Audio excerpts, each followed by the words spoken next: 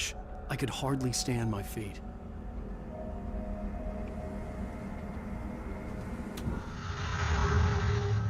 Hello, my name is Mikael Kasurinen and I'm the lead game designer of Alan Wake. This is a video game commentary that spans throughout the whole game. Commentators will appear like this on the screen every time there's something that we like to talk about. But be aware that this commentary is full of spoilers. If you haven't played the game yet and you want to experience it as it was meant to be played, stop now, go back to the option screen and turn off the commentary. You can always come back later. This commentary is location based, so every time you hear a commentary that you want to listen to, stop moving and don't try to advance to the next location. Feel free to look around, but moving forward in the level might actually override the existing commentary. The only way to replay a comment is to restart the last checkpoint. Now, enjoy the commentary and have fun. Hiya, my name is Tim Lundqvist. I'm one of the level designers of Alan Wake. Hello, my name is Tero Tosa. I'm a senior environment artist at Remedy. Hi, I'm Mikko Rautalahti and I'm a writer here at Remedy.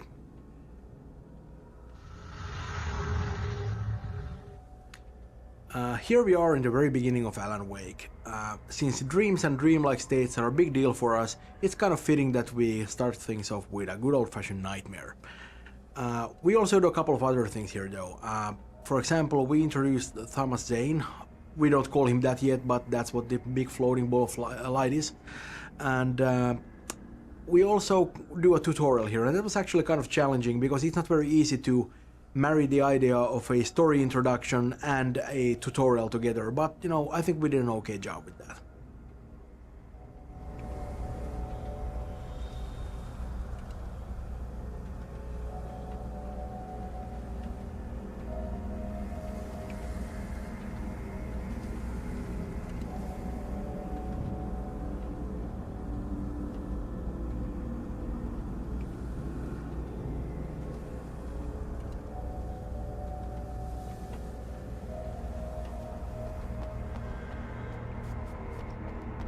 I was certain I had just driven from this direction, but now the road was blocked.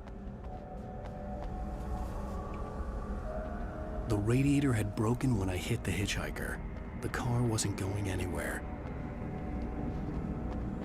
I had to go to the lighthouse. I knew there was something important waiting for me there.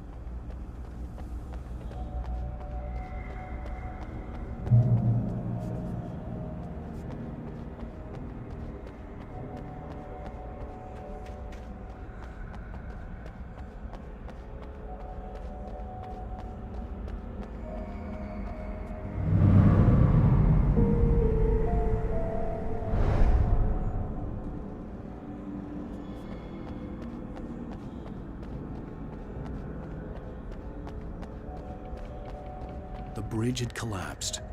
I'd have to find another way to the lighthouse.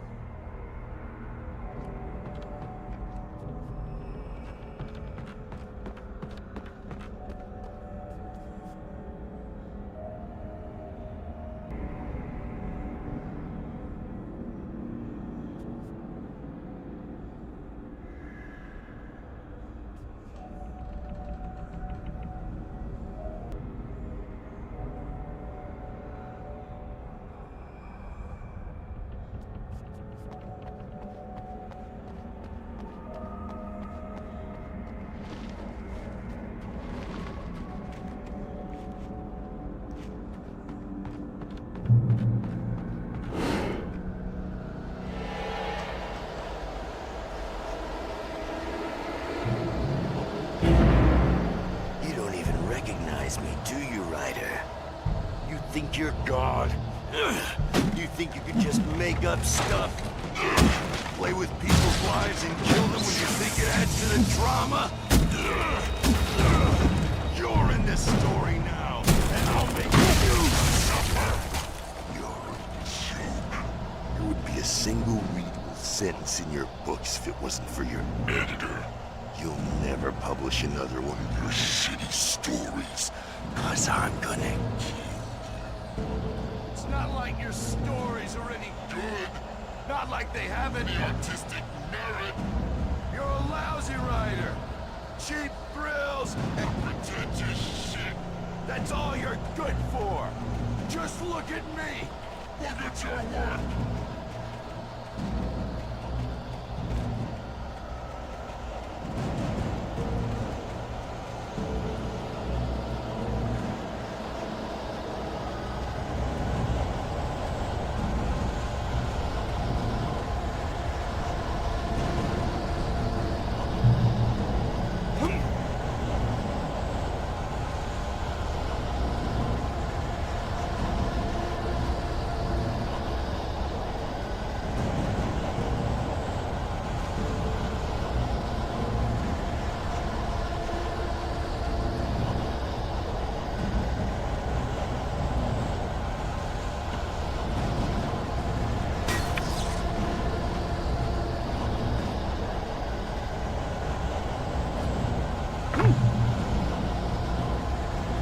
You missed your deadline! Damn.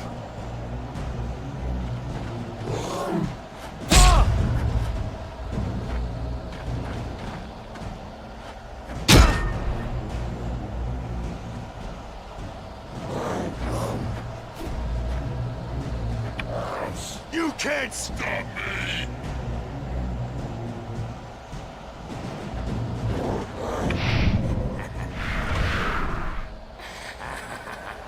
I realized that the hitchhiker was a character from the story I'd been working on.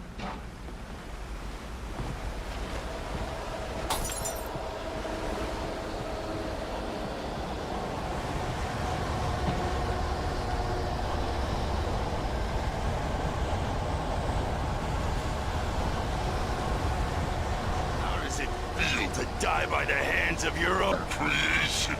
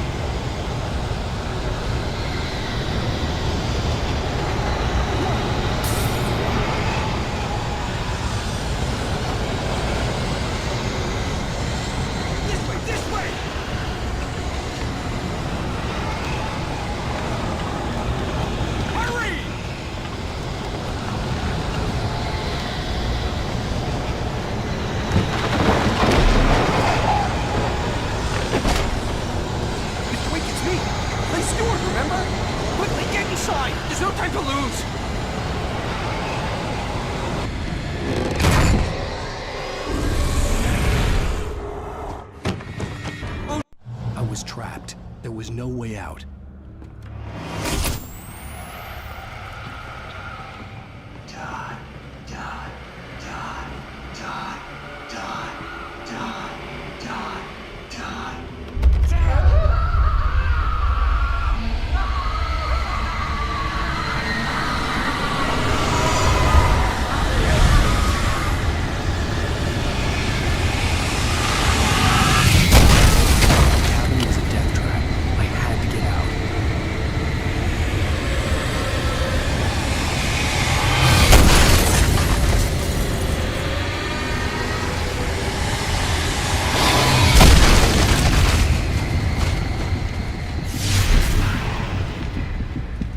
Follow the light.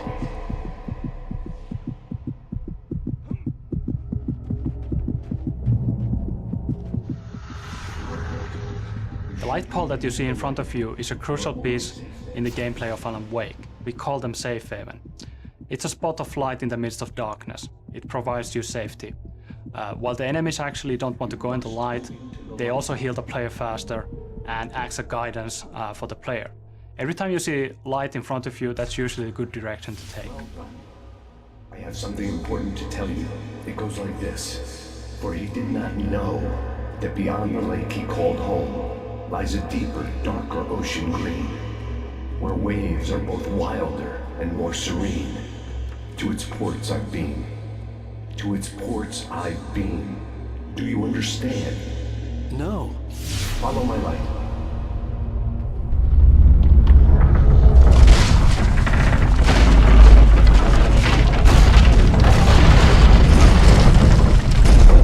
I entered your dream to teach you.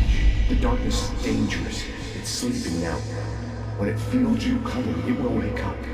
There's no time. I can only show you the most important thing. In this scene, the diver takes control over Wake's dream to teach him how to fight the forces of darkness. The basic concept is simple. You turn the light on top of Taken and you can see the darkness burning away. After that, you are able to defeat the Taken with your revolver. This is a good opportunity to see how the light mechanics work. Turn the light on top of him and you can actually see a small halo forming around him. The halo gets smaller, the less darkness there's left. And you can clearly see a light effect when the shield is burned away. The combat mechanics were always designed around the idea that you face multiple enemies at once. In this tutorial you only get one enemy at a time, but in the field that comes after this, you get 2 or 3 enemies at the same time. Then you get the proper feel of how the combat works. Be careful on who you are concentrating on, because someone else might actually be flanking you and trying to hit you in the back.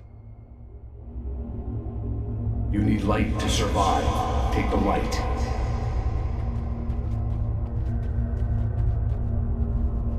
Turn your flashlight toward him and burn the darkness away.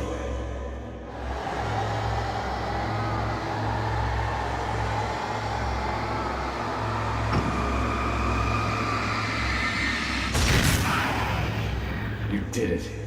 Now the darkness no longer protects him, but it's still inside, controlling him. He can't be saved. He's still a threat. He is still your enemy. Here, take the gun. Now you'll die.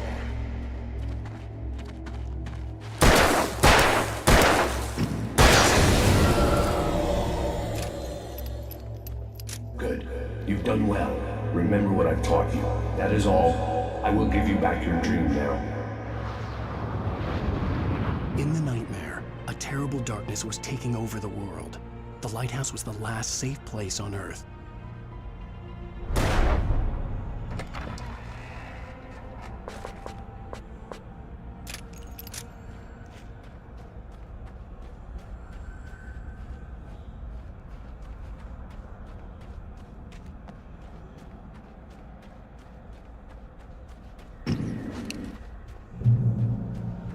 You made me this way, and now I'm gonna kill you.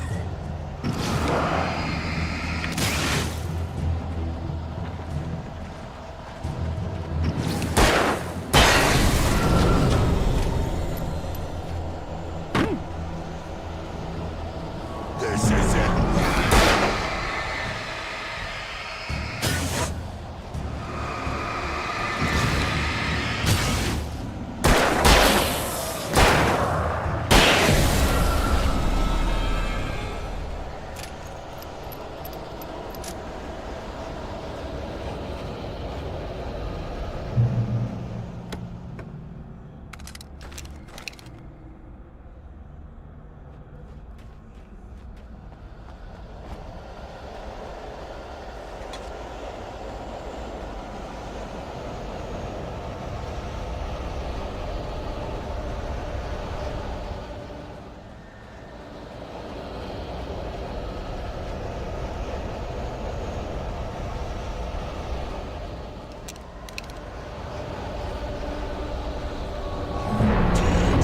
Just like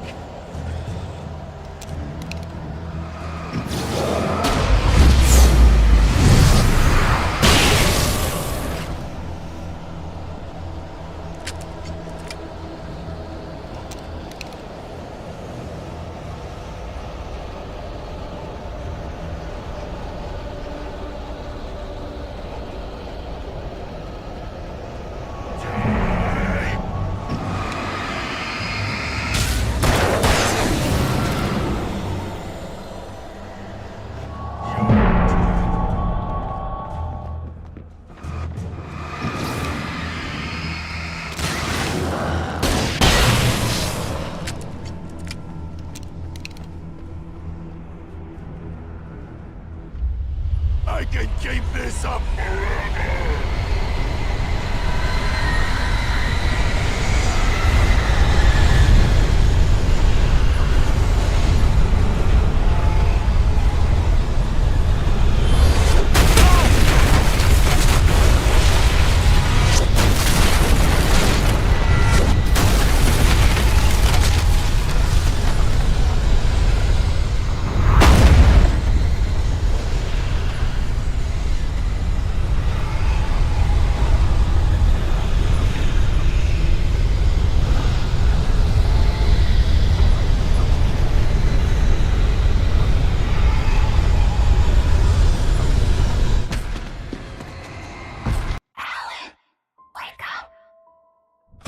Shh, babe. Let's act like we're on vacation. Go stand next to that old gentleman. I want a shot of you. The events of the game take place in the Pacific Northwest region of the United States. This is a beautiful region that has in the past been featured in numerous TV shows and movies, like The Shining and Twin Peaks. It's famous and recognizable for many things, like fishing and mining and huge redwood tree trunks the size of a bus, beautiful lighthouses. But I think the most recognizable and beautiful feature is the nature. It's an oceanic climate combined with huge mountain ranges and dark forests. The cool thing about it is that there's an enormous amount of moisture constantly flowing in from the Pacific Ocean, and when it hits the mountains it turns into fog. So the end result of that is that almost everywhere you look there's these dense wisps of fog lazily crawling on the mountains and hillsides, and it really lends the area an almost otherworldly feel. Okay, good day to you too.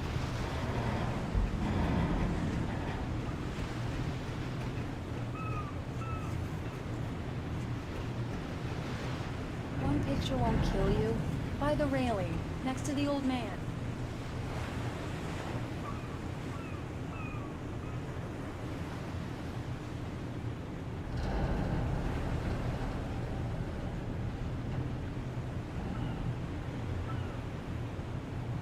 Fine, you win this round. No tour shots on the ferry, but I'll get one of you yet. Yeah? Hey, bestseller, how's my favorite writer? Are you there yet? Barry. Yeah, we just got here. Are the locals giving you trouble? Just say the word and I'll hop on a plane and come make sure that you're left alone, Al. No, Barry, we're fine. Great, great. Just want to make sure you can relax and recharge. So, how is the place? Has it gotten your creative juices flowing? Barry, we're just settling in. Okay, Al. I'll call back later to make sure you're doing okay. And you call me if there's a problem, okay? Okay. Just looking out for you, buddy. Talk to you later. I love you too, Barry. You know he's going to be calling you every 5 minutes. Barry is Barry. I can always turn off the phone. What did I tell you? Text message from Barry. He says hi to you too. Alan, we're here. Come on, let's get back to the car.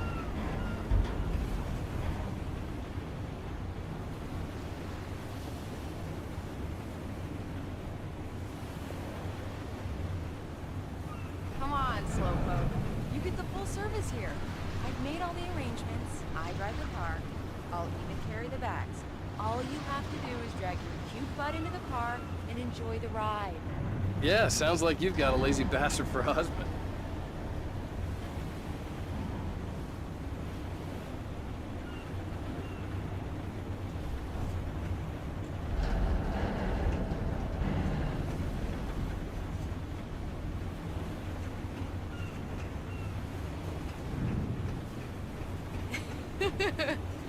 Yeah, but I got a thing for him. Come on, you lazy bastard. Let's go.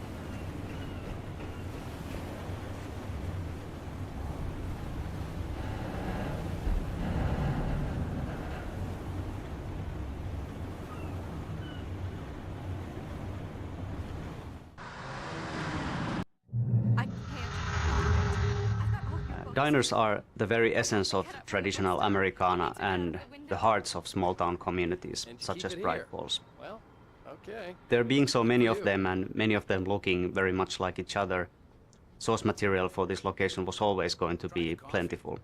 But even so, from the start, we had a certain one in mind. If you can remember a certain black tie-wearing, pie-munching FBI agent who likes a damn fine cup of coffee, you'll know the one I'm talking about. I wasn't ready to leave. I needed to find Carl Stuckey to get the key to the cabin.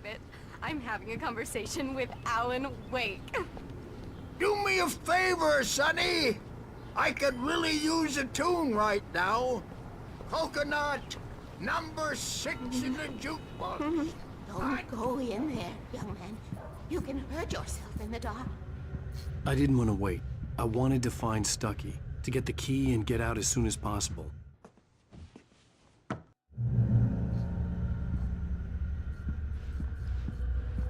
Cauldron Lake is a special place. Very inspiring.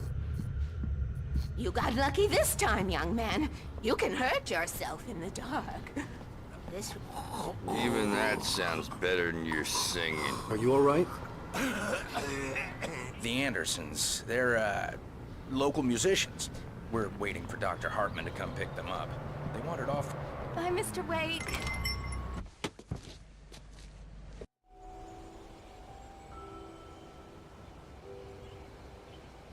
Wow. It's gorgeous, Alan. It's something, all right. Don't worry, honey. I'll get you inside safe and sound before it gets dark. And I've got the flashlight. I know. I'm okay. Alice had a phobia, the fear of darkness. I wanted to make sure we were inside with the lights on before sunset.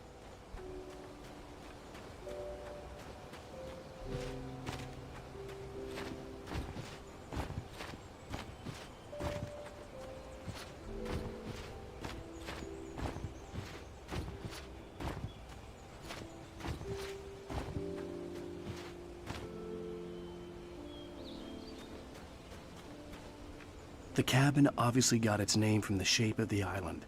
It looked like a giant bird leg. Alice had mentioned that the lake was a caldera. There was a dormant volcano under it.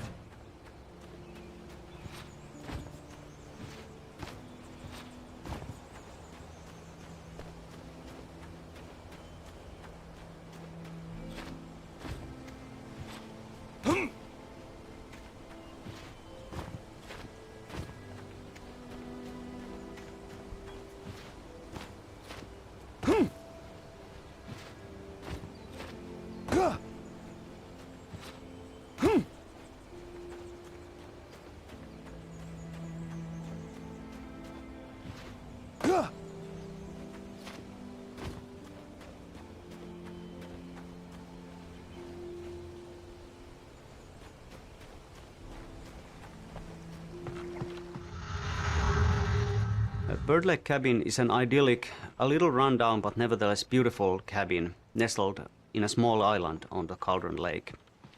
But not all about it is as it seems. You see, in the 70s there was a big eruption and the whole island sank and it took down the cabin with it. So it shouldn't really exist. Yet somehow it does. The original idea for the Bird Lake Cabin was that it was actually alive, that it would roam about in the forests at night, rising onto its legs that would at daytime look like bird leg-shaped roots sticking out from under it. In the end, the story evolved into having the name of Bird Lake Cabin simply derive from the peculiar shape of the island and also from the frontal facade of the building, where a chimney, which looks like a beak, and two round windows looked like its face, and two porches, one on either side, looked like its wings.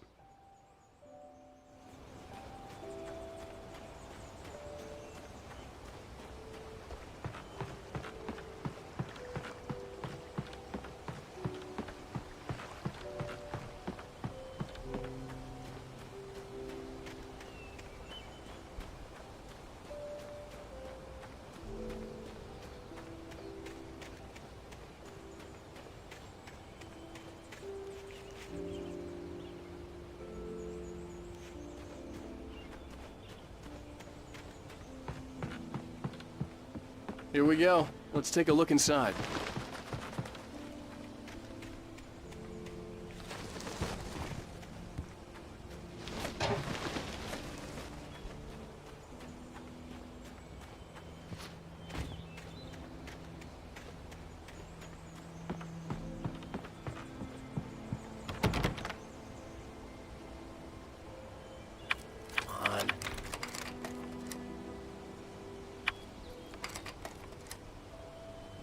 Come on, honey. Get the door open so we can get a look inside.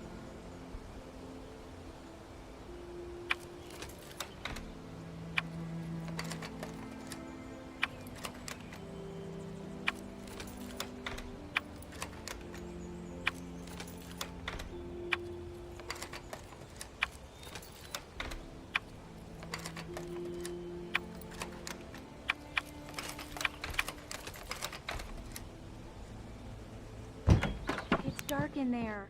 We need lights. Can you figure out how to get the power on, honey? Hello? Anyone here?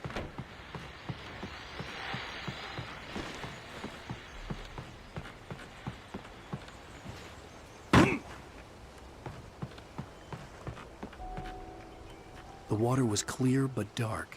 It looked very deep.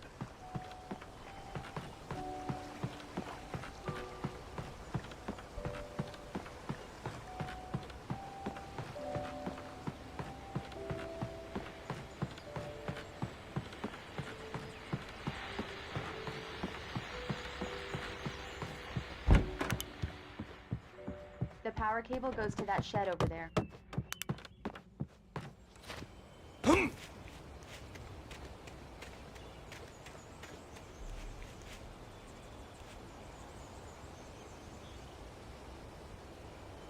The island had once been the site for a love story.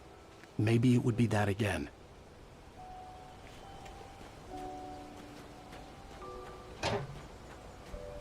An old generator had been connected to the power cable.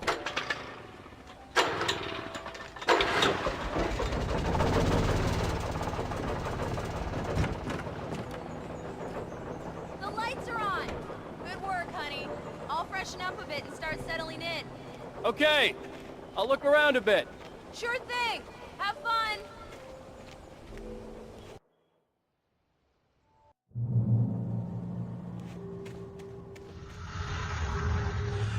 We spend a lot of time talking about Alice in the game, but we don't actually see all that much of her because she disappears.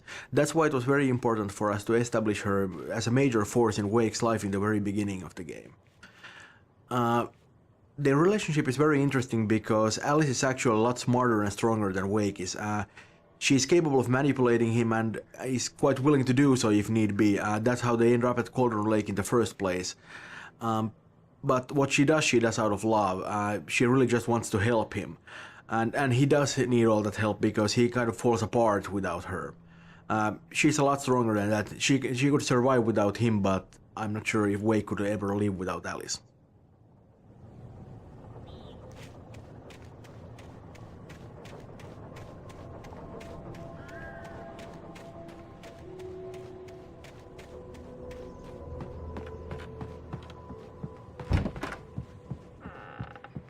Alice?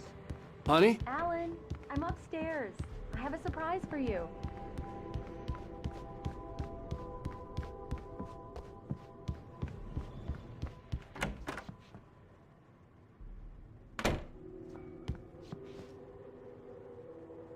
Well, hello there. I'm not the surprise. It's in the study. Go take a look. Okay.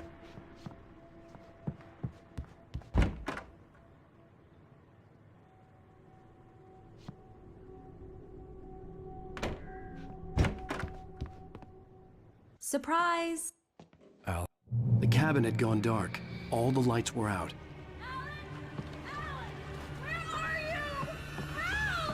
Alice, I'm coming! It's all right, I'm coming! Alan Wake has a lot of problems. His marriage is failing, he's suffering from the results of extremely poor impulse control, and frankly, the guy is a bit of a dick. He's not a bad writer, he's definitely a decent one, and obviously he's been very successful, but you know, it's probably not a coincidence that the moment he sets out to write this really good novel, he's not actually capable of even starting it. He's been disintegrating for a good while now, you know, too many parties, too much self-pity. He's just really not handling the situation well at all, and it doesn't help at all that he's using Alice as his muse without realizing that this actually places a great deal of pressure on her, because it kind of makes her responsible for his success as a writer, which is very unfair.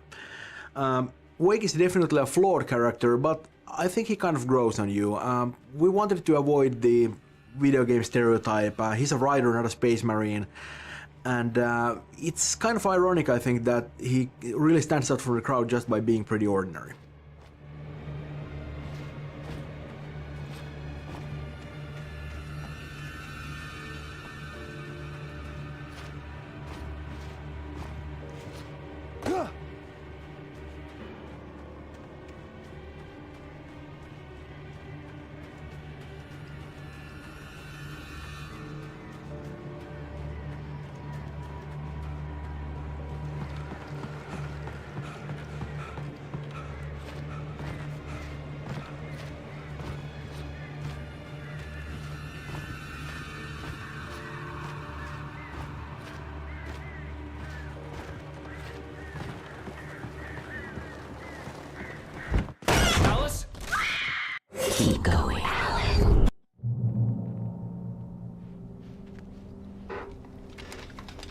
Among Alice's things was a book, The Creator's Dilemma, by a Dr. Emil Hartmann.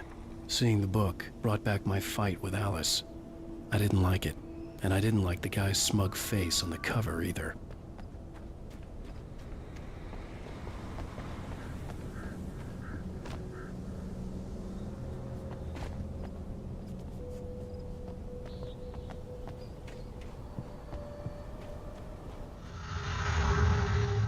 Designing the environments, we are making full use of the diversity of nature in Pacific Northwest region.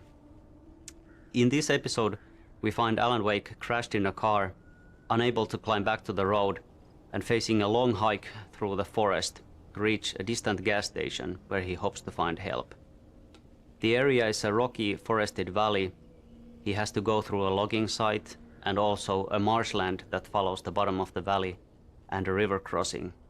In the end, there is a vintage old gas station to explore, so really it's a visually very interesting location.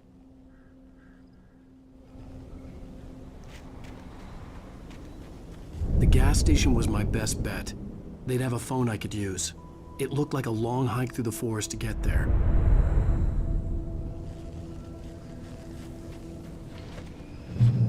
Damn.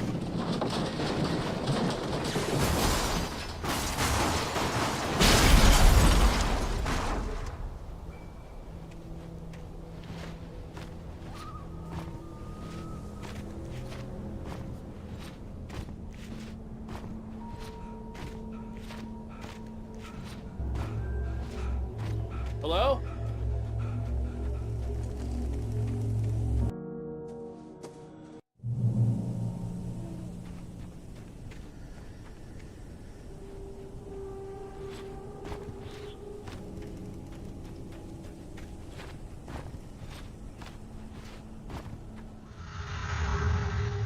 Well, as you can see, Wake has just found his first manuscript pages. They just sort of floated down from an unearthly light. And the manuscript is really one of our main storytelling tools in the whole thing, and one of our most important concepts in the entire game. And that stuff was actually really difficult to write because, you don't have a lot of space there. You have a couple of paragraphs, and you kind of need to be able to tell a little story there. Yeah, and I also think that manuscript pages are a big part of the whole Alan Wake experience. While it also tells a lot about the world itself, it also gives you a really deep history of different characters in the game.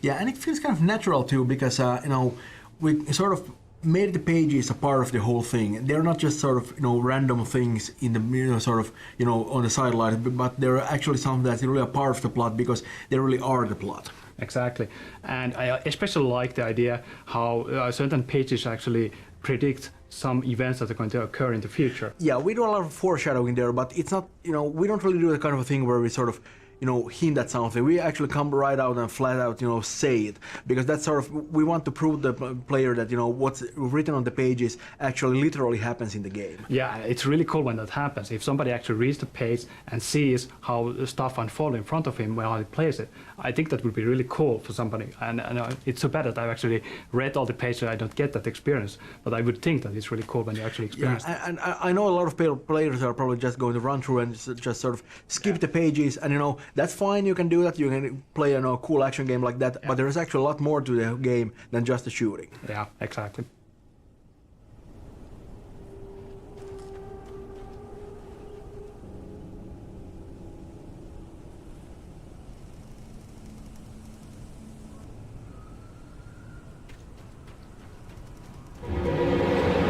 Anybody there? Please, I've been in an accident.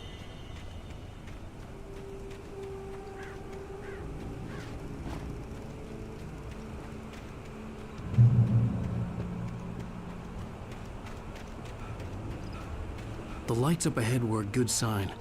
Maybe I wouldn't have to hike all the way down to the gas station to find a phone.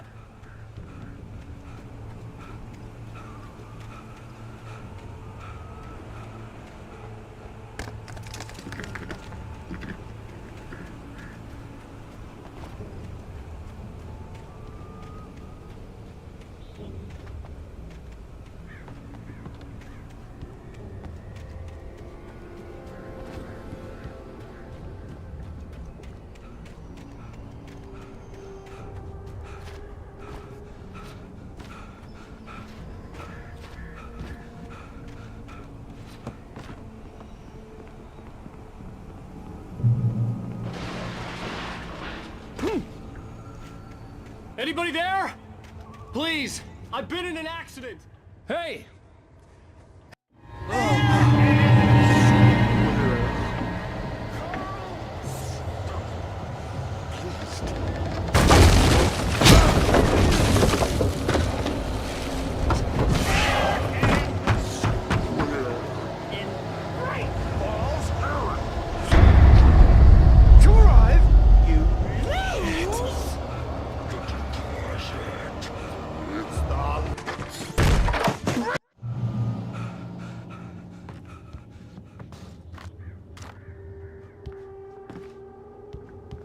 During your trying it's the latest thing in Yes. Great Falls Sheriff Station. Hello? Hello? Stone. You can see something so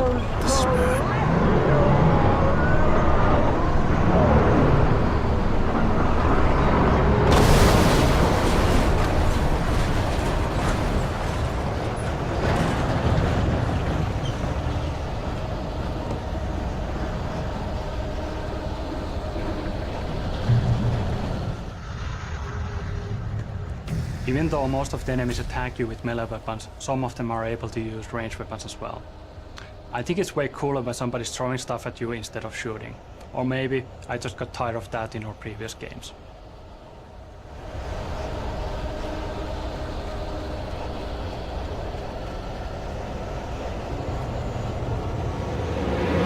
More of them.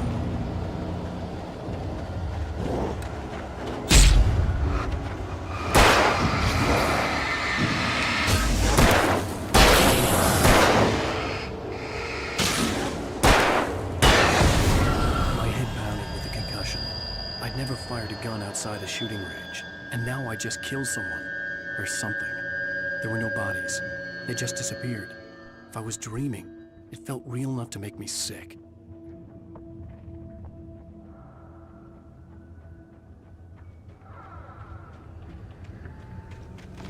Eerie hand-painted graffiti was revealed by my flashlight. Someone had hidden a chest of supplies near it.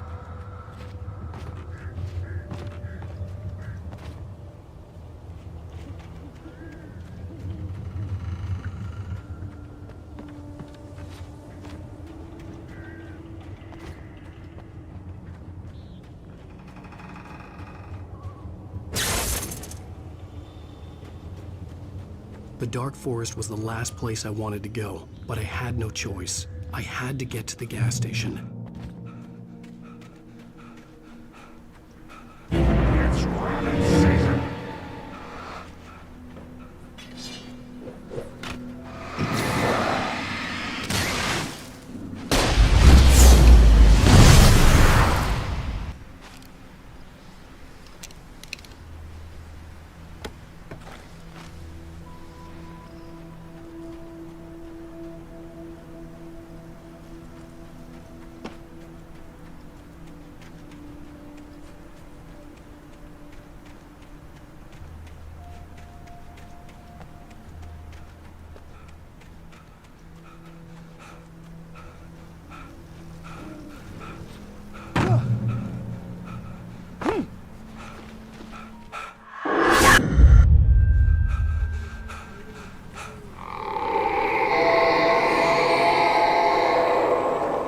What the hell was that?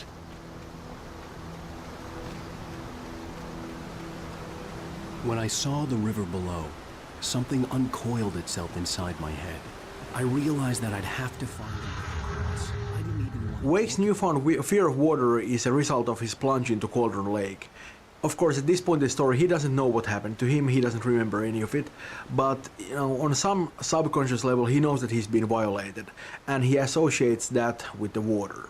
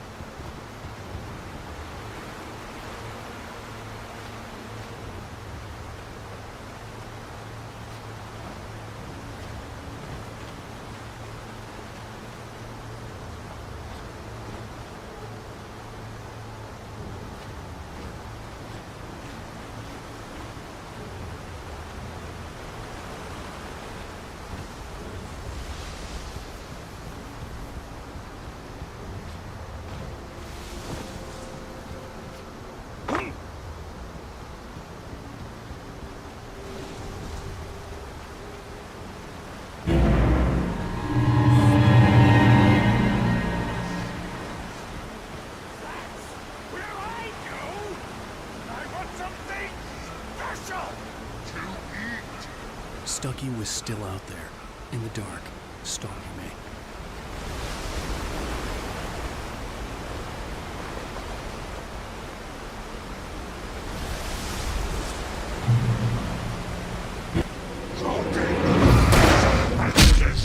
Occupation.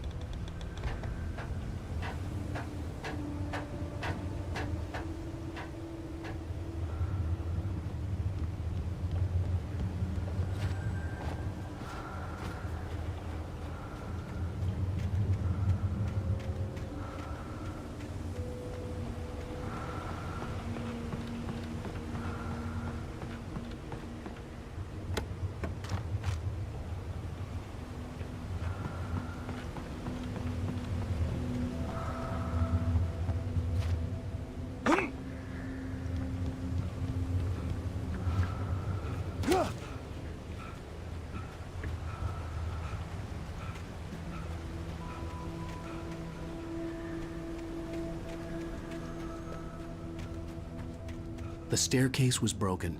I had to make my way up some other way.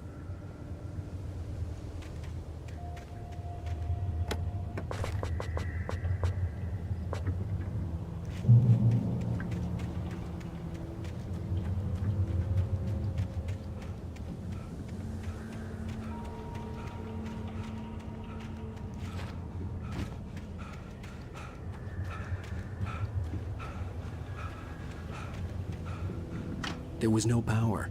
There was bound to be a generator somewhere at the logging site.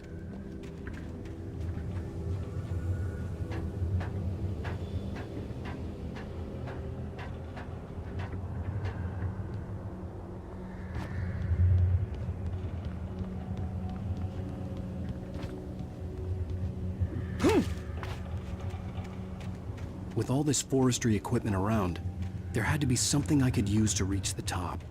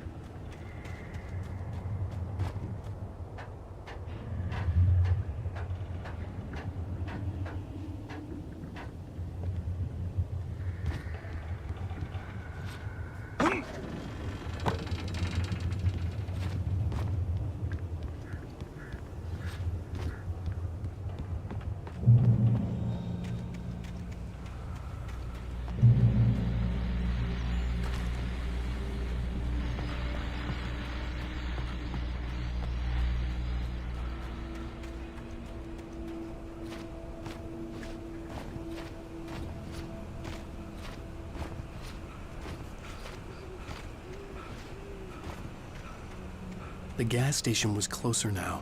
Its light illuminated the darkness. Most of the gameplay locations we have in the game incorporate the idea of a journey into them. It basically means that we try to show where player is coming from and where he's going to as often as possible. In the beginning of episode 1, this meant that we showed the lighthouse whenever possible, and of course now we use the gas station in similar role.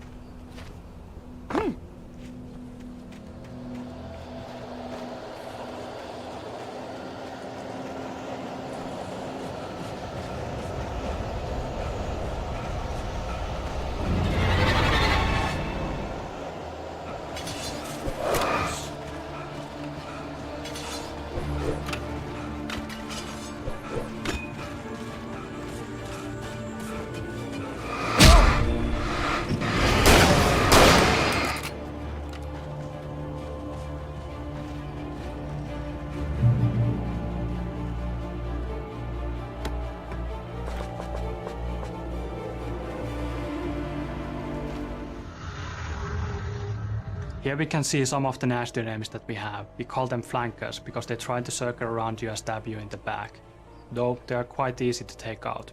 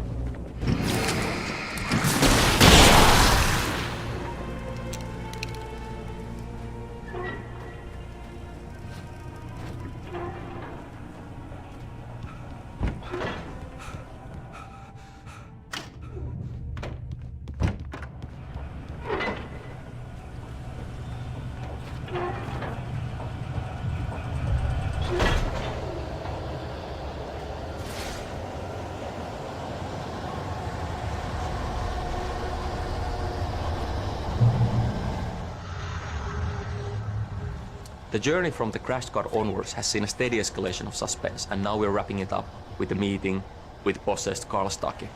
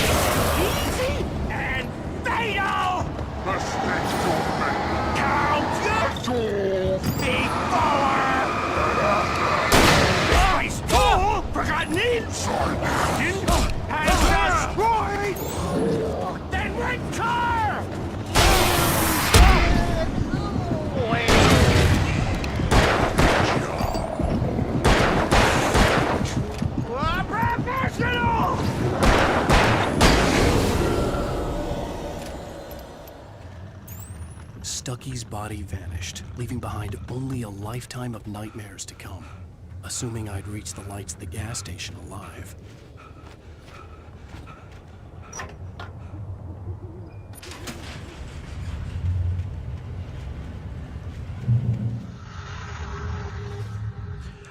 You're about to find the first TV at the gas station where we see Alan Wake raving like a lunatic.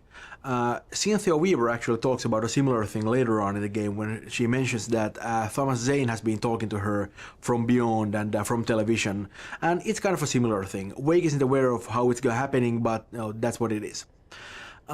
We are thinking of Alan Wake as kind of a sum of three parts actually. Our writing, Ilkka Villi's face and body language, and Matthew Poretta's voice. And since we shot this stuff on video instead of producing it with our game engine, that's actually Alan Wake at his purest, you could say.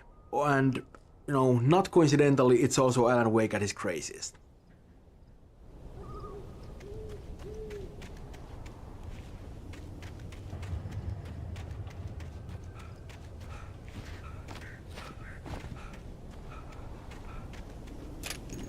I recognized the parade float I had seen in Bright Falls when I first arrived with Alice. After the insanity I had just experienced in the darkness, the lights of the gas station felt comforting. At least for a moment, the sane world reasserted itself. The garage was a mess.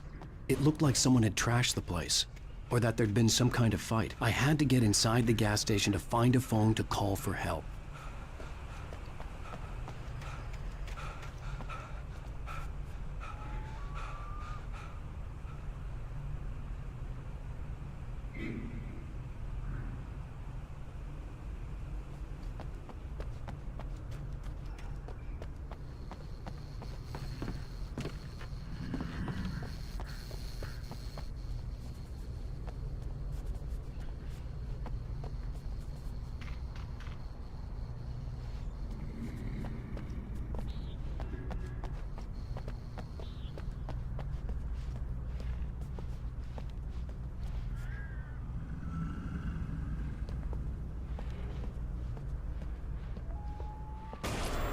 All right.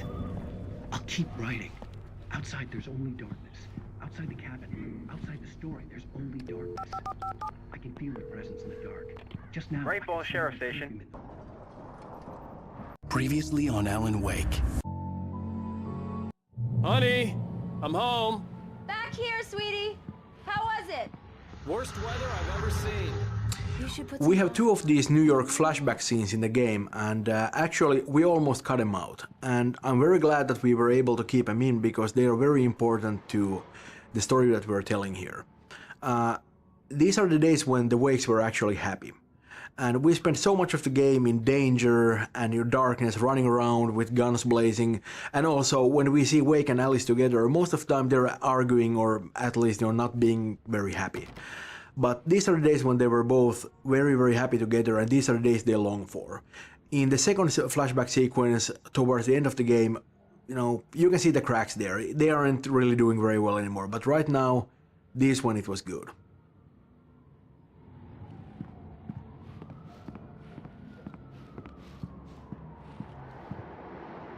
Coffee's on. Great, thanks. I'll need it if I'm gonna finish this by tomorrow.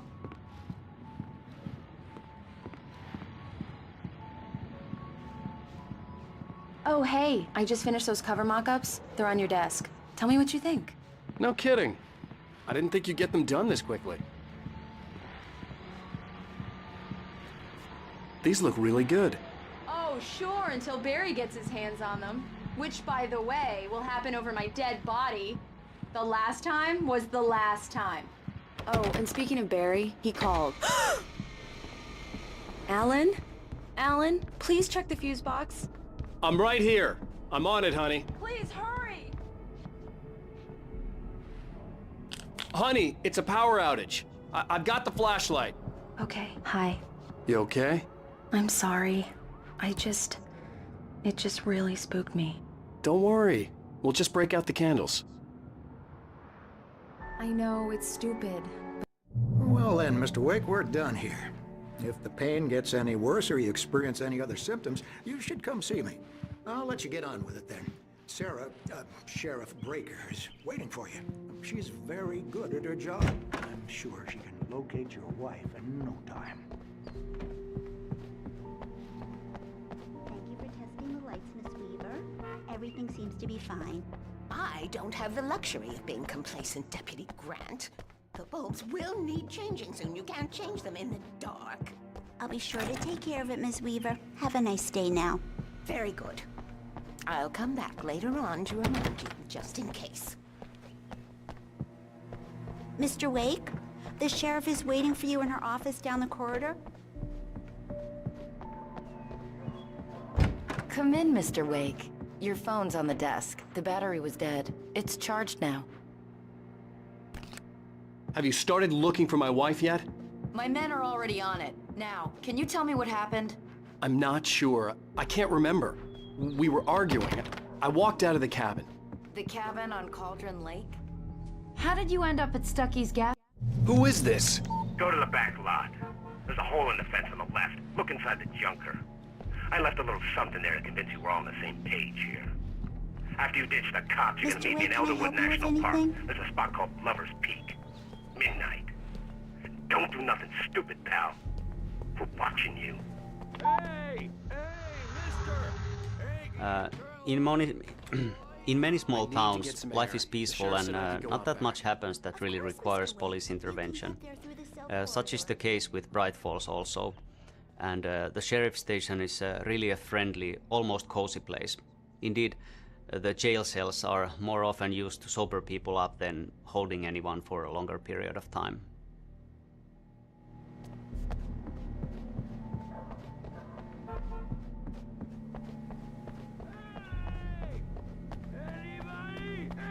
Hey! Hey, you! Can you help me? Can you turn the lights on? The early morning light hurt my eyes and made my head ache. The man on the phone had said, go through the fence on the left.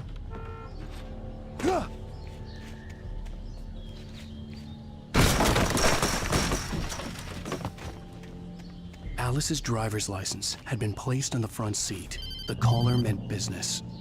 Barry? Ow! Ow! Thank God! Where the hell have you been? I've been trying to reach you for a week, you and Alice. Oh, I've been worried sick. I flew out yesterday. I'm here in Bright Falls. Barry, listen to me. I'm at the sheriff's station. Come and get me. I can't talk now. Ow! What the hell is going on? I had to get the sheriff to let me go. I needed to get to Elderwood National Park to meet Alice's kidnappers.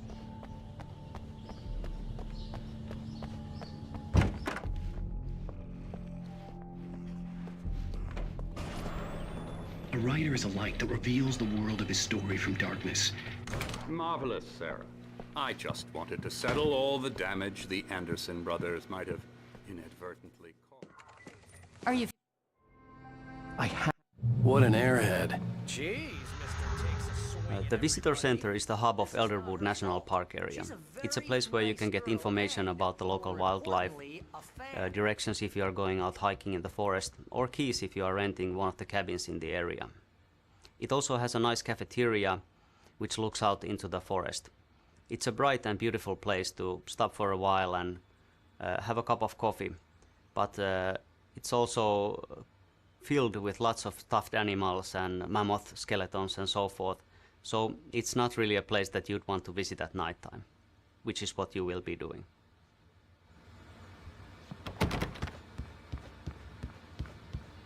Seriously, Al, what you were saying in the car? Just listen to yourself. What, you shot a guy and his body just disappeared? When was the last time you slept? What, are you high? Have you been drinking? No! Look, Barry, I'm missing a week, and someone's got Alice, and everything's just... Easy there, boy. I'm almost done. Hey, Rusty, right? You rent cabins. Oh, Mr. Wake. I'd shake your hand, but mine are kind of full here. Actually, I'm sorry about this. Would you mind grabbing the registration form from the desk? It's just across from Bucktooth Charlie. Do you understand what it sounds like when you say stuff like that? Don't get me wrong, it's a good story, could be a bestseller. But when you start confusing fiction with reality, you're buying yourself a ticket to the funny farm. Seriously, Al, you can't just go and meet a kidnapper. Those situations always end up in disaster. You gotta wait talk here. to the cops.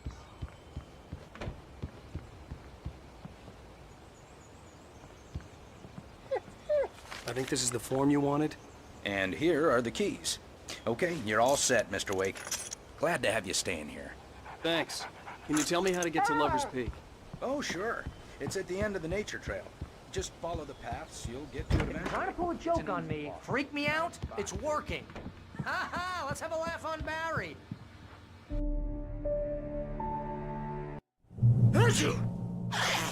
Just be careful with the Barry is a very fun character to write, and frankly, a big part of that is Fred Berman, who does Barry's voice.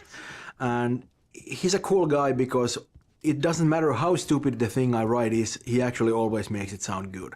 He would just always find the right tone for Barry and sort of make him human even though he's saying something completely idiotic.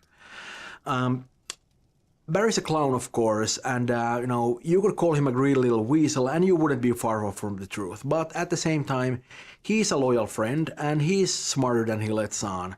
And, he's got the flaming eye of Mordor, so, that goes a long way.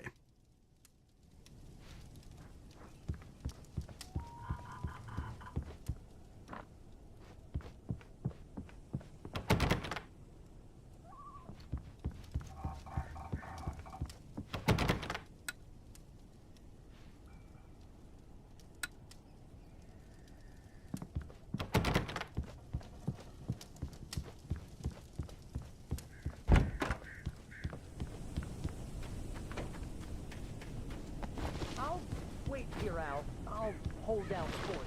I'll be with you in spirit every step of the way, Al. Watch the door now. Barry had the keys to the car he rented. Wasn't a long walk to the visitor center, and it wouldn't be any use to me in the forest.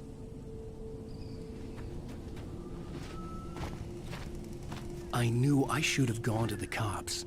This wasn't the smartest thing I'd ever done, but I was still angry with Barry for trying to talk me out of it. These people had called me right in the sheriff's station. The cops wouldn't scare them, and they had Alice.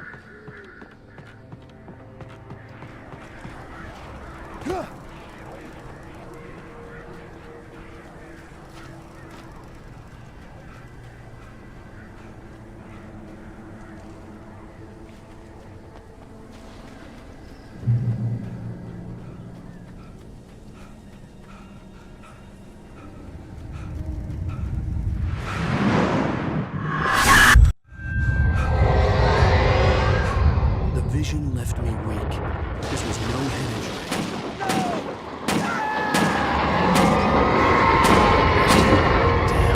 Rusty, hang on! I'm coming! Please, help me!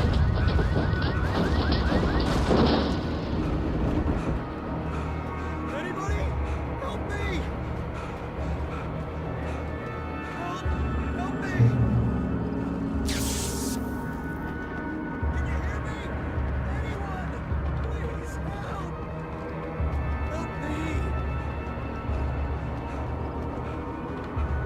Hello?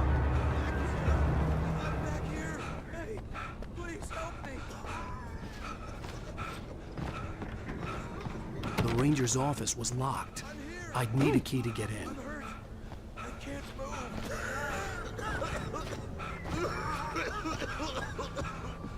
Please help me. Whatever did this couldn't be far.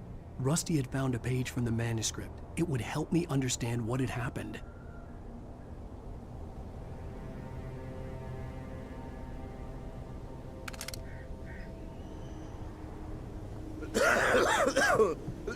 Shh. Good boy.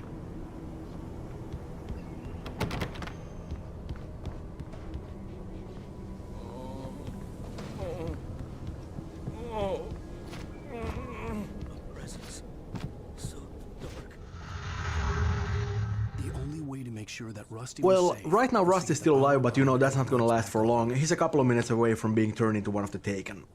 You know, and we worked on Taken for a long while, and when we initially started to build the concept, the basis was on serial killers from comics and movies. Right. We wanted them almost seem like immortal enemies, and they always turn up where you least expect them. Yeah, and they seem kind of mindless. Well, that's because the Dark Presence just sort of strips everything away from them. It just leaves this empty shell and fills it with darkness and sort of throws them at you.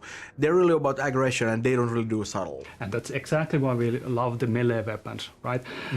And we actually considered giving them firearms at one point, but when we tried that, I think it took away something from the unique feel of combat. That Because we kind of want them to come at you. Yeah, they need to be aggressive, right?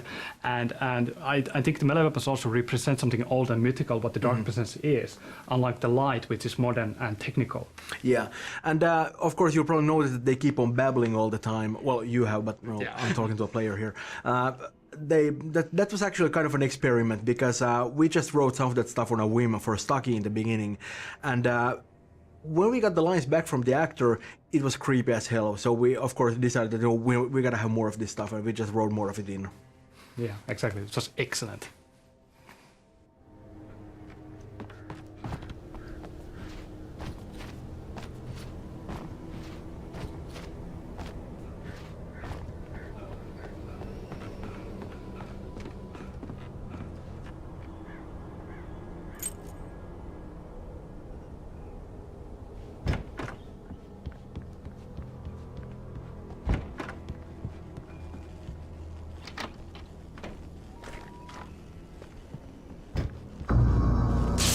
Too late. Someone had destroyed the circuit breaker.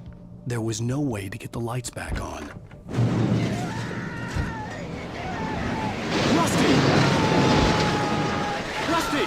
The ground was covered with green patches. Just need hunting licenses.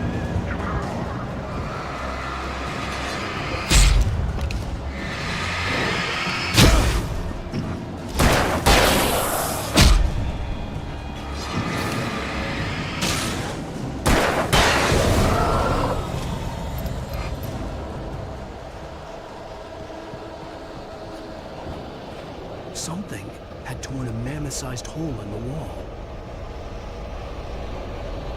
Please! Don't feed the animals.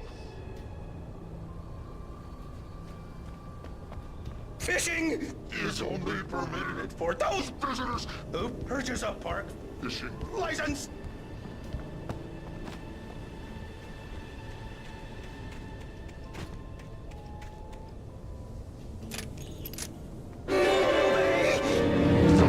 Instructions at all times. Rusty? Rusty, no! Never. Go closer than 100 yards. 2 bears and wolves never approached any other wolf. Closer than 25 yards. Cats must be leashed. At all times. Never leave your...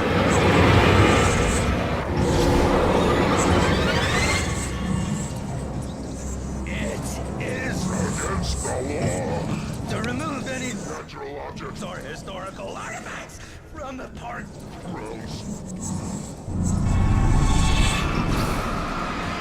This includes even...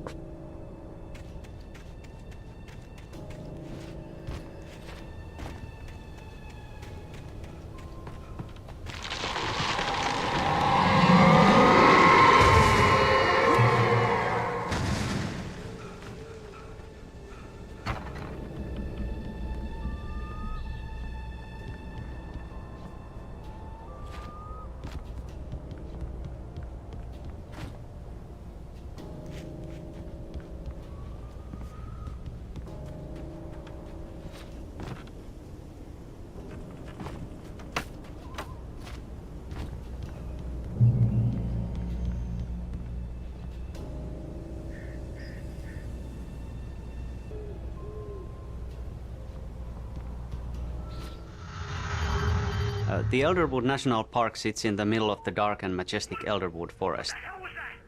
It's a place that features bare sun-bathed mountainsides and tall redwood forests and temperate rainforests and marshlands. Despite some hiking trails and friendly signs, it's nevertheless a wild place like nature is, and you shouldn't venture out too far into it after dusk. This place is inspired by the many beautiful nature preservation parks that are a staple of Pacific Northwest. And as we do like to throw the player out into the forest a lot at night time, this location really is in the essence of our gameplay.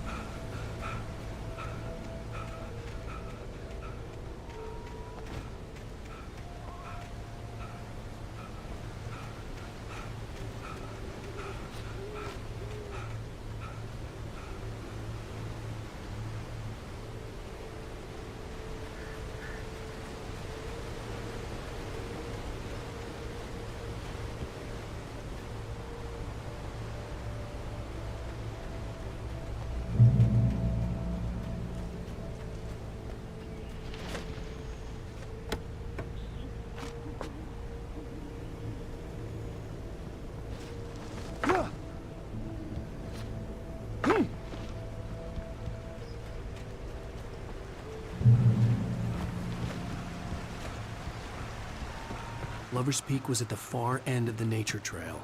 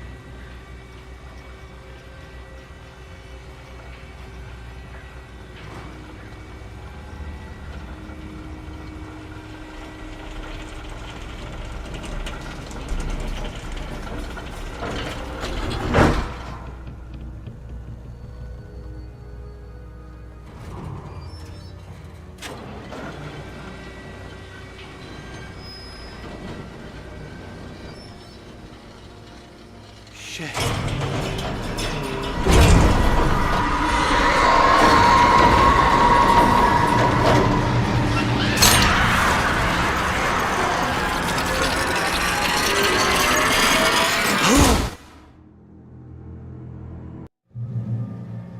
You can see them too? Hell, of course I see him. Come on, we gotta move. Why? Because that's the way the story goes. Yeah, but... Let's move! I lost my gun back there. Oh, I've got a gun. Just keep that light steady on him. It took a moment. I love this scene. This is where we show the handheld flare for the first time. It's a really effective defensive weapon. It pushes the closest enemies away, drains their shields, and actually makes them retreat. It's really useful when many enemies are attacking you at the same time and you're really in trouble. We also have a twist in the gameplay here. We actually take away your gun, and you need to rely on a mod to be able to survive. You need to use the flashlight to keep the enemies away and stay close to mod.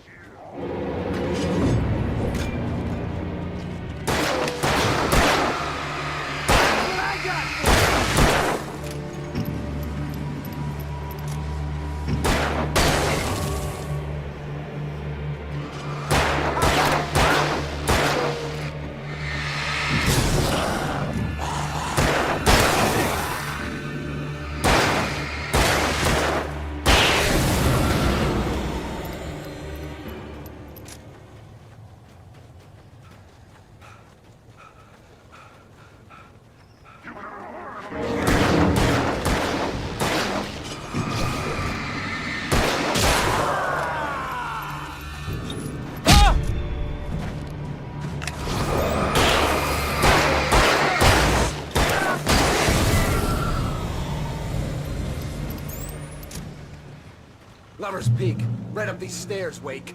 Use the flares from the emergency box to hold them off while I get these boards off. Give me the gun. Yeah, no can do, Wake. Are you kidding? Give me the gun! No time for back. Hold them off, damn it!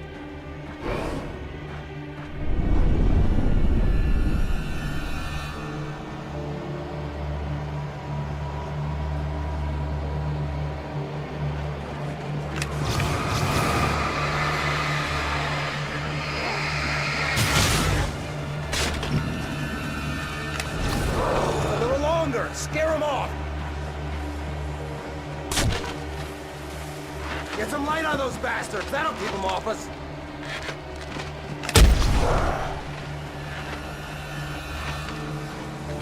Just a little longer, I almost got it! Okay, it's open. Move it or lose it.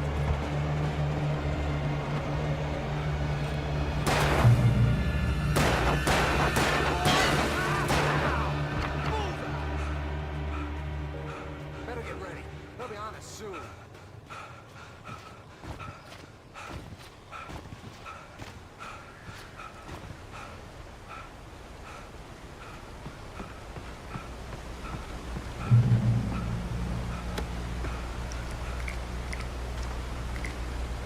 is it, Wake. The last stand. There's more flares here. Get ready. We fight them as long as they keep coming. Give me the goddamn gun! They're coming! That's not how this goes. Get with the program, Wake.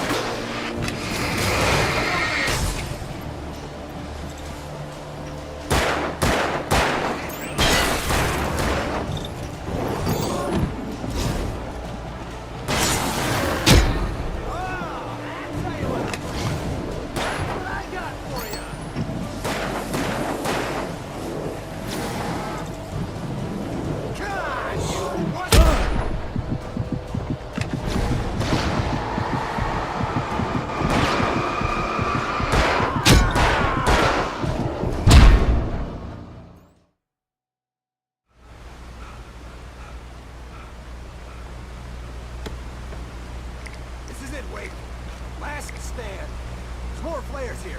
Get ready. We fight them as long as they keep coming. Give me the goddamn gun! They're coming! That's not how this goes. Get with the program.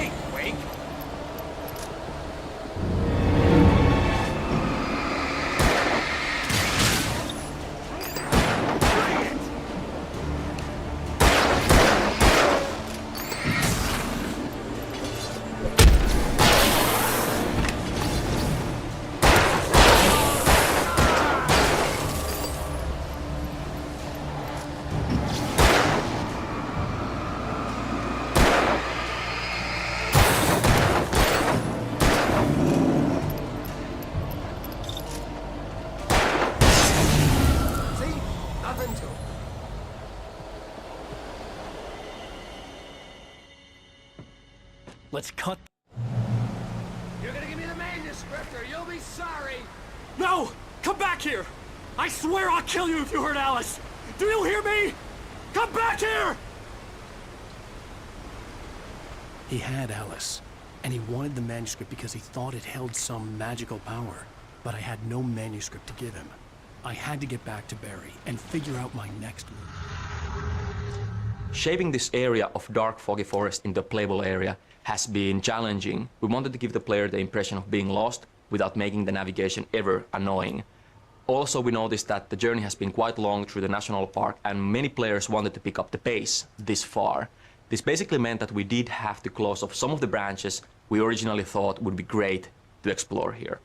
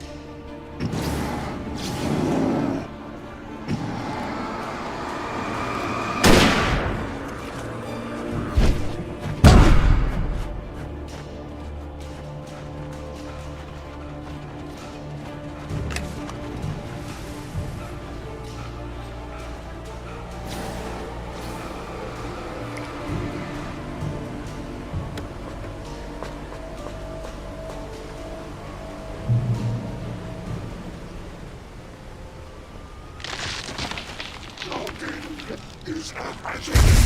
Occupation.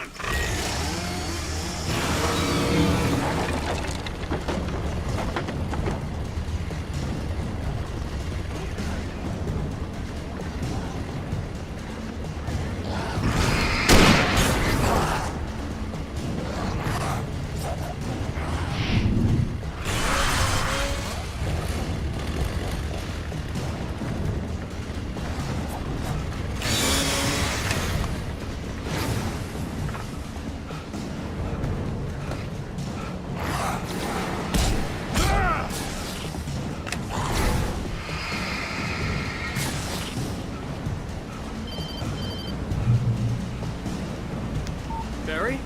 Ow! The porch is covered with birds. They've got all Hitchcock on me. Stay out of sight. I'm on my way. Don't open the door. What, am I crazy? Stay hidden. I'll be there soon. Just make sure you keep the lights on.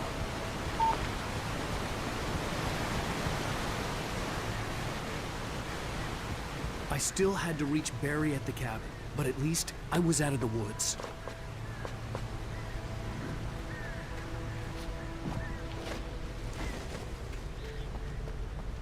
I'd have to get the car from the locked garage. It would get me back to Barry faster, and the headlights were a welcome bonus.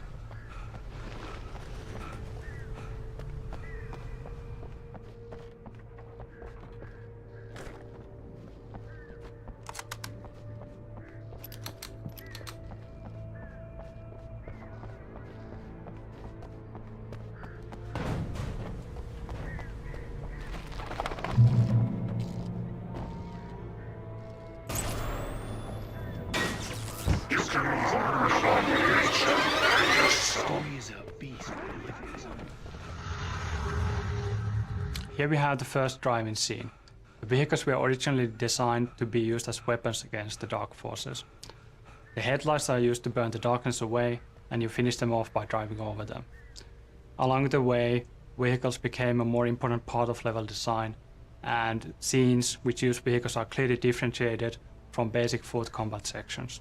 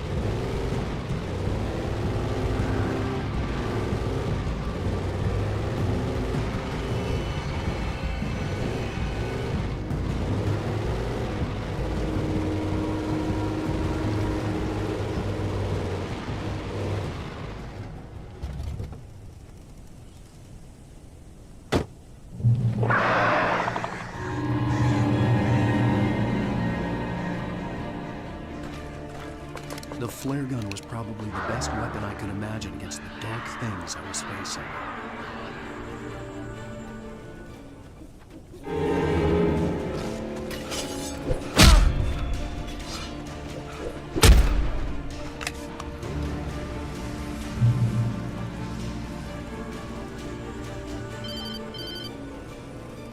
It was the kidnapper. You son of a bitch! Where's my wife? Enough horseplay, Wake. You deliver the manuscript, and you can have your woman back. Simple as that. I don't... Listen. Listen.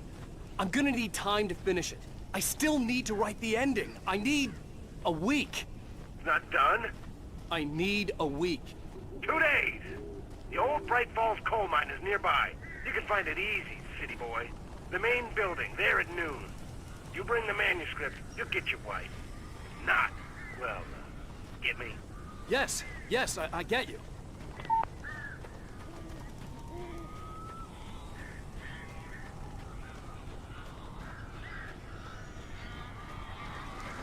Barry had talked about birds over the phone.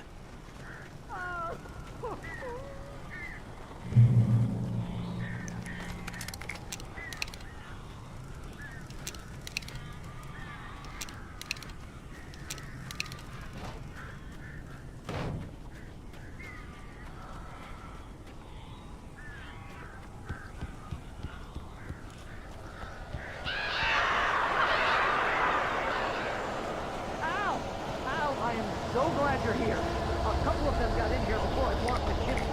This isn't normal. These birds are weird.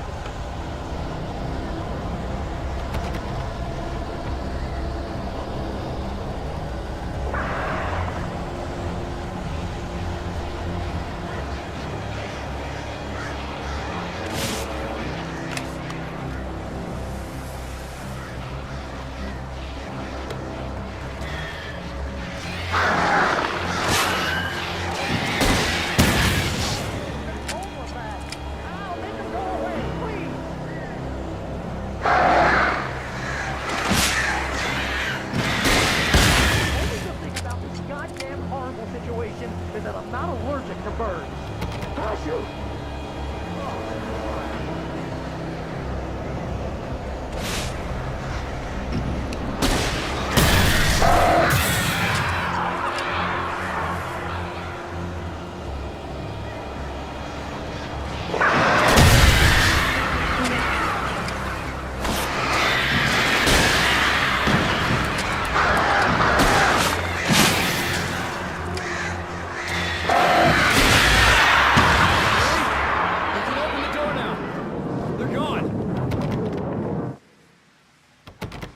Hey, Al. I'm sorry for thinking you were having a psychotic episode, man. Previously on Alan Wake. How the hell did she get her hair? Help you folks? Name's Randolph. I'm the manager. We're looking for Rose. Works as a waitress down at the diner? Rose, sure. Nice girl. Wants to know. The trailer park where Rose lives is a cozy place that recently had a bit of a shock when a sailing boat picked up by a tornado crashed in the middle of two trailers. This is a location that for a long time looked like it was not going to make it in the final game, but I'm glad it did, because I think it's one of those places that helps define the character and style of the game in a visual way. When we went out photoshooting along the Pacific Northwest area, we came across many trailer parks, and we have plenty of material for them. So I think that really shows in the authenticity of this location. Anyway, there was an island there owned by a guy called Thomas Zane. Now, some of the articles I found about him make him out to be a famous writer, but I ran a bunch of searches, couldn't find a single thing he wrote.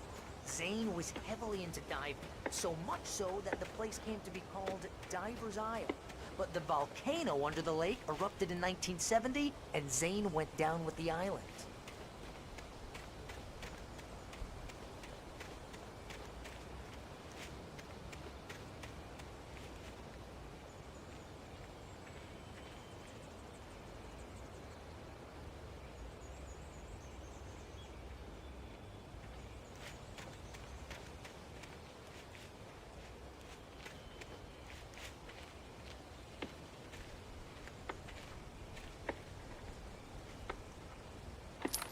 Better.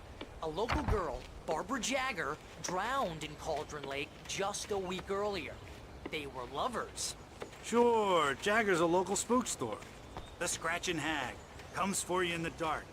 Childish stuff like that. Anyway, Al, I'm just getting to the best part.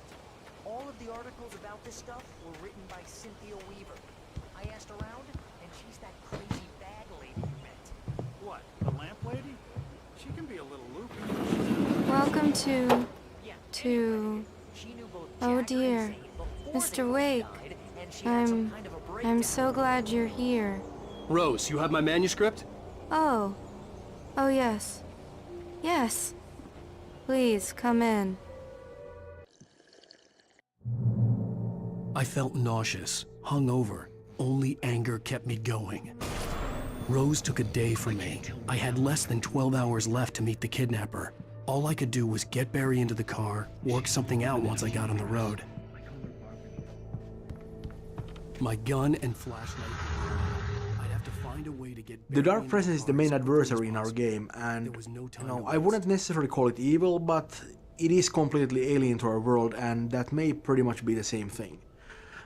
We don't really want to explain the Dark Presence in too much detail. We kind of want it to remain a mystery, but let me say this much. It's definitely not human. It doesn't think the way we do. A good example of this would be when Wake actually escapes from the cabin, and he actually just sits there and writes the whole thing into the story, and the Dark Presence is right there, and it just doesn't understand what's going on. It doesn't work on that level of logic. On the other hand, it can be very devious. For example, it has no problems whatsoever using Alice and Rose against Wake in a very, very sort of, contrived manner, and it works very well too. We talked quite a bit about the Dark Presence being weak in the beginning of the game, and that's true as far as it goes, but it only refers to the foothold it has in our world. Now, it is strong. It is very, very strong and very, very big in its own world.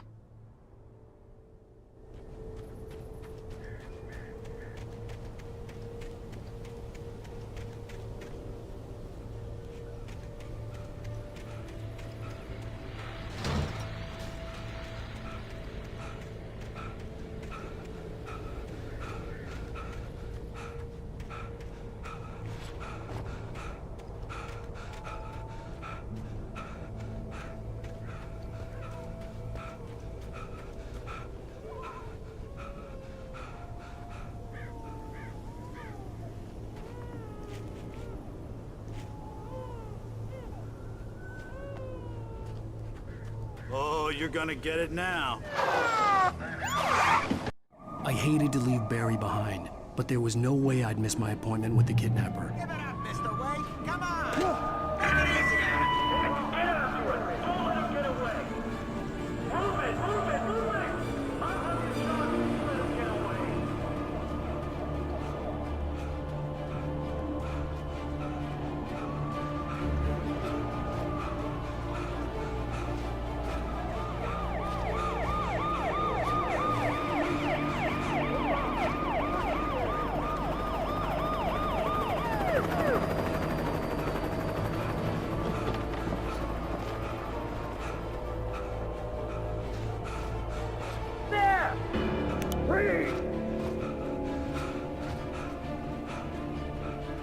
Okay, men.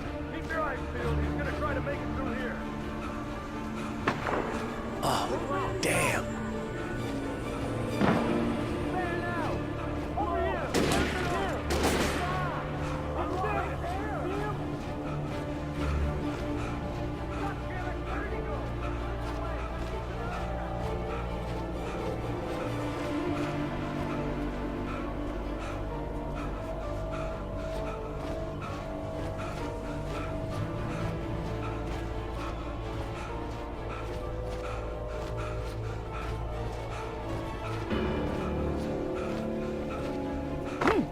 God!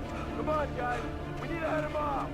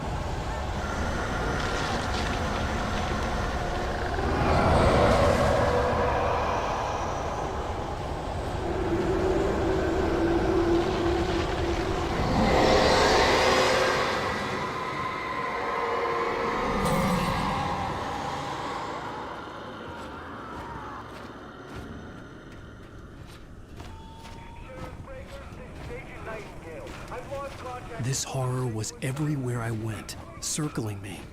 The cops didn't stand a chance. They were after a writer, not a monster.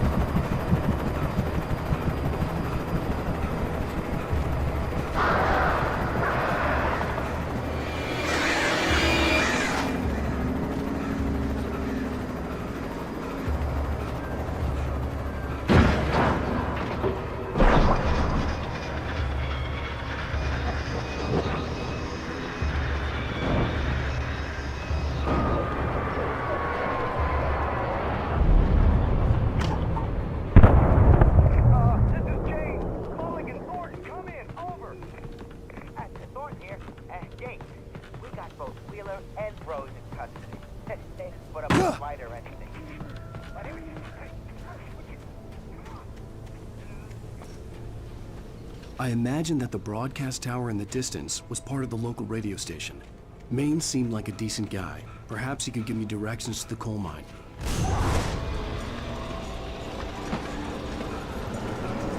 Unnatural shadows clung to the gate.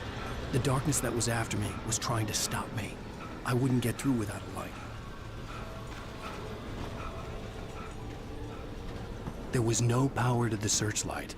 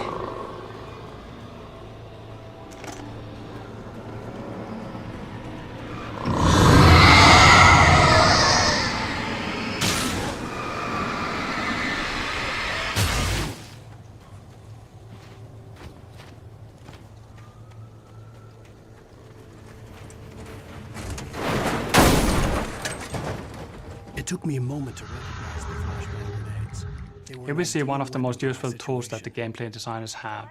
We call it beds, or bringing enemies to the scene.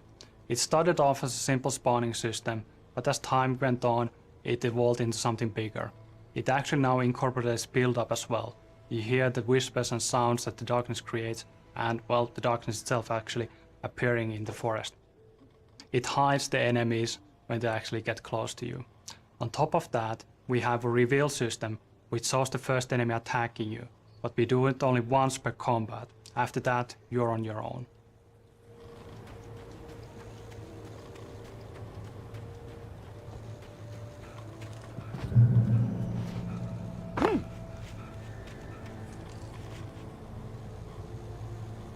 You have the right to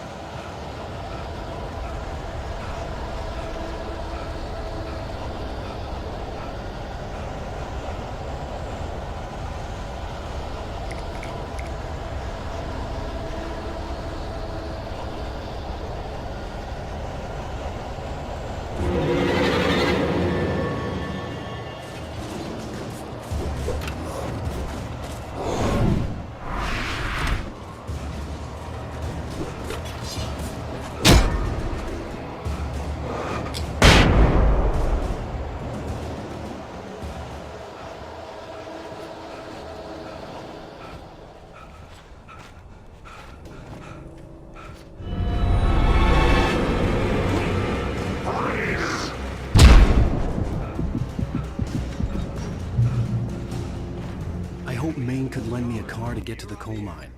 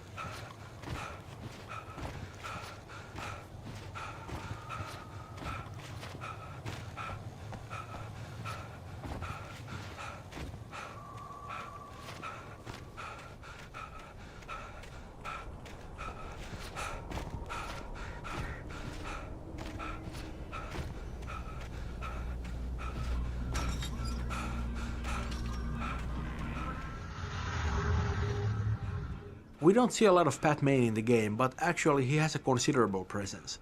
One of the problems with Alan Wake was that we really wanted to maintain that small town atmosphere, but that's very hard to do when, you don't actually spend a lot of time in the small town itself. A familiar and dependable radio will solve that problem. Also, I think RJ Allison, who plays Pat Maine, did a wonderful job. He really nails the character, and it's so great to be alone in the dark and then hear that warm and dependable voice.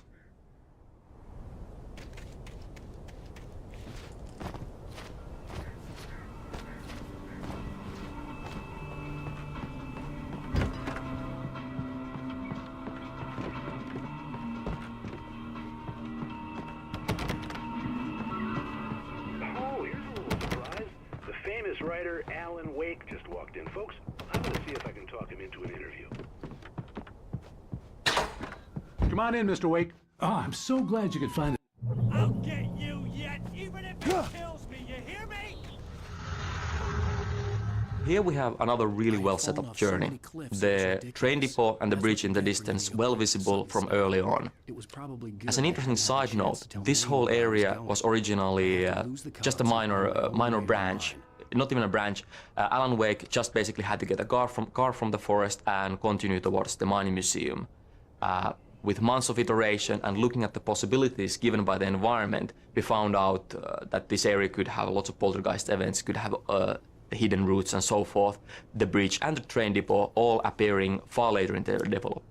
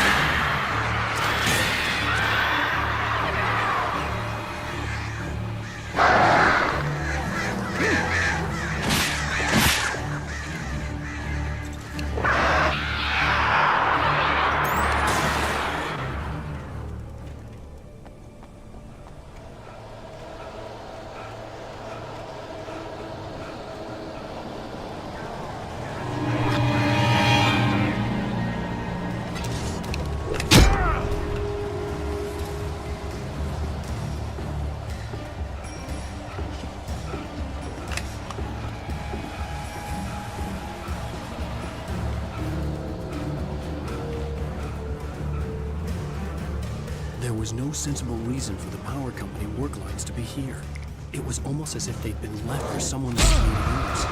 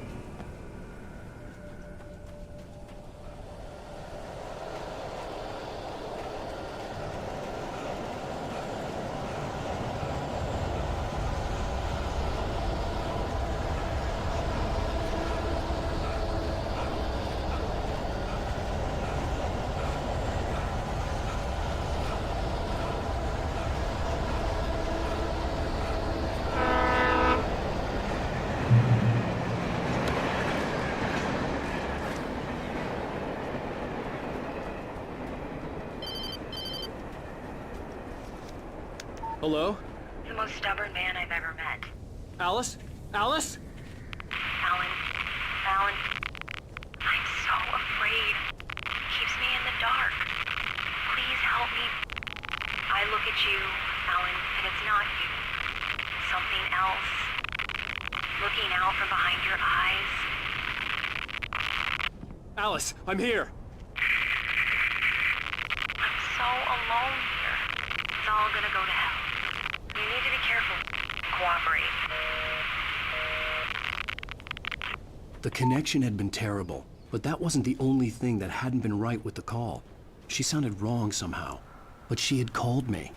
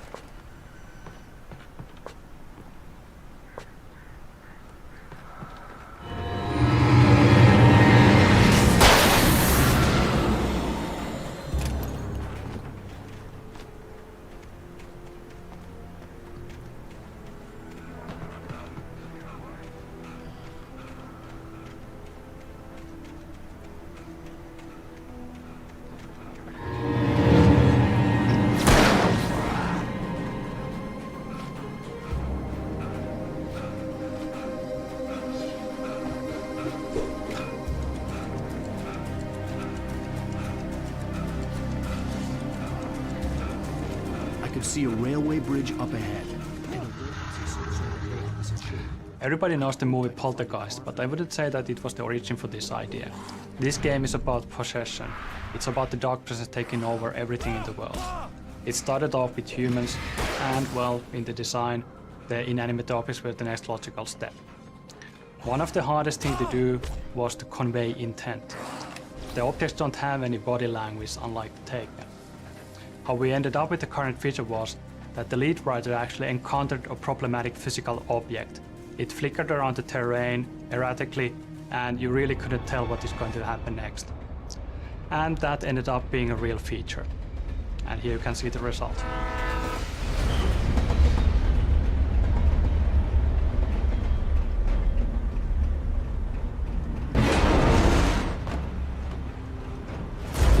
That was pursuing me was growing stronger, and it was taking over everything in its path.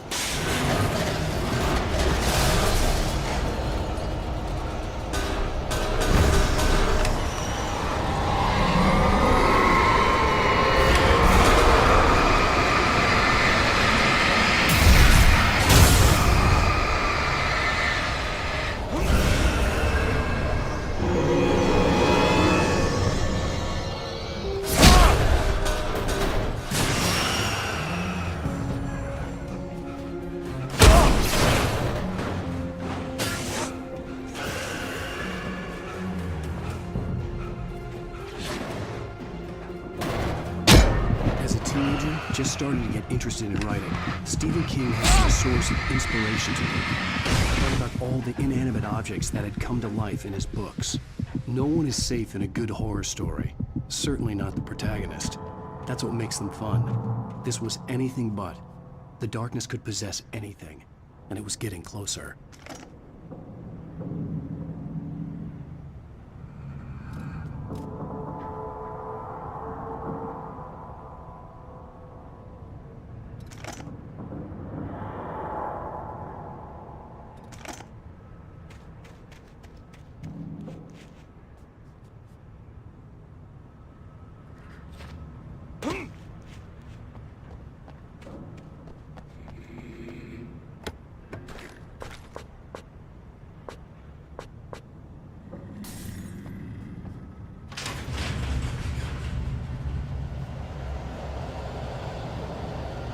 Did you call 911?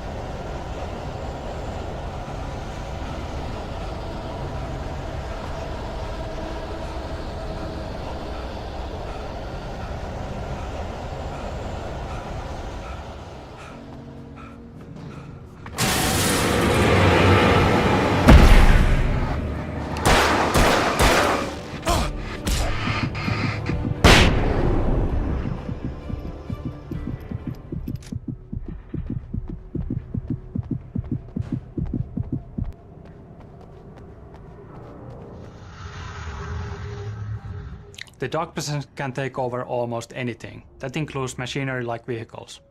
In the next scene you will see the bulldozer attacking you, and it might be familiar to you from demos that have been shown in different shows before.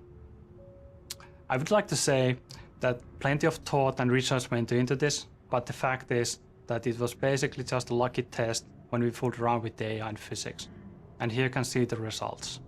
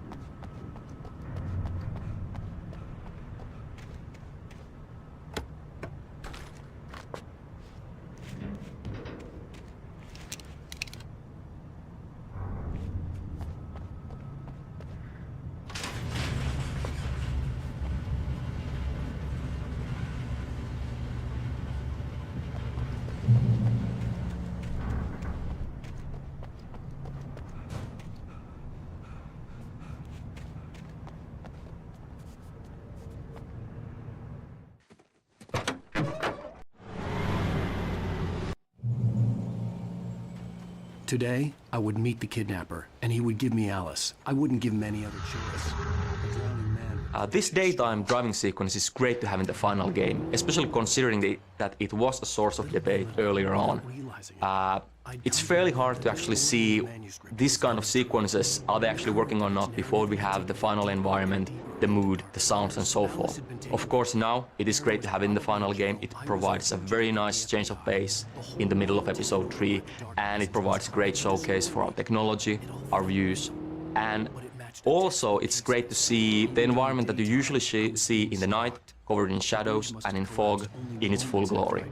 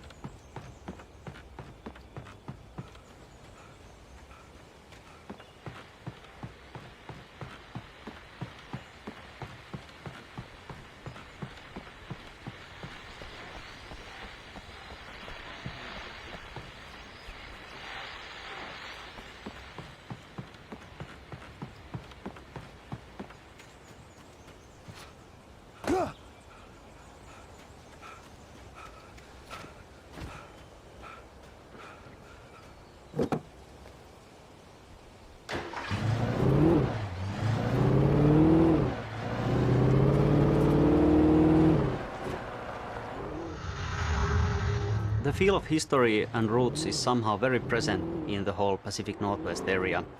It's one of those things that lends the unique feel to this region. This was once a very inaccessible and thus isolated region, but in the turn of the 19th and 20th century, as railroads started getting built, it was suddenly connected to the rest of the country. This greatly benefited industries like mining, for example, because now ore could easily be transported across vast distances.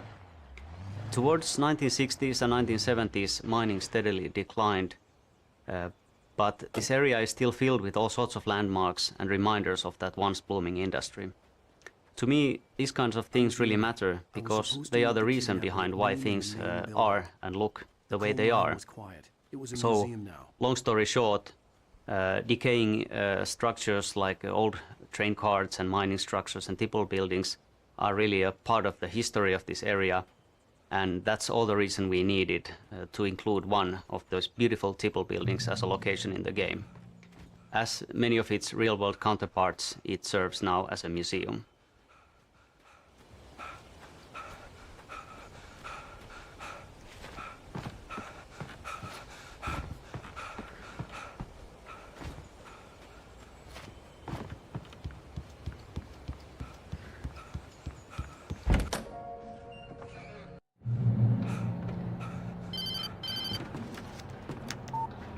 Where the hell are you? Change of plans.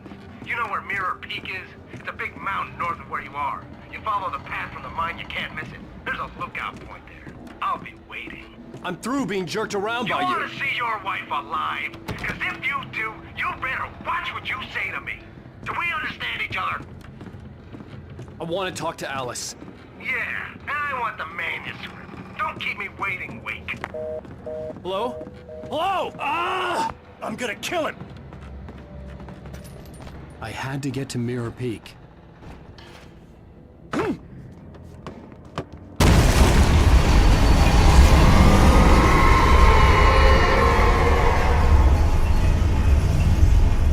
It was close.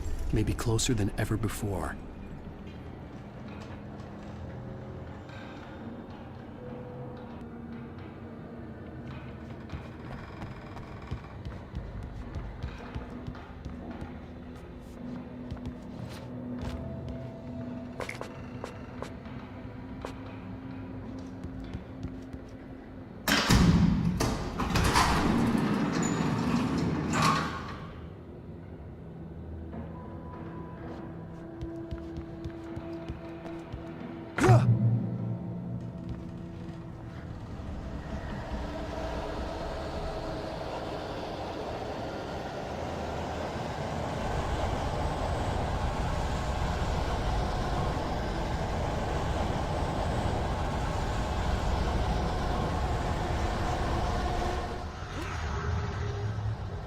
Okay, now this whole kidnapping thing is a red herring, of course.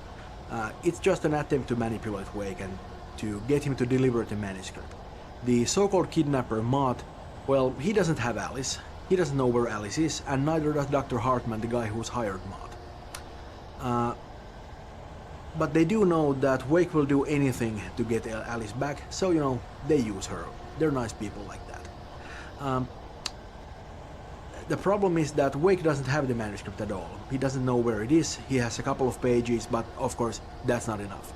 So they're lying to Wake about having Alice, and Wake is lying to them about having the manuscript, and nobody has much of anything. It doesn't end very well for Mott, you know, who is going to get his in a couple of minutes, or no, a little longer. And Dr. Hartman doesn't have such a great day either. You know, what can I say? Karma's a bitch.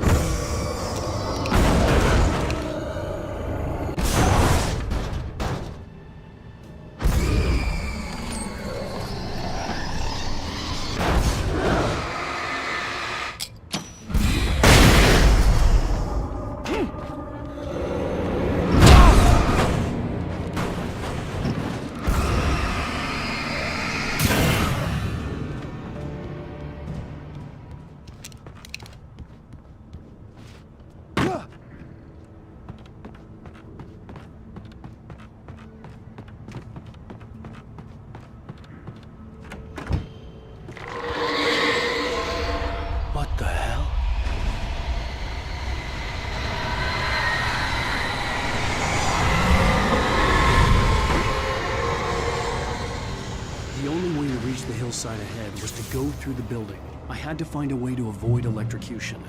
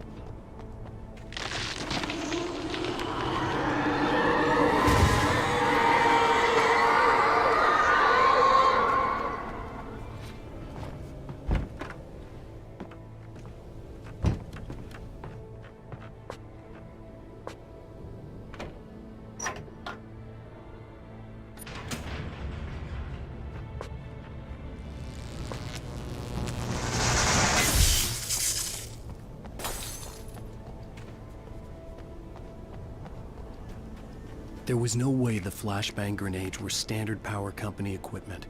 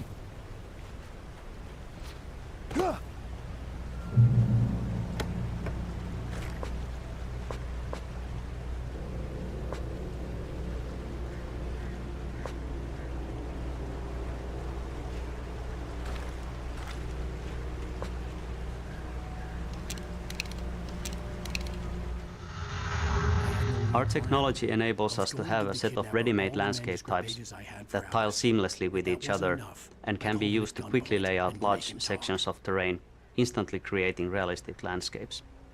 These biotypes, as we call them, contain lots of different information about the resulting shape of the terrain. Things like what the ground is comprised of, is it mud, rocks, or grass, and what grows on it, different kind of foliage and trees, and also its bumpiness. So we don't manually build every square meter of forest that there is in the game, but instead focus our efforts on creating these biotypes so realistic that they can be used to cover a patch of terrain of almost any size and still look realistic. We then cover the terrain with patches of different biotypes that go together very well before finally going over the area with a precision polish.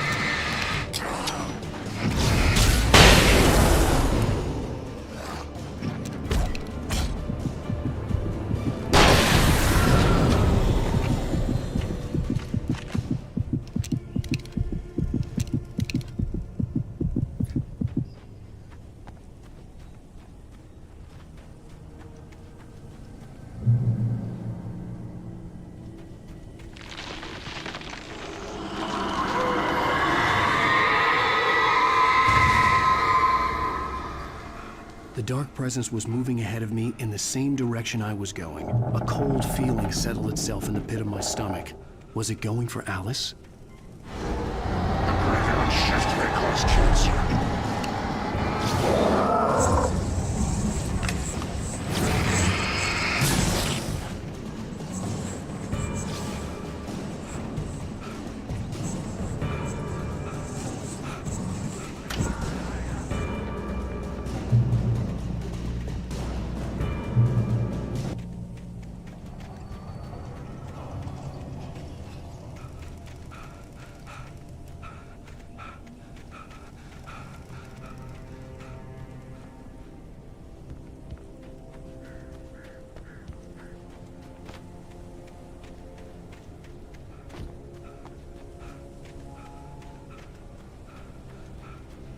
The place was dead, a ghost town. Had been for decades, maybe a century.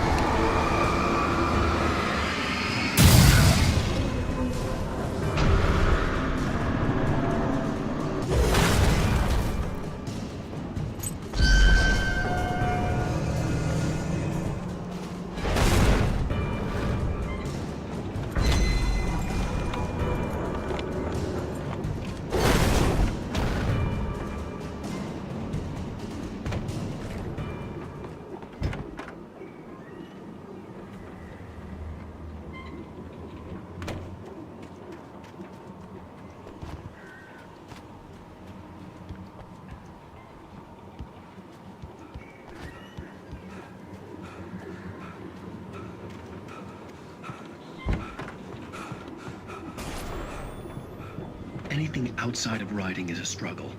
I feel ill. I managed to make my way downstairs.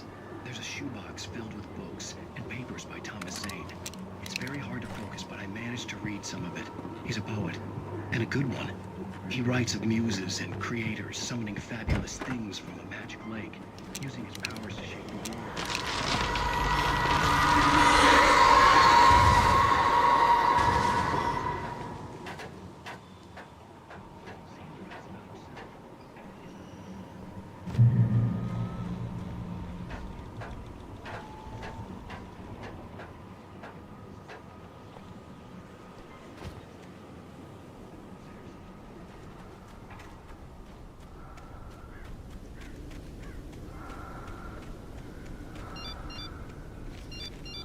The kidnapper had sent me a text.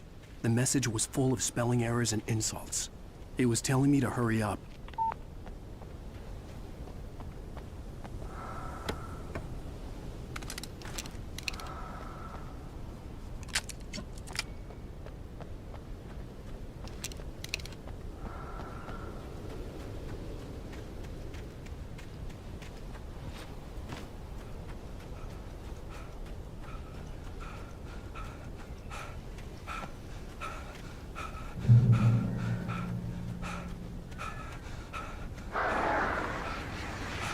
Birds.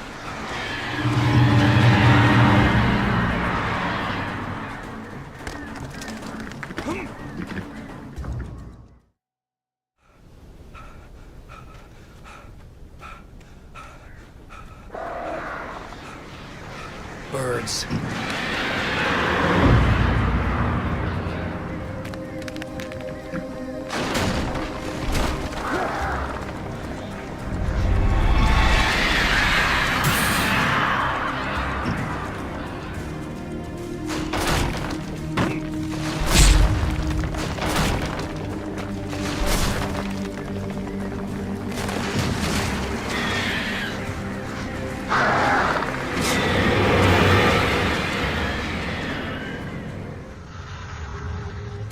We chose birds as our only animal enemy type. The main reason being that the birds actually bring something new to the table, an extra dimension. We try to think through the whole package of the player experience. Player needs to look down for bear traps, look ahead for taken, and look up for the birds.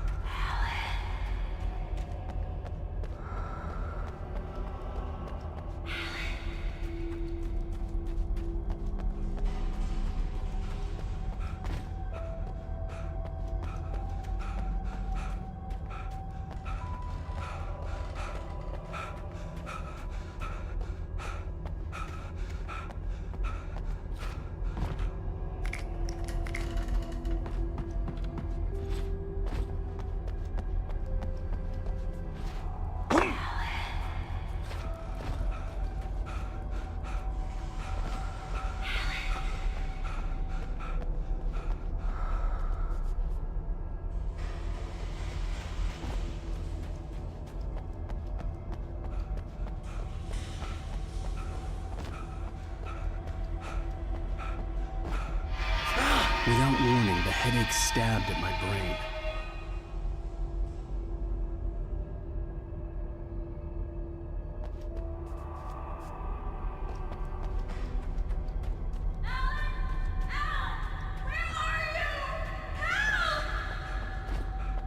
Alice?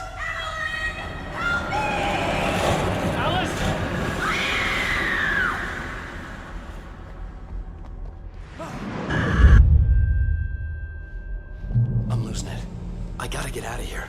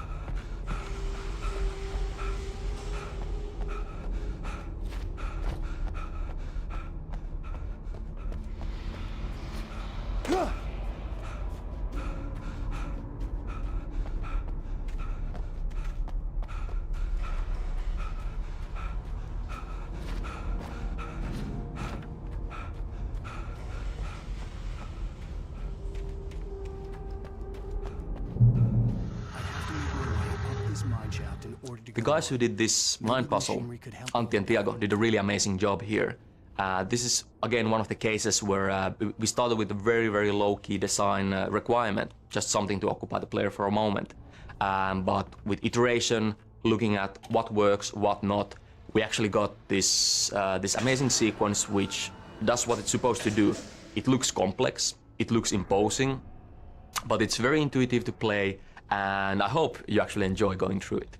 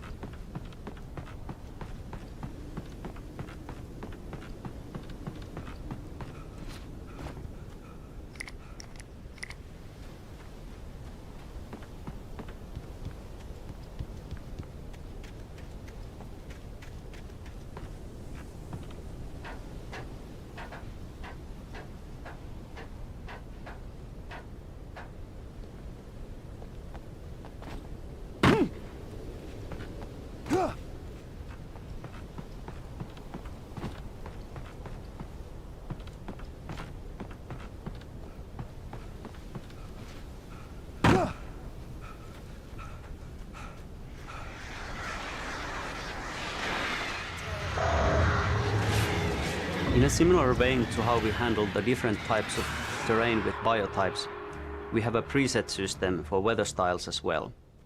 The game engine lets us control numerous parameters, things like cloudiness, wind, rain, and also lighting parameters, things like color, intensity, and blooming, to create truly stunning weather effects. Using this technology, we have created a palette of ready-made weathers that can be called upon at any time, so really it is weather on demand at the push of a button. Each level has its own, or sometimes many, different styles of ambience, and so their own mood.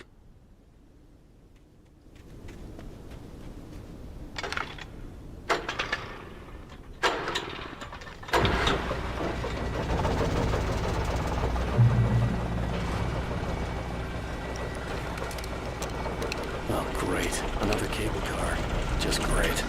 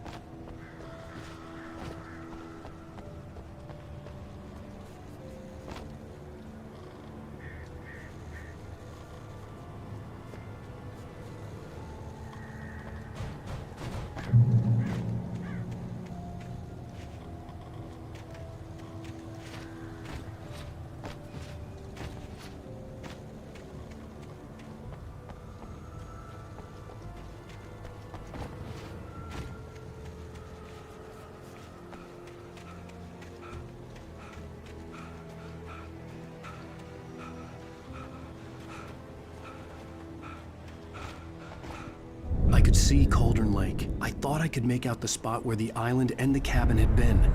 There was a light near it. It had to be a boat.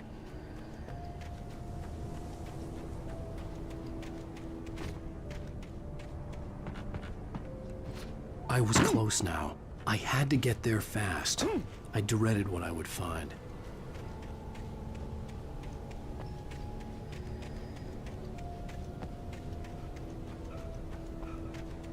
Wait! Are you? Wait! Hey, I'm here! I'm coming! No! Get away! Sorry. Please, lady. The boss didn't know who he was messing with. I didn't know. I swear, I didn't know. We don't have his wife. We don't know where she is. She's probably drowned. We just said we had her to make him play ball. You see? To get him writing for us. Please. Please. Oh, I'm sorry. Please, don't hurt me.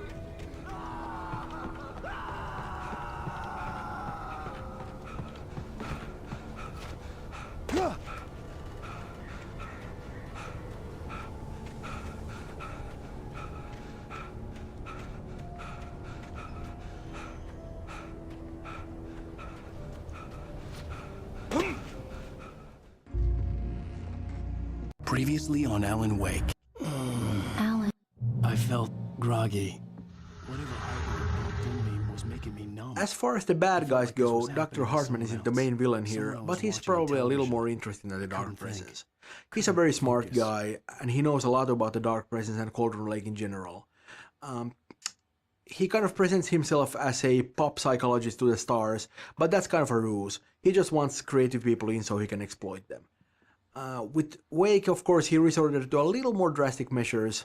He pretended to have kidnapped his wife, fished him out of a lake, tried to convince him that he was schizophrenic, and it doesn't end very well for him, but it's a valiant effort anyway. We have a lot of backstory for this guy, and I'd love to do a little bit more with him in the future, but of course, we don't exactly leave him feeling very well at the end of this one. I would be more concerned if you weren't suspicious of me. I don't blame you for it. Big of you. Now, why don't you come with me? We'll reacquaint you with my clinic and go over everything you might have forgotten. Little walk and some fresh air? Yes, it will do you good. This corridor is for patients. Most of them aren't here right now. Jack took them out for a fishing trip, except for the ones who are particularly vulnerable, of course.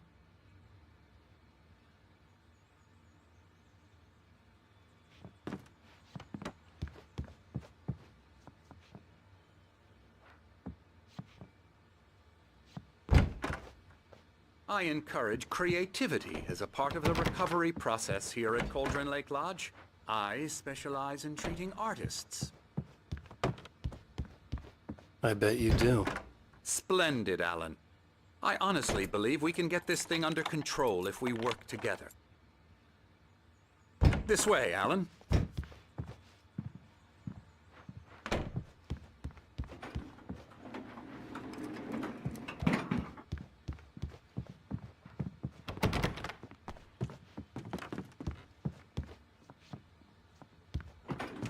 Now, Alan, from past experience with you, I know I need to get right into the heart of the matter as quickly as I can after an episode. So I'm just going to say this. Alice is dead. No. You're in a very vulnerable state until you understand and accept this. Alice drowned, and you couldn't face that. You're suffering from hallucinations, paranoid delusion, unusual thinking, an obsession about light and darkness, a feeling that everything revolves around you, your thoughts and dreams. Your mind has constructed an elaborate fantasy scenario in which your writings are affecting reality. She has been kidnapped and supernatural forces of darkness are trying to stop you. We go this way, Alan. I wasn't ready. Cauldron Lake Lodge is the residence and place of practice for Dr. Emil Hartman, who uses it as a sort of a nursing home and also a place of inspiration for artists he treats there. Built in the turn of the century, it is an imposing building, hewn from large timber and heavy stone, with a steep shingle roof to weather off even the heaviest of snowfalls. The starting idea for this location was the real-world hotel of Timberline Lodge that they used in the movie Shining, but following the typical style of these buildings and the heavy materials used in the construction, it quickly evolved into a thing of its own.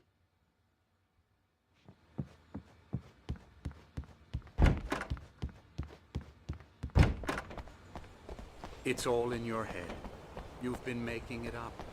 Apart from the tragic accident with your wife, no one has been killed. Your delusions are just a manifestation of your subconscious mind trying to protect you from the too painful truth.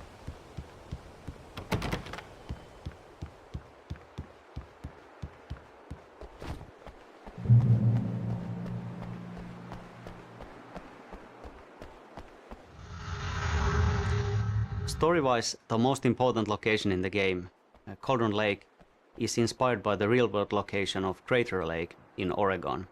It's a vast lake formed from a volcano thousands of years ago in a massive eruption. It's truly a breathtaking place that anyone interested in such things should definitely visit. In the game, the location, this Cauldron Lake, has actually had two notable eruptions. One that originally formed the lake, and then another which took down a small island in it, along with its cabin and even a person, a diver called Thomas Zane. The place is said to hold an ancient power, and it's not without reason, as you will find out playing the game. Never get tired of this view. Very inspiring, isn't it? Cauldron Lake spread below us. I could see Mirror Peak on the other side of the lake. I thought I could make out the spot where Diver's Isle had been when I arrived with Alice. Now there was nothing but waves. It seems there's a storm coming. Funny, I don't recall there being a mention of that in the weather forecast. Well, no matter. This way. Follow me.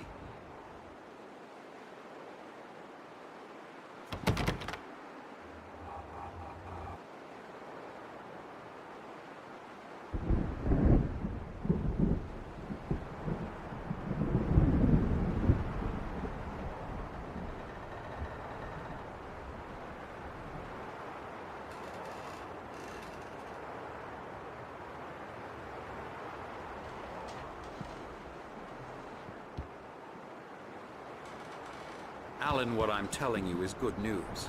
Right now, we're in control. Every time you have a relapse, it gets more and more difficult to resurface from the dark depths of your imagination. Not surprising, considering your profession. Imagination is what you work with. After all your nightmares, this should come as an immense relief to you. If it doesn't, why is that? Because I'm lying? Or because you don't want to admit that you're not well? It's very natural for you to think of me as your enemy. It's part of the illness. I let him talk. Hartman obviously loved his own voice. His words echoed madly inside my head. But I can't I dug my do it nails by into the myself, palms of my Phil. hands to stay You need to focused. work with me. Once you accept that, we can begin the journey towards your recovery. Come along. Let's go inside. Here's the entrance to the office wing. That's for staff only. Scary, scary, scary. Oh, hello. I've painted you. Okay. I was just struck by inspiration a couple of days ago.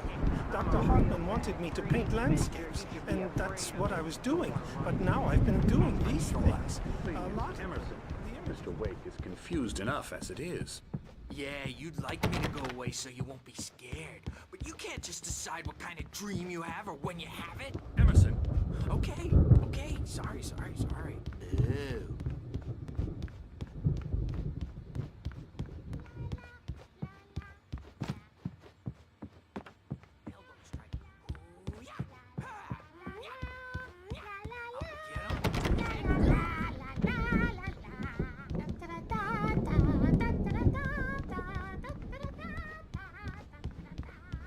Alan, please, this way. Hartman had mentioned that the power had been acting up. Maybe that was the reason for the generator and the work light on the balcony. The generator hadn't been activated, and there was no key.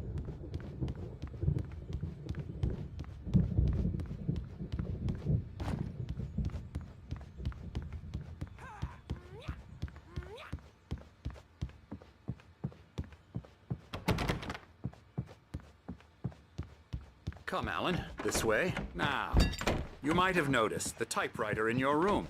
You've been writing as a part of the therapy. As soon as you feel up to it, you should continue.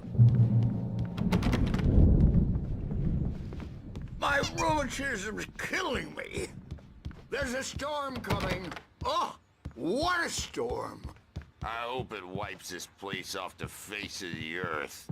And these two are the Anderson brothers, Odin and Tor. They had a, how should I put this? A heavy metal band in the 70s and 80s called Old Gods of Asgard.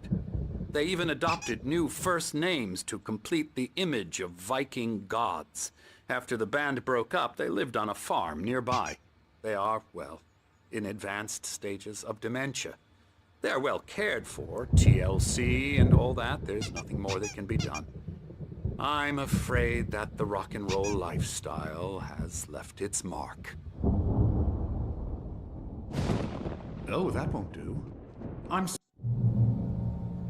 My head was clearing up, or according to Hartman, I was sinking back into the fantasy. I was convinced he was lying to me about everything. Crazy or not, the Andersons made more sense.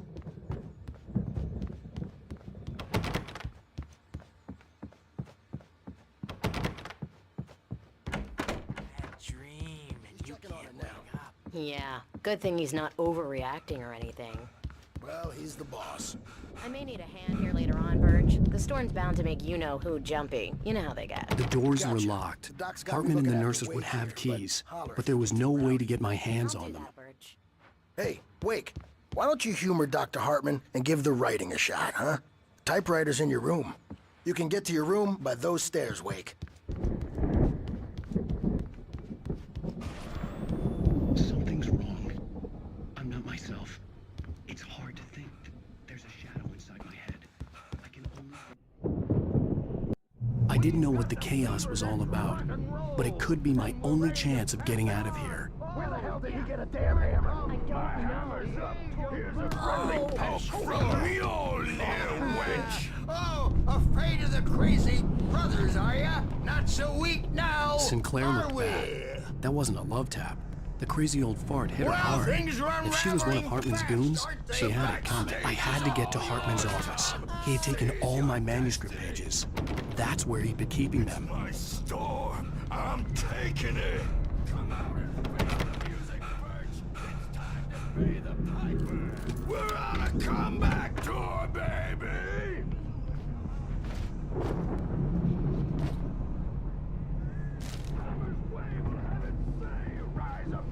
The markings on the tape said they were recordings Hartman had made Now, of the Mrs. sessions Wake, with his patients. Can you tell me? I saw Alice's name on one of them. For a moment, I couldn't breathe right. I'm gonna chew your crazy quack ass to shreds! Seriously! Do you have any idea Barry? how much... Ow! About time! Barry, man, am I glad to see you. We need to get to Hartman's office. It's right next door.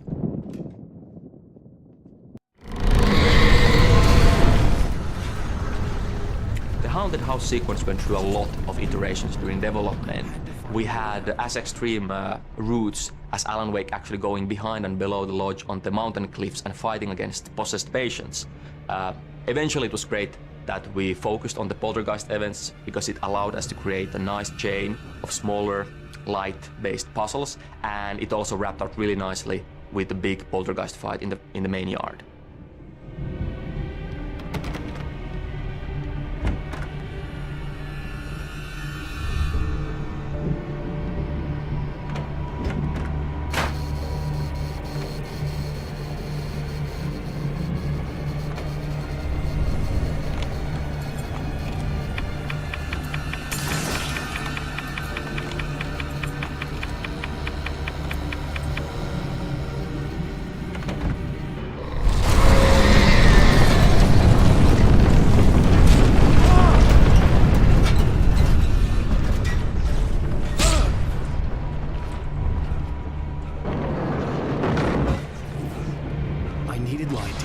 possessed bookshelves out of my way.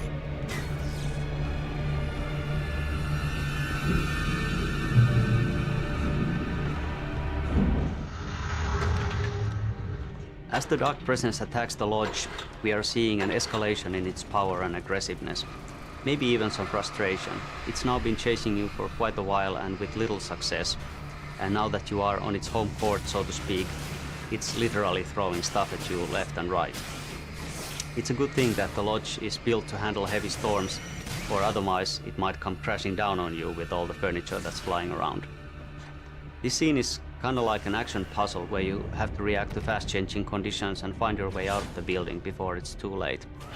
Fans of Max Payne 1 might have a fleeting sense of familiarity here.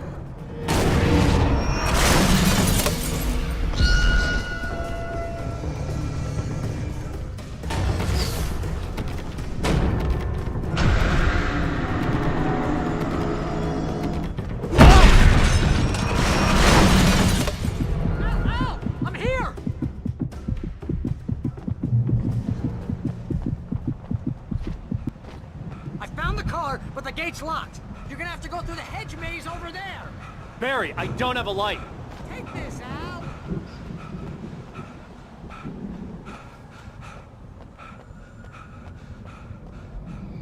Oh, God! Look at the house, Al!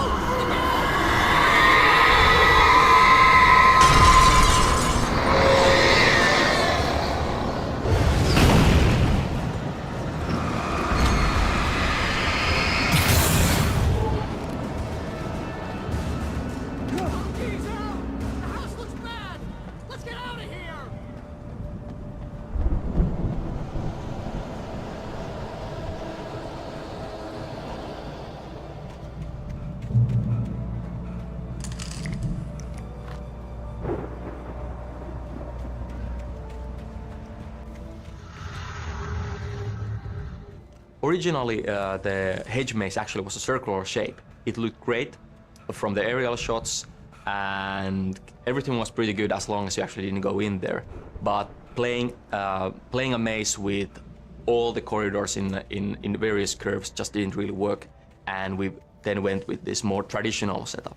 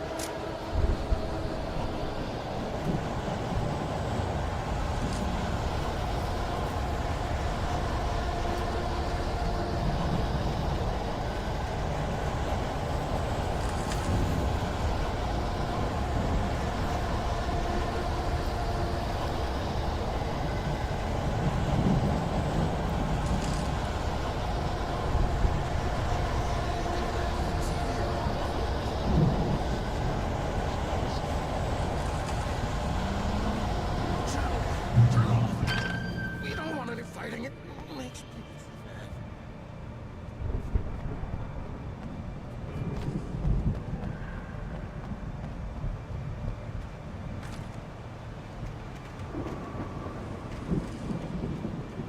You get 2 pills in the morning, and then you'll be nice and calm all day long.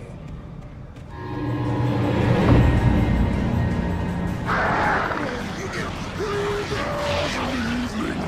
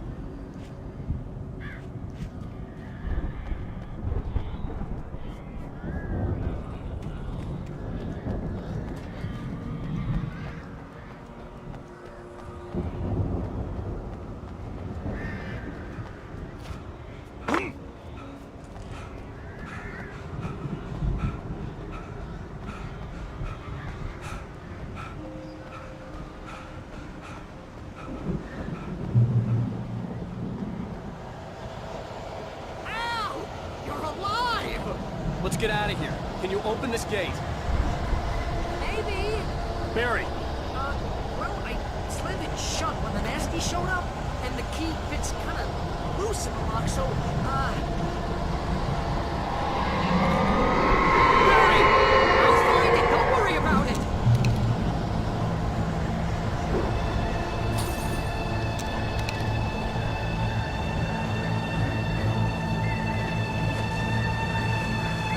Hurry up, Barry! I'm on it!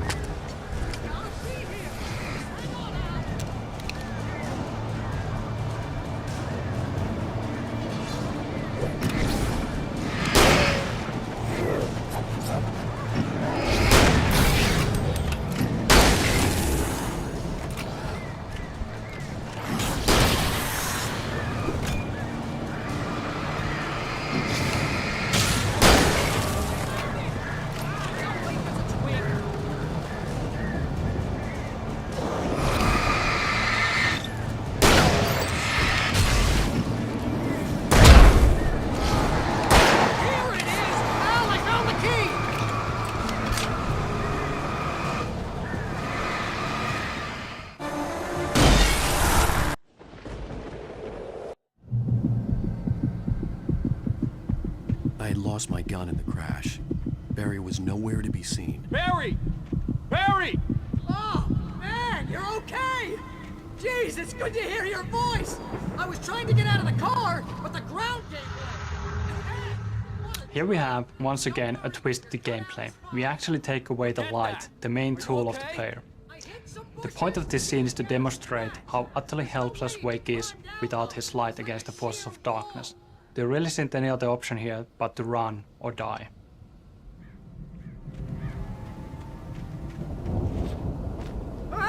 Al! There's something moving down here! Barry, it's a taken! Use a flare, Barry!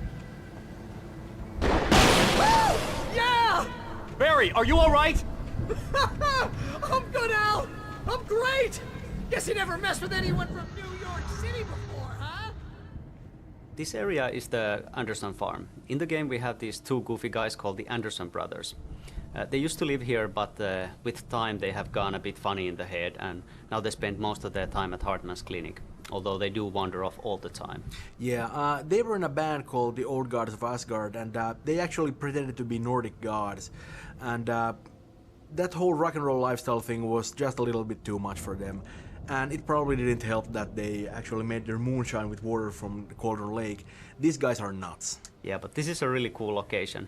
It used to be an ordinary farm, but as these guys led their rock and roll lifestyle, they made it into their own image, and they built this stage in the middle of the cornfield and even decorated the farmhouse with Viking imagery.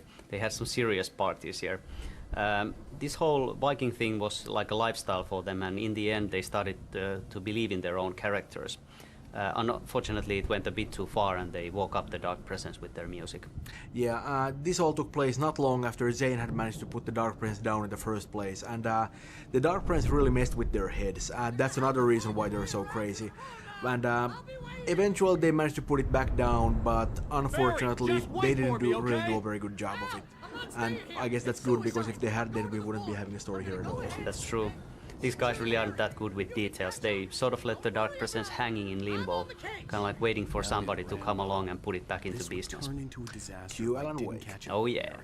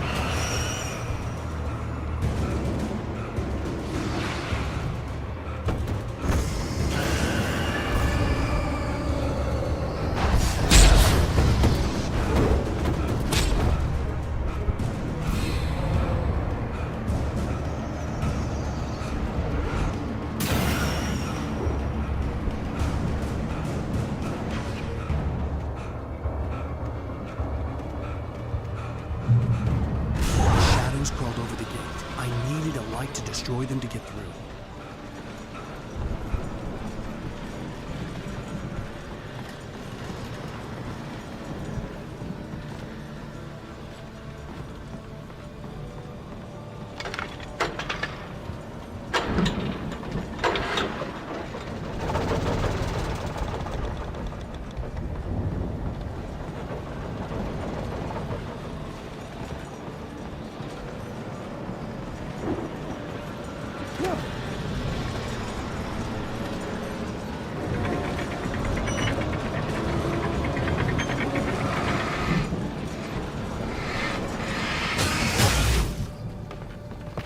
I could sense the movement in the woods ahead. And here the player gets the light back to basics. A good boost, as you know, blinds the enemies and slows them down, and that's the only way to survive through this situation. You still need a weapon to be able to defeat them, so the only option is to continue running.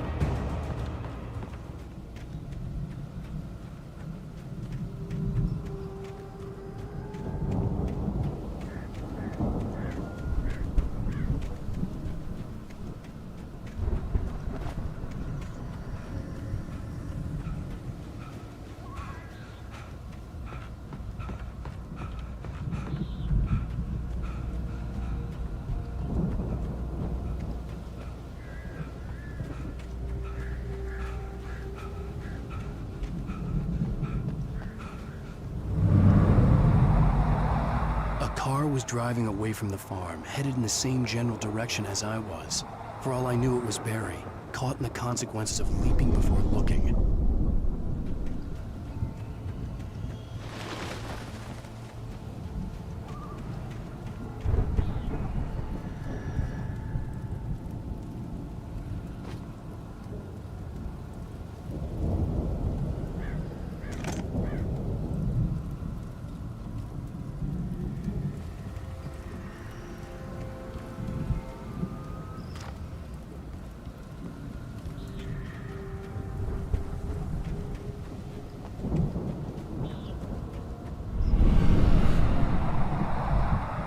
The car was heading for the cabin up ahead. It wasn't far. If it was Barry, I would see the damage soon.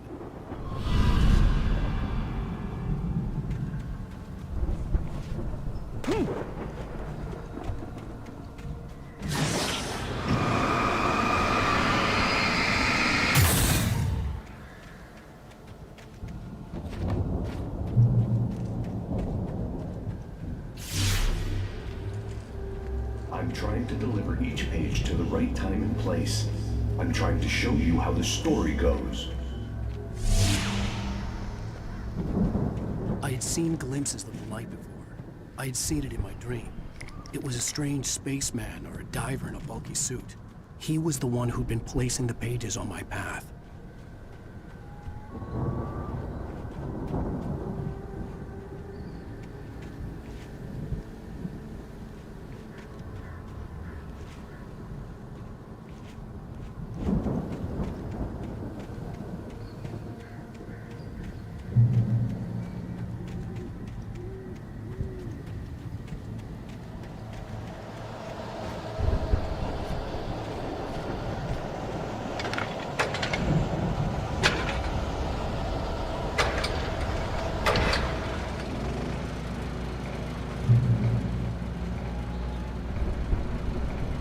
Someone had left a gun behind. Now I had a fighting chance of reaching the farm.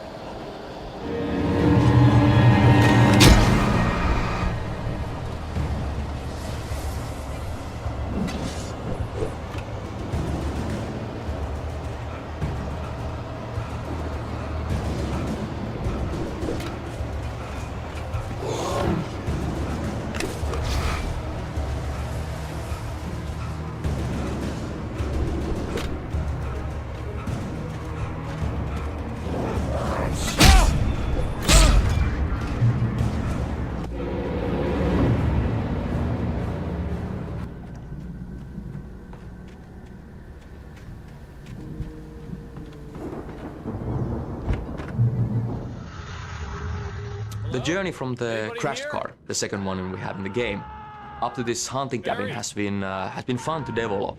It was really cool to see different things, try different things that work out with Wake being very vulnerable. Originally, we tried giving Wake just less ammunition, less batteries. Then we took the revolver away for quite a long time. And in this final version, you actually start the whole journey without any kind of light source either.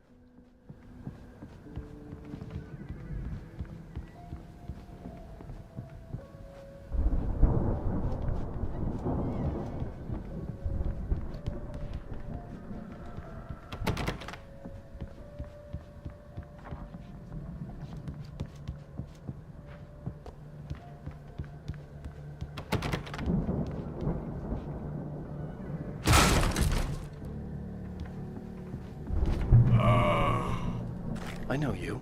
You were in jail the other day. I went to the farm again for the moonshine, you know? It makes you see. They're not gonna miss it. I've run through every possible course in my head. If I continue like the Dark Presence wants me to, the story I'm writing won't save Alice. It's a horror story, and it's going to kill her, and...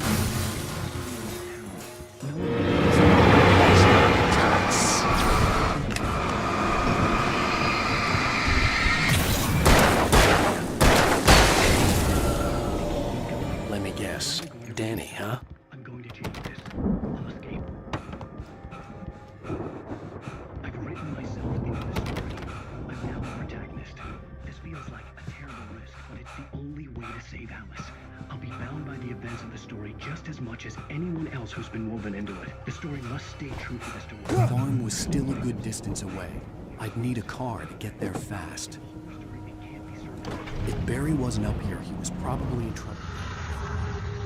The farmlands area has been one of the most liked areas during early gameplay testing. I think the big element to this is that we have very many different gameplay types during this journey. We just had a very tightly planned, very tightly designed survival journey up to this hunting cabin, and then again now we give the player a car, we give a direction, and we give the player the chance to actually dictate his own pace for a while.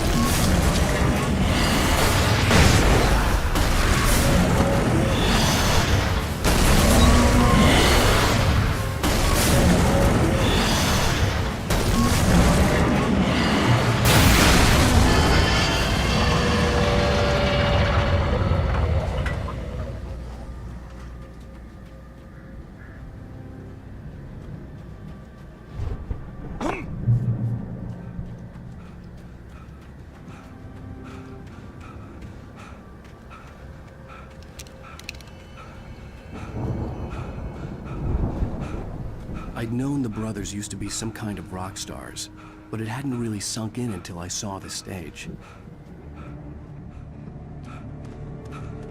I'm so glad you decided to go it alone, Mr. Bronson. Shut up and shoot! Ow! We have to fight them off! I can set off more of the fireworks from here and help you out! Hey, Al! Did you notice there's a lot of ammo and stuff around? This place is stocked! Al, hold on! I'll try to get the stage lights on!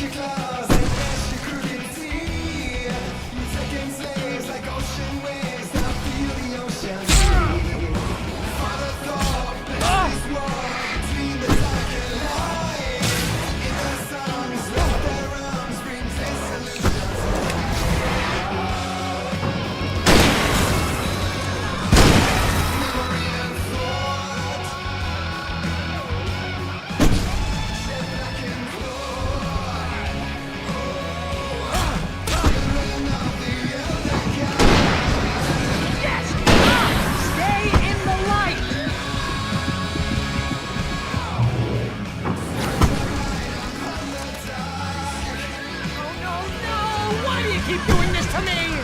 Do it for Barry, please, please, please!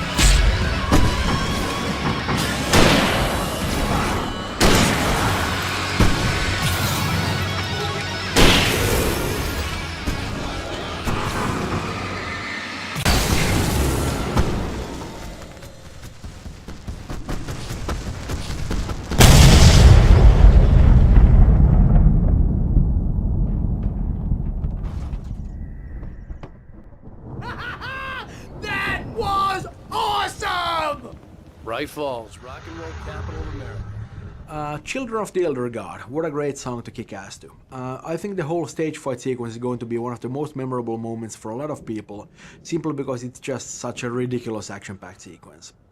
The music is actually by the band Poets of the Fall, who have a long history of collaboration with Remedy. We kind of wanted this to sound like 70s heavy rock, and I think they did a fantastic job of that, and from what I hear, they had a good time doing that too. They also did the other song that you hear a little bit later at the farmhouse, The Poet and the Muse, and that's of course a more of a ballad, but you know, still a very nice song. The lyrics of both songs are actually based on poems by our lead writer Sam Lake.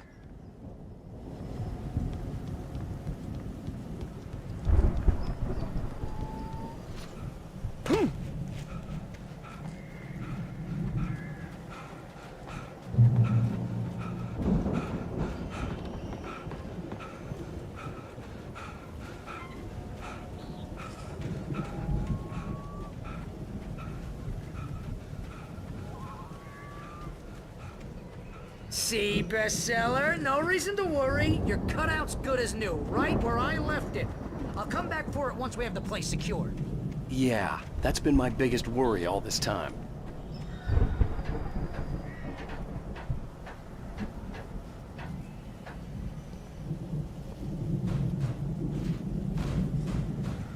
Hey, I think Alan Wake here has something to say. What's that, Al? I'm Alan Wake. I'm always right about it. Wow! You look at that thing, Al! They really went all out with this Viking crap, didn't they? Look at all this stuff. They must have done okay for themselves, so how come I... Sleep. We all spend a third of our dreams in its soft embrace, somewhere between fantasy. Hey, remember when I got you that gig? Your first real writing job, what got you started? Was this one of your episodes?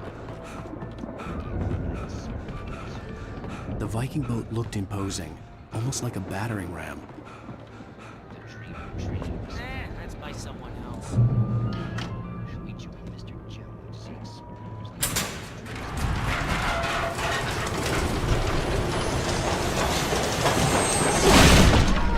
Good going, Al!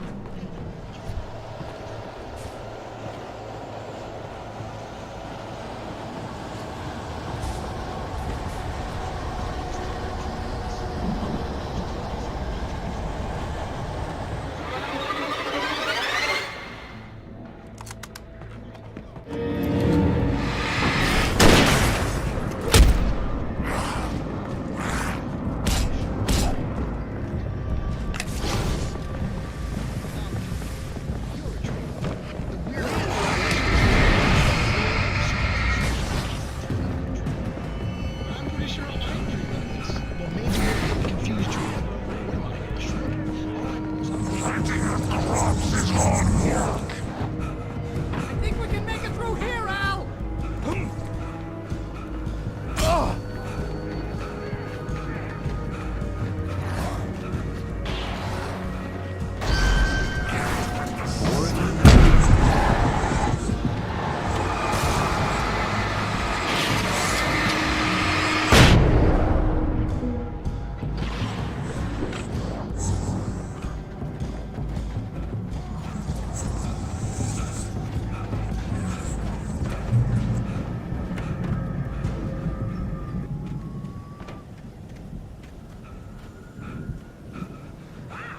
Those geezers have quite a production going on. Ooh, you know what, Al? If we make it through this alive, I'm gonna start representing them. Yep, sell this stuff online, maybe get a reality show going, release a new single.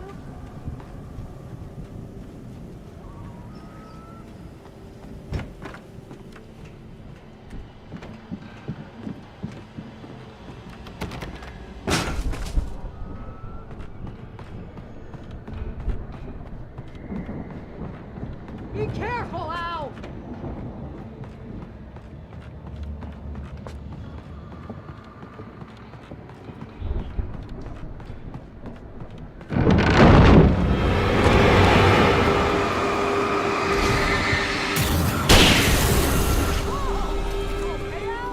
I'm good. Keep your eyes open, okay?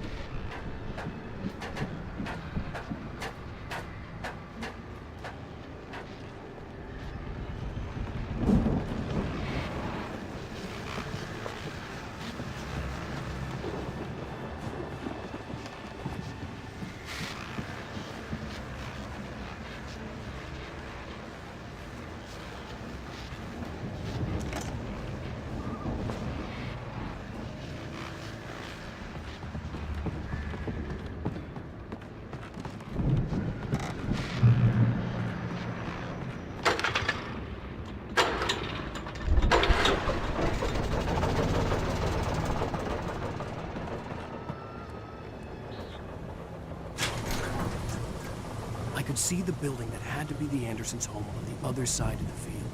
It wasn't far now. I wasn't worried about trusting the ramblings of two burned-out geriatric wrecks. They had the goods.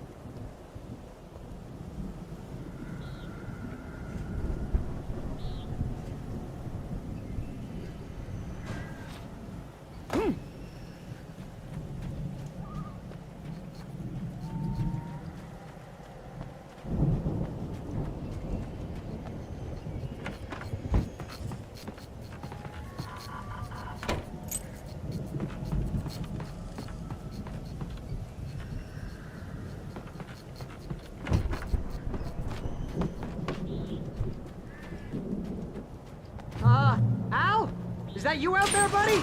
Yeah, it's me. Hey, let's go, man.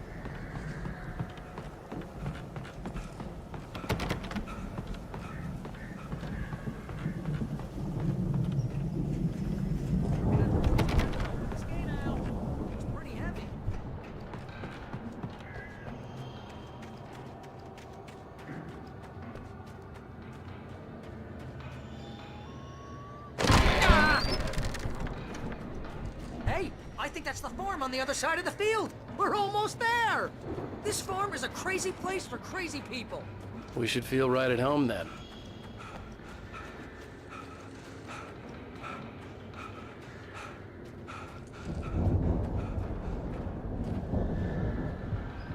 Come on, one more gate. Let's do this thing.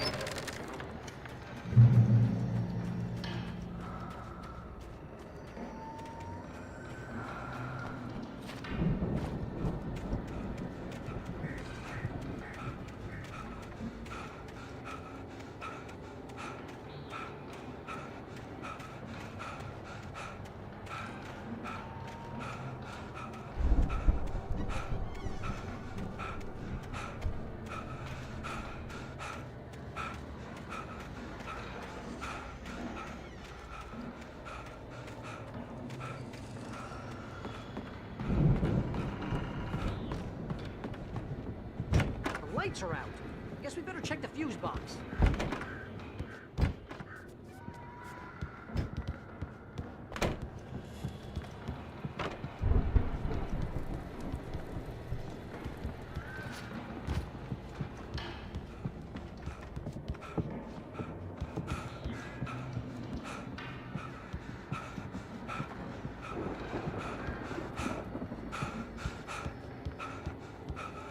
You know, this place looks kind of lived in. I thought the Andersons were in the movie ash.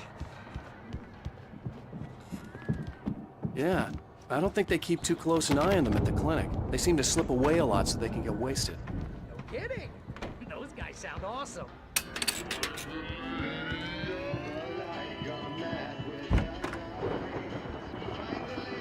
Can you hear that, Al? Music? Of course. We need to find where it's coming from. That's the message the Andersons talked about. That's the whole reason we're here. Lady of the Light? Oh, that's gotta be... What's-her-face? The crazy lamp lady from the town. Cynthia Weaver. Right. Must be.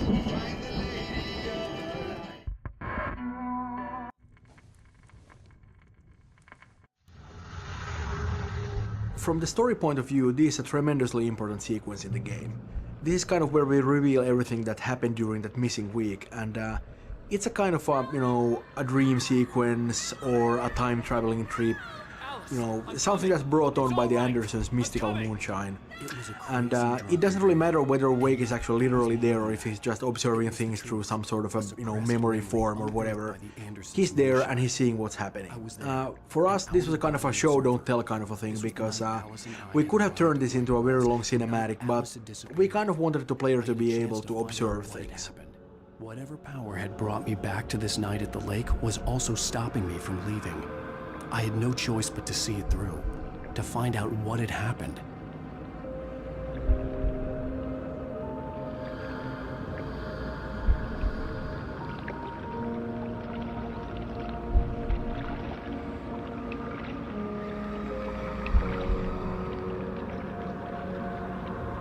I remembered being surprised to see the cabin dark. Alice would have never turned the lights off.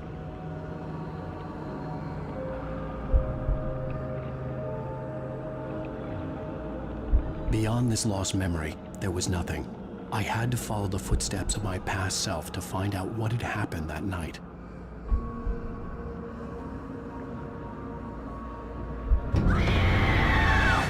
Alice? Alice!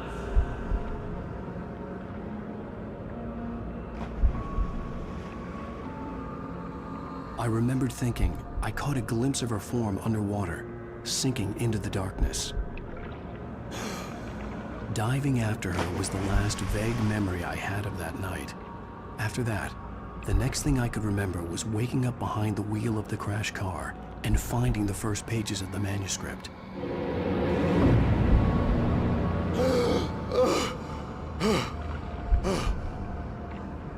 couldn't find her in all that blackness. I must have thought she drowned.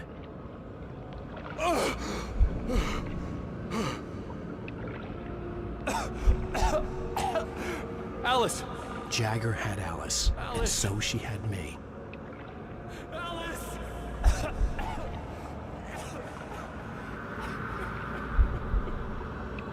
I'd been easy prey. Look at the cabin. Is there someone in the window? Alice? Maybe she didn't drown after all. Maybe she's inside. Alice! Yes.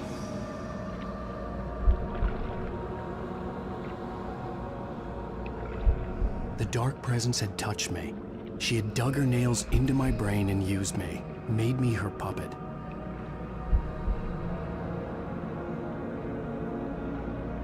She must be here somewhere. Maybe upstairs in the study. Alice! Yes, that's where she is. You can apologize. Alice! You'll laugh at the whole thing together and put it Alice! behind you. She's not here. You were foolish to think so. No, she's dead. She drowned. No, no, no! It's your fault your wife is dead. You are guilty. All she wanted was to help you right. You killed her. Ah! Oh, hush. There's still hope. Cauldron Lake is a special place. Here, you have the power to change things. She wanted you to write. I will tell you what to do.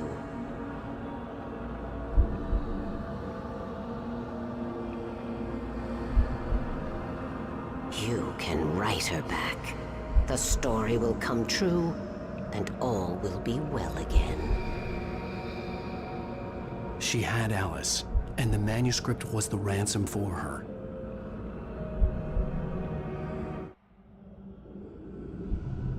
Previously on Alan Wake. Well, all the manuscript pages were gone. The FBI agent had taken them. I think my tongue just took a crap in my mouth. Ugh. Oh, wait, we're in jail now? Al. Al, this is not good. That about sums it up.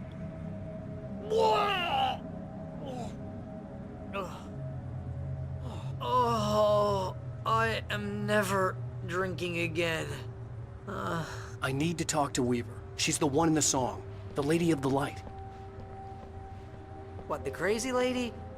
Whatever you say, Al, but we're stuck here. They're not gonna... interviewed Wake. I had some reading to do first, Sheriff, and let me tell you, it was an interesting read. Well, I've got you now, Raymond Chandler. It's all here. All the evidence, including conspiracy to murder a federal agent. There's no way you're walking out of here. You hear me in there, Bret Easton Ellis? Huh? Agent Nightingale, I want to talk to your superior. Well, we all want things, Sheriff. I wanted my... Look, that's not possible right now. Agent Nightingale, I insist. Oh my God! Light. We need light. It's the only way to fight this thing. In my office. I've got your things there. Follow me. Oh man, we're sitting ducks with the lights out. Stay cool. I can get the emergency. We like to keep things a little vague because once you start explaining things in great detail, you kind of lose a lot of the magic. That said, I think it's very clear to everybody by now that Bright Falls is a very weird place, and it's not just about Cauldron Lake and what dwells within. Sarah Breaker is the sheriff here, and given the nature of Bright Falls, she has a fairly difficult job. Once you're the sheriff here, you're not just writing parking tickets.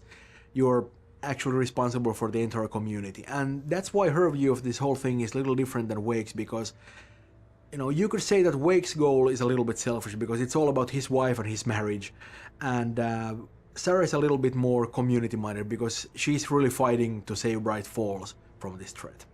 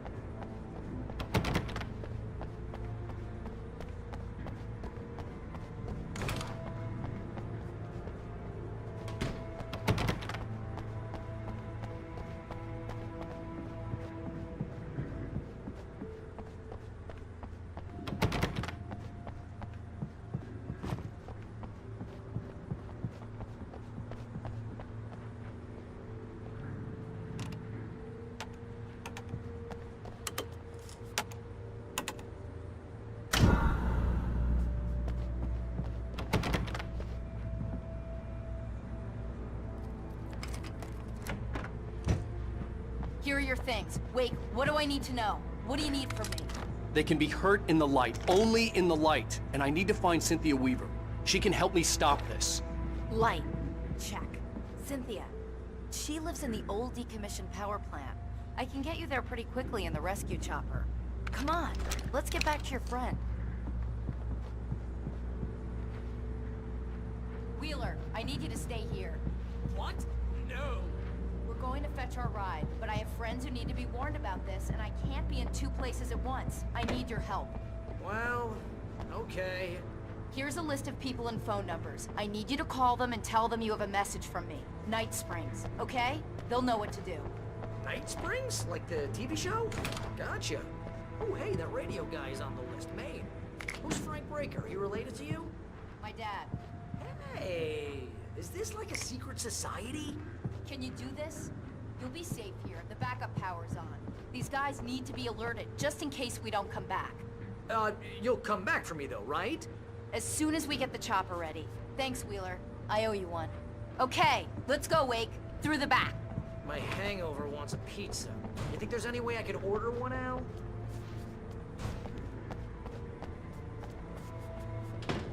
Hello, Mr. Breaker. This is Barry.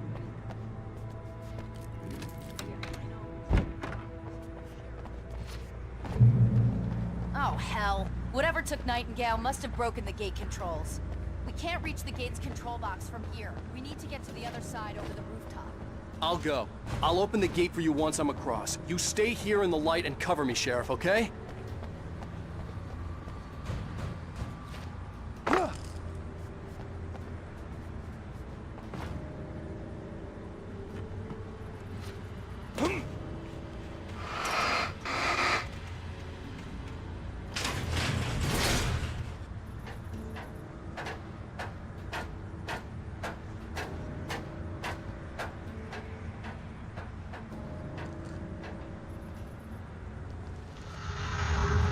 The town of Bright Falls is a sleepy, idyllic small town, the type that's familiar from much of popular culture, where little happens and time almost seems to stand still. The heaviest influences for this location were the town of Snoqualmie, where they shot Twin Peaks, and also the town of Roslyn, the location for Northern Exposure. If you've seen these shows or visited similar locations, you might recognize the dreamlike, almost peaceful ambience that they often seem to have. It's as if time is reluctant to move on, sort of clinging back to the glory days when the town was born, where industries like mining and logging were booming.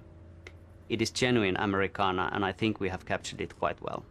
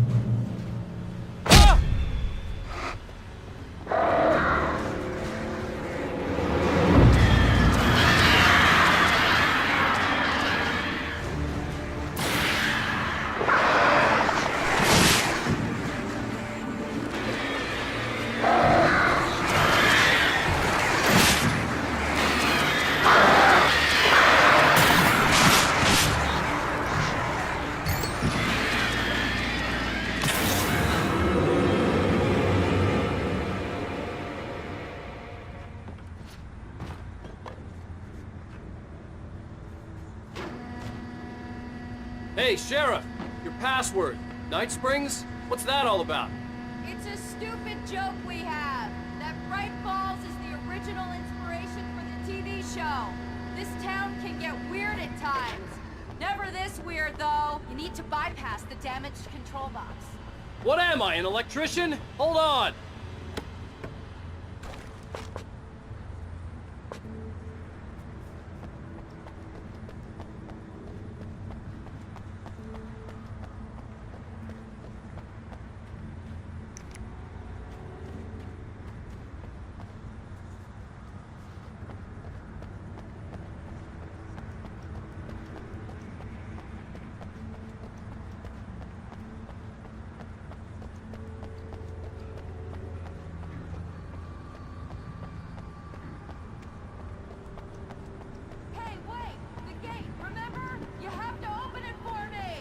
I couldn't leave without the sheriff.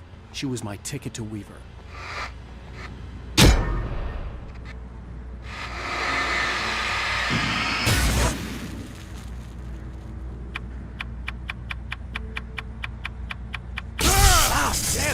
Smart.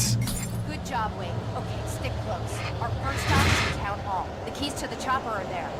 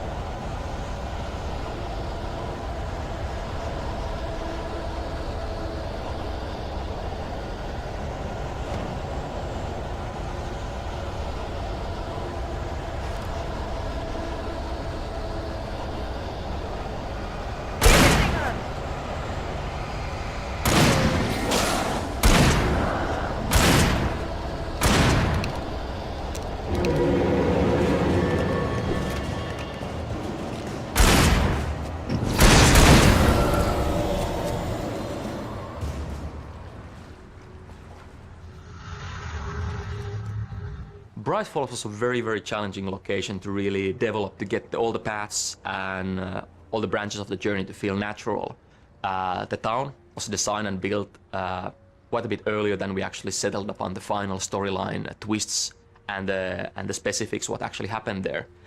This meant we had a lot of problem solving to do when we actually got to decide where Alan Wake and Sarah go to. For example, this branch, this harborside building that you're now just been going past, was something we incorporated very late in the process when we noticed that having the whole harbor street available for combat just didn't work that well as we expected for combat, pacing and technology.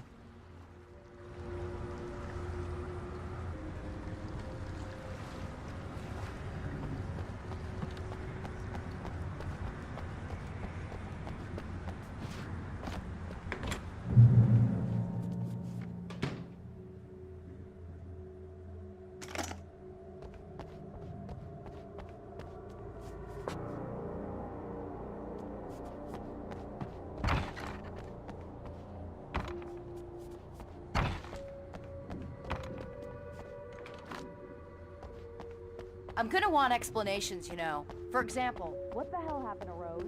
She's seriously messed up now. The same thing I think happened to me after I arrived. During this week you can't remember? Oh, I remember now.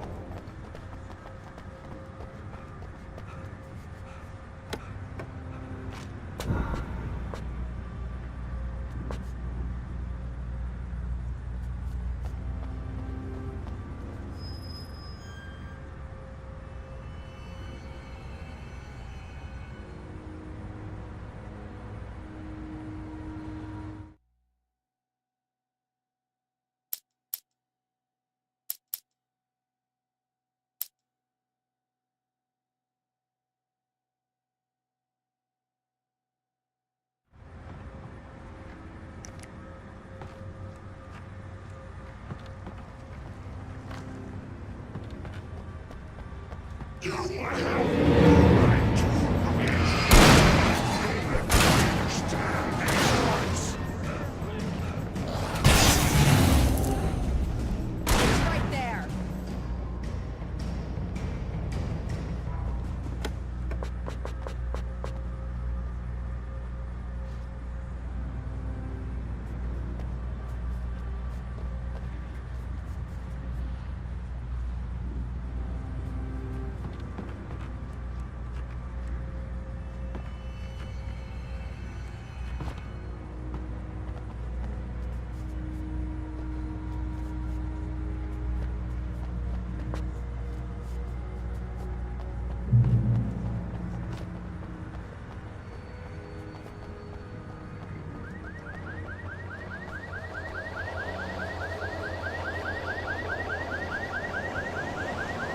Wait, over here! There's light!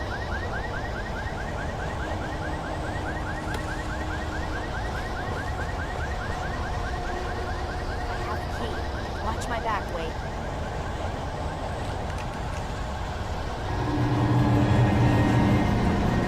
It's an ambush.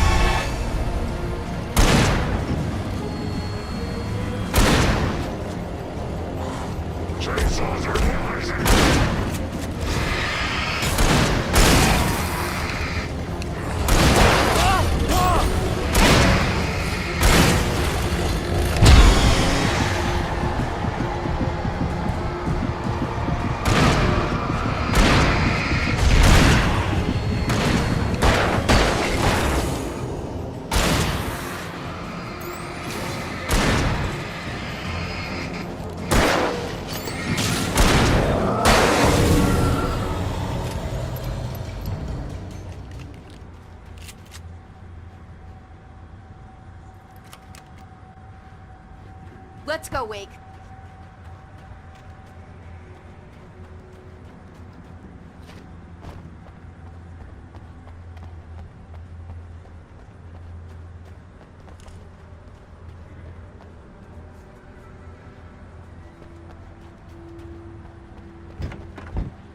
Okay, someone's messed with the fuse box here, but you should be able to jury-rig it while I find the keys. I already got electrocuted once today. How about I look for the keys and you get burned for a change? Fine. They should be in the clerk's office on the other side of the building, near the main entrance.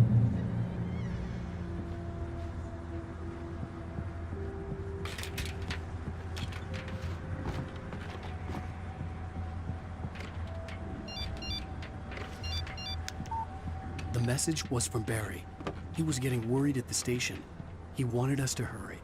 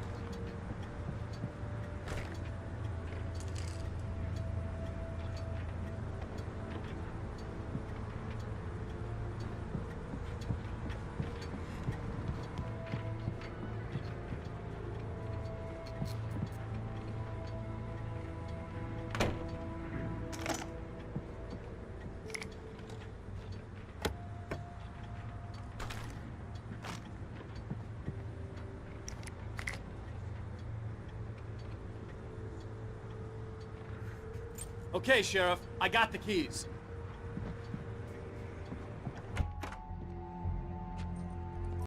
The storefront's blocked. Come on, Wake, let's go around. We can meet him in the back.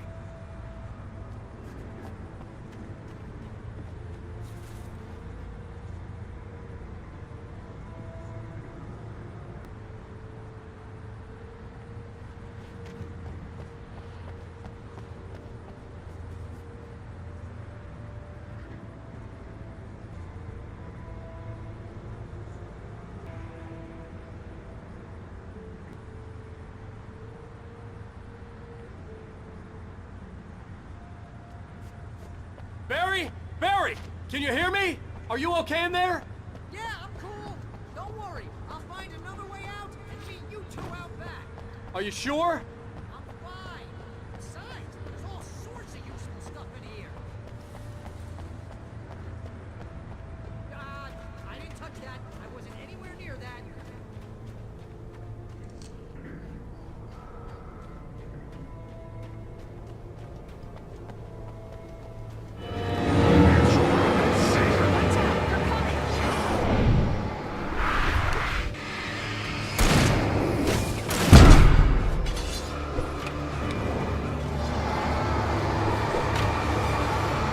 Make it through the bookstore. Wheeler should be waiting for us in the backyard. Keep the hell down or I'll call the sheriff. Oh, hi, Doc. I've got it. Don't worry about it. Sarah, about time somebody showed up. All the shooting in the air is idiotic. One of these days they'll kill somebody. And over Deerfest. I know. Go back to bed. He's got a point, Wake. Look, this town can't take this.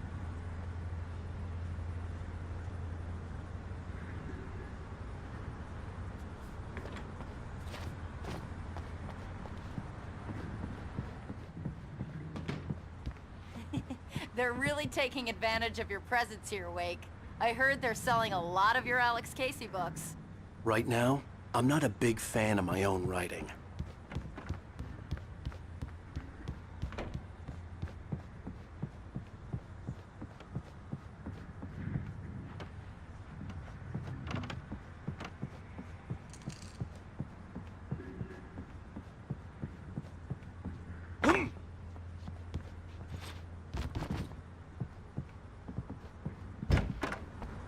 I don't see Barry. Look, Wake. Maybe that's him. That's the way to the chopper.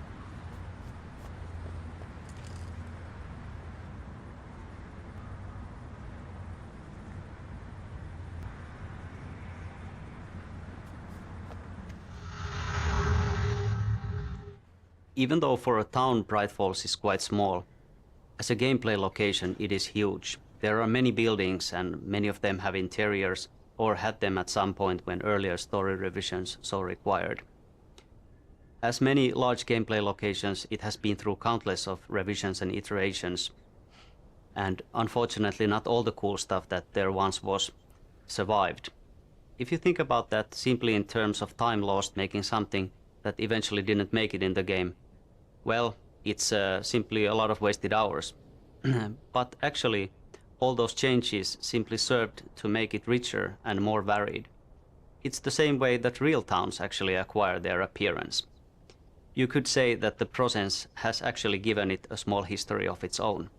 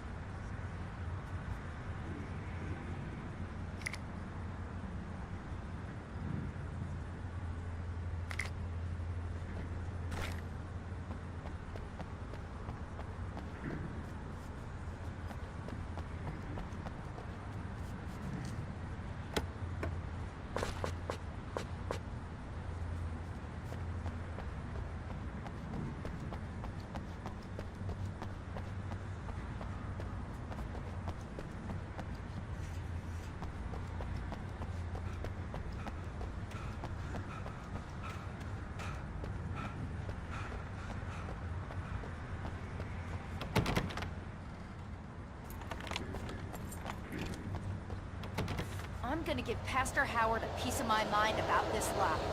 I told him to get it fixed. Let's take a break.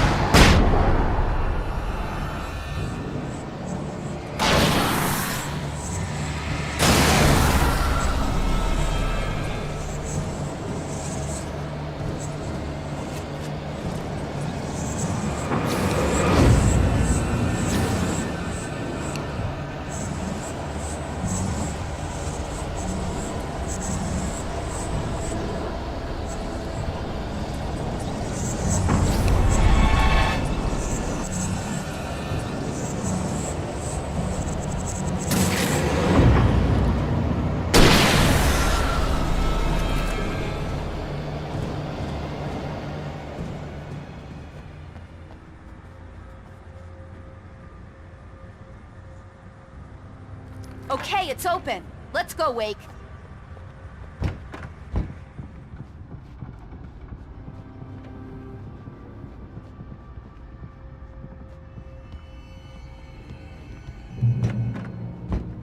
We're almost there. We'll have to go through the basement to get to the parking lot.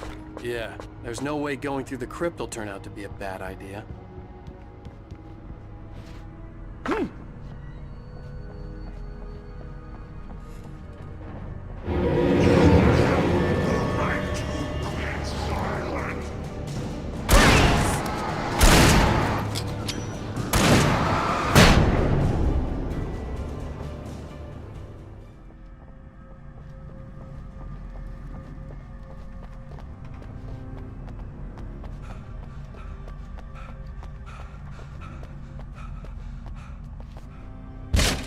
Did you call 911?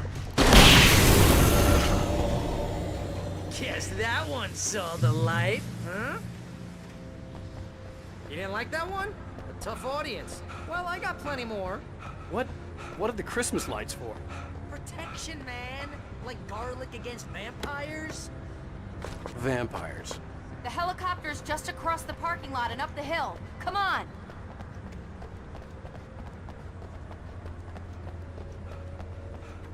The Bright Falls General Store is now my favorite place in the entire world. See this headlamp? It's like a superpower. I can just look at one of those things and they die. The fire station on the hill, on the hillside, was actually fairly late arrival to the city. The last building that was built. When we settled upon the how the journey ends with the helicopter, when we found a good location for the helicopter, it basically meant that we need to find an iconic building to go with it. The hillside was the best spot for the helipad, and when that was decided, everything kind of like locked into place. The fire station looked great, and the fire station yard just kind of like worked perfectly for the fight layout.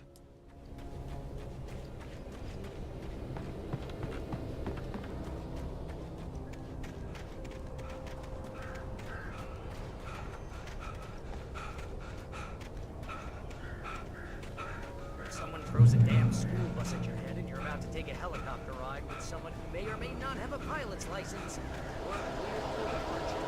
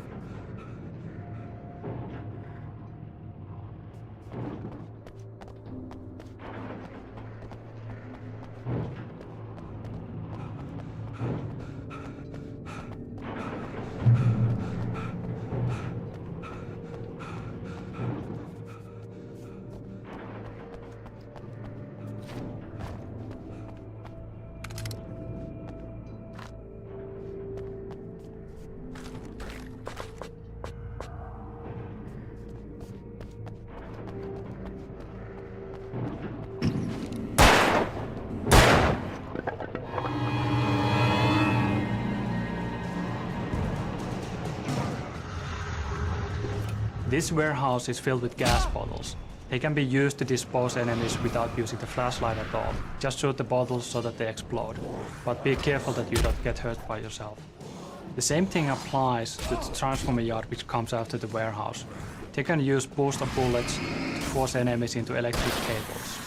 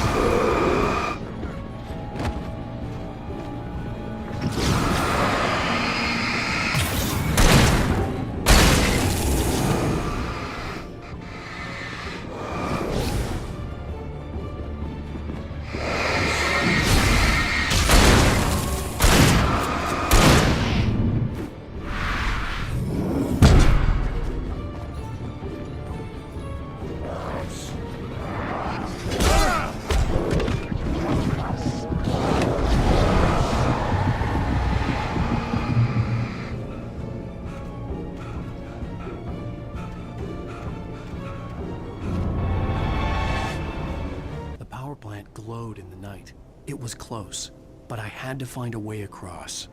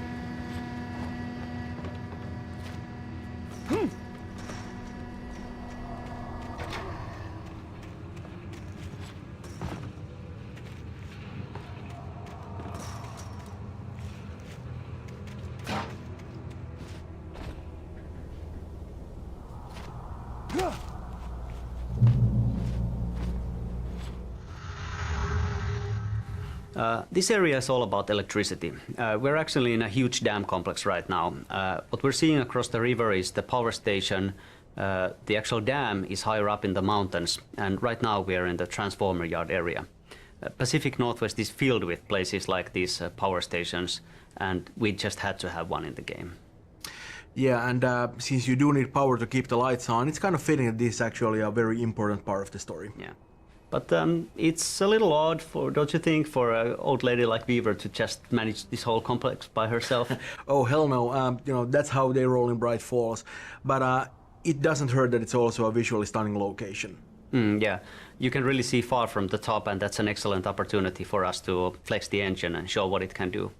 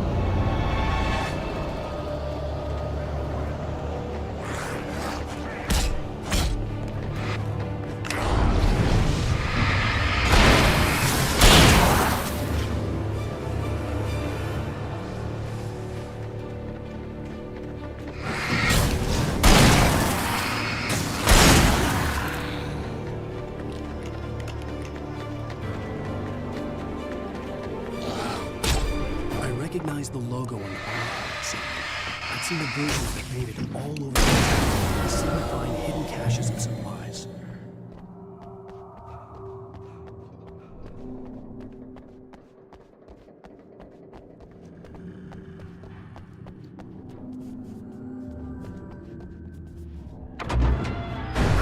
Hold it right!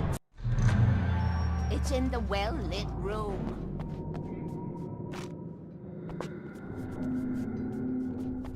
Excuse me? What you need to drive the darkness back. The well-lit room is at the dam. I built the room to keep it safe. Will it help me find Alice? Will it get me back to the cabin? Fine, let's go. I can get my friends to come back with the helicopter. Oh, we won't go outside. Never at night. That's rule number 1. You've been breaking the rules, young man, and where has that gotten us, Oh, I have a secret route, a lit route, an old water pipe. Something was damaged at the transformer yard. It's draining all the reserve power. Without it, the pipe will go dark. The power to the yard must be cut. Let me guess. You want me to do it? Young man, you're the one who likes to break the rules. I can't be outside in the dark. The kill switch is outside.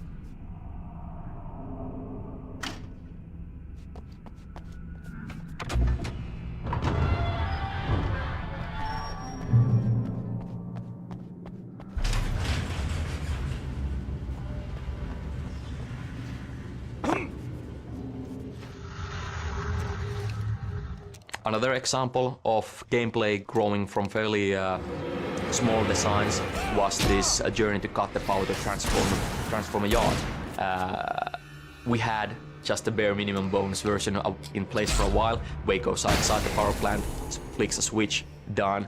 But obviously, after a few months of iterating, trying all the cool things, we noticed that, well, of course it works better when we have this combat, build-up, and the fairly simple, but hopefully enjoyable puzzle in the end.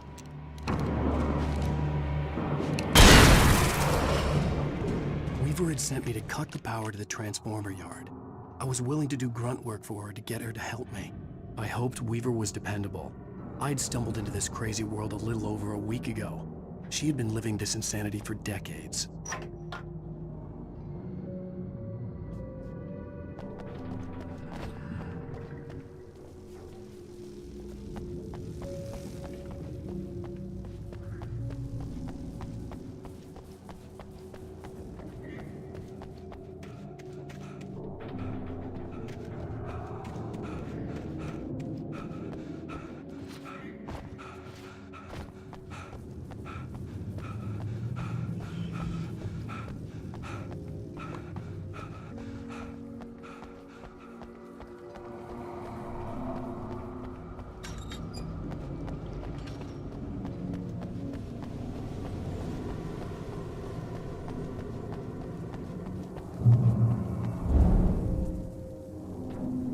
I could see the kill switch that would cut the power to the transformer yard.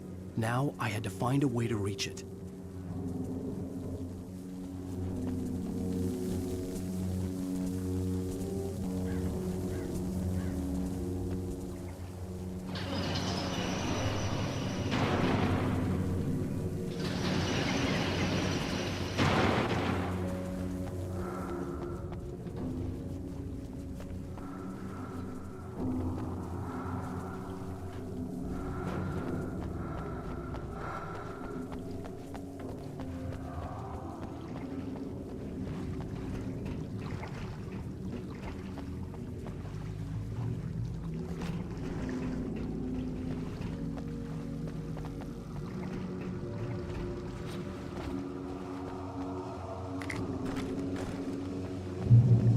Designs these things.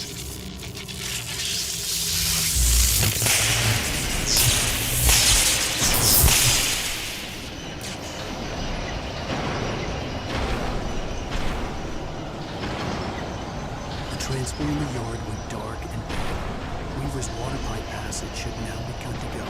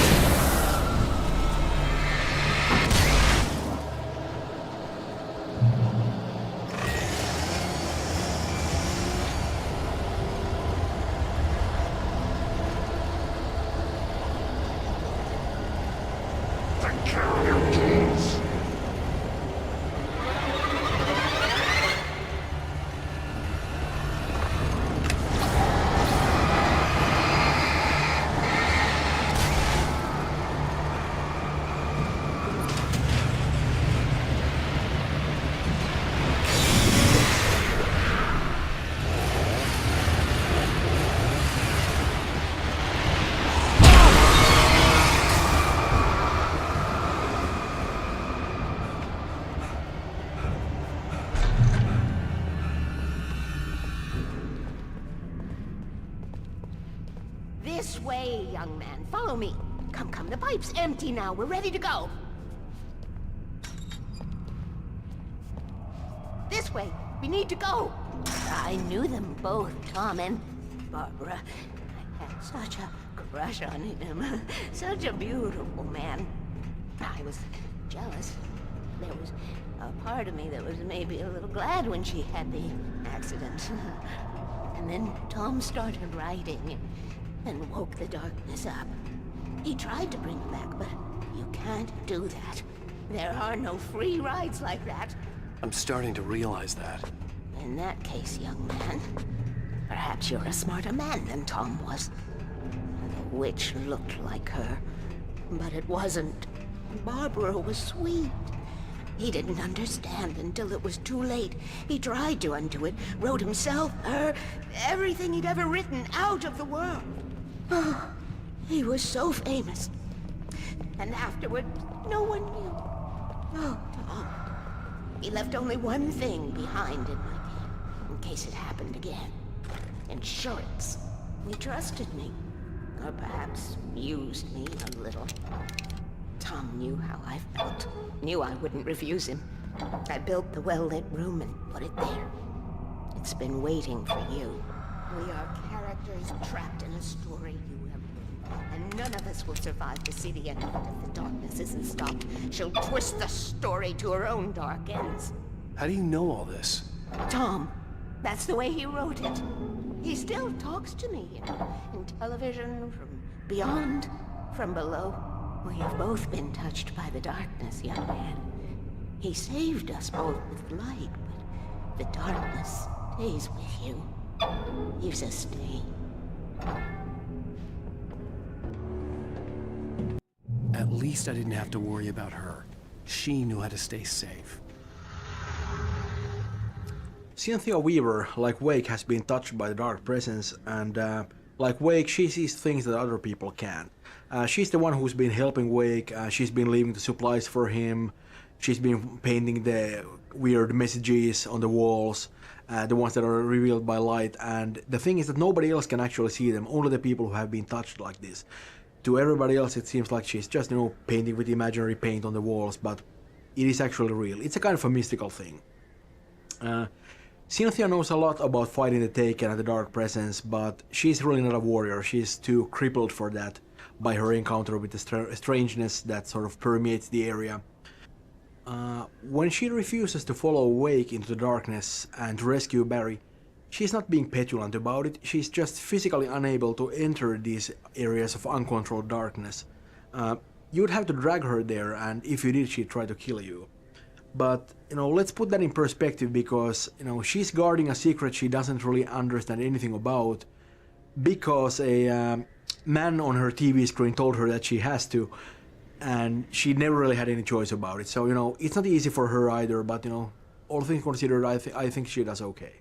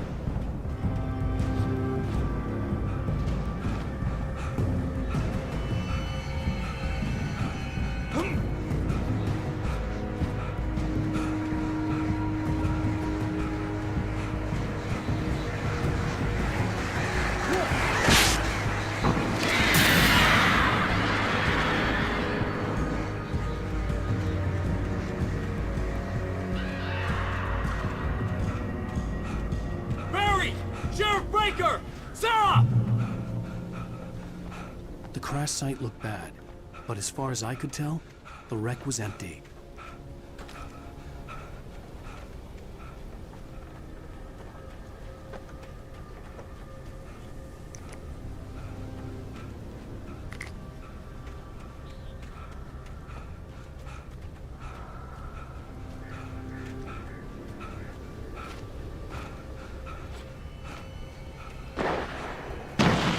Barry!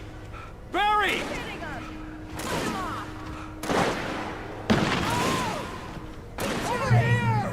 Hang in there, I'm coming! Here they come.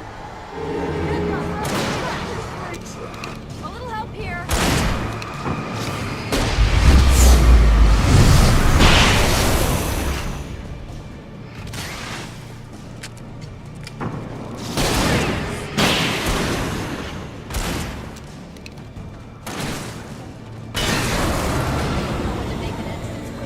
We were ready to make like Butch Cassidy and the Sundance Kid. I have a different ending in mind. Yeah, I'm fine. Thanks for asking. I knew you'd be all right. How's that? The flaming eye of Mordor? Laugh it up, funny man. Do we have somewhere to go? Weaver will meet us at the dam.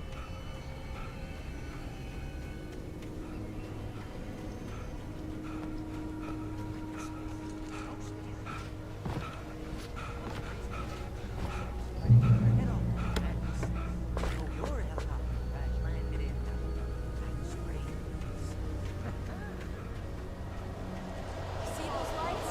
That's the elevator we need to take. You can't beat her for the mind.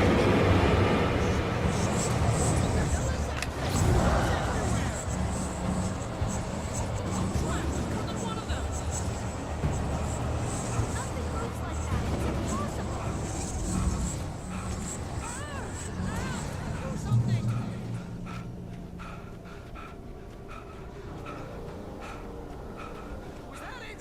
Are we safe? That was... wow. I think we're okay. Wait, call the elevator. I'm keeping watch. I hear something moving around. Please.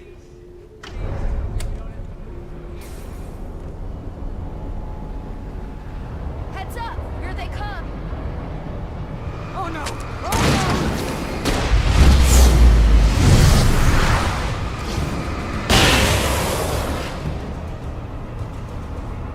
They're coming! We have to hold them off!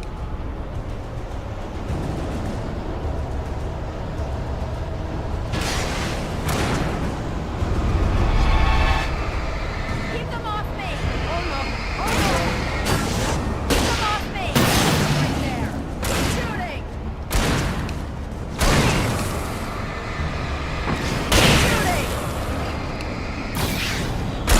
This is the slowest elevator in the world.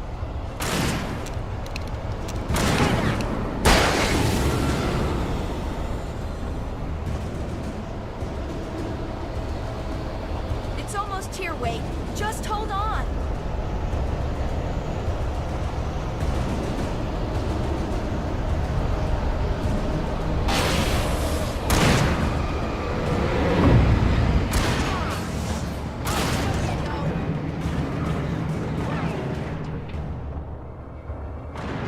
Look out, Wade!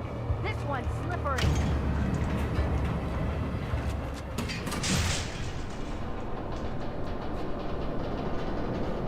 We're almost there. There's an entrance into the dam at the top. What's the plan, Wade? Well, Weaver's crazy, but she's got something Zane left behind. Something to fix this. Gee, could you be a little more vague? Thomas Zane? Seriously? Might as well be Paul Bunyan or Bigfoot. Yeah, well, he was real.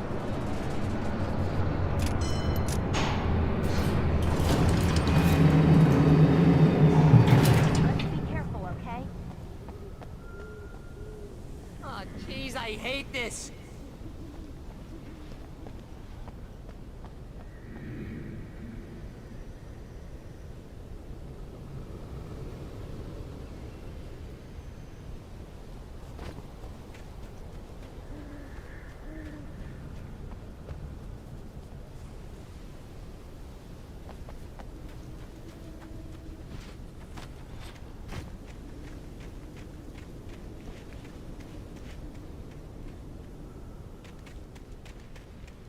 Okay, Wake. There's a button over there that opens the door. I think something's broken. Hold the button down so we can get in.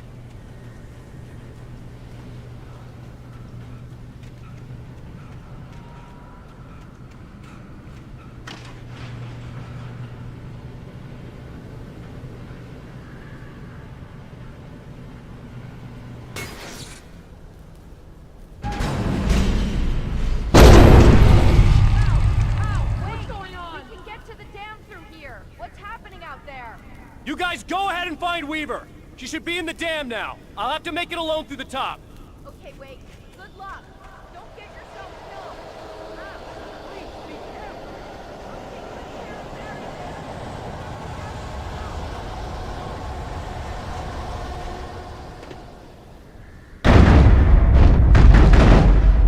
You gotta be kidding me.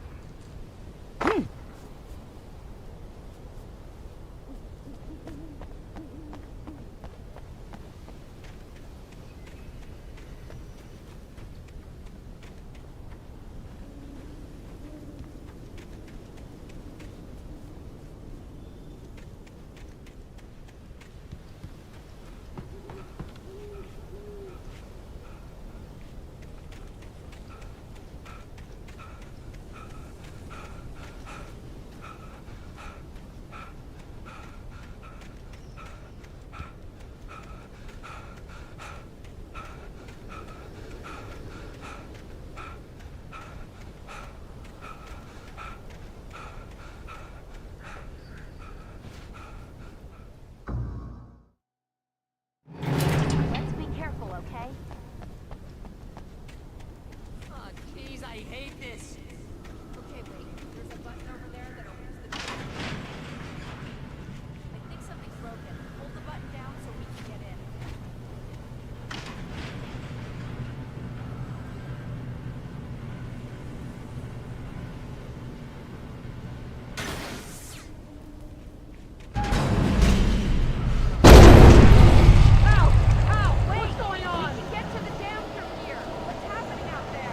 You guys go ahead and find Weaver.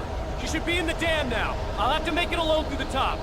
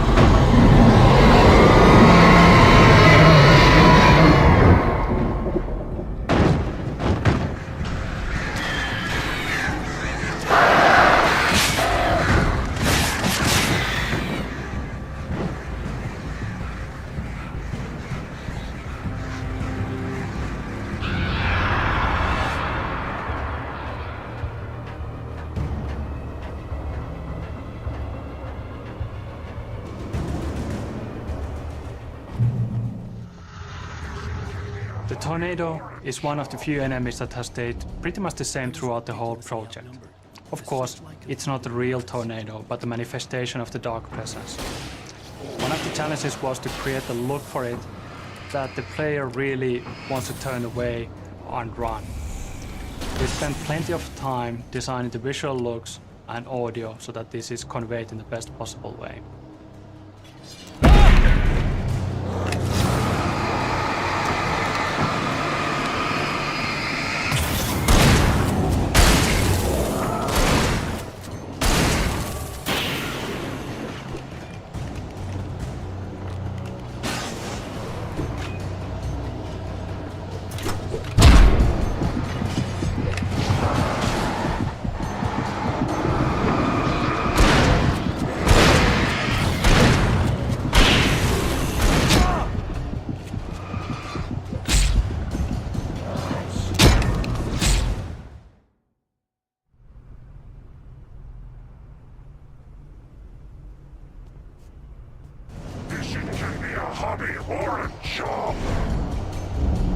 I was ridiculously outnumbered. The searchlight could even the odds.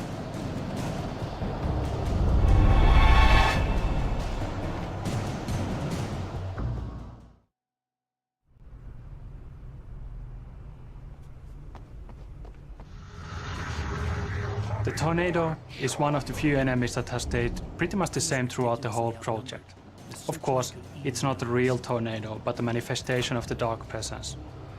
One of the challenges was to create a look for it that the player really wants to turn away and run. We spent plenty of time designing the visual looks and audio so that this is conveyed in the best possible way.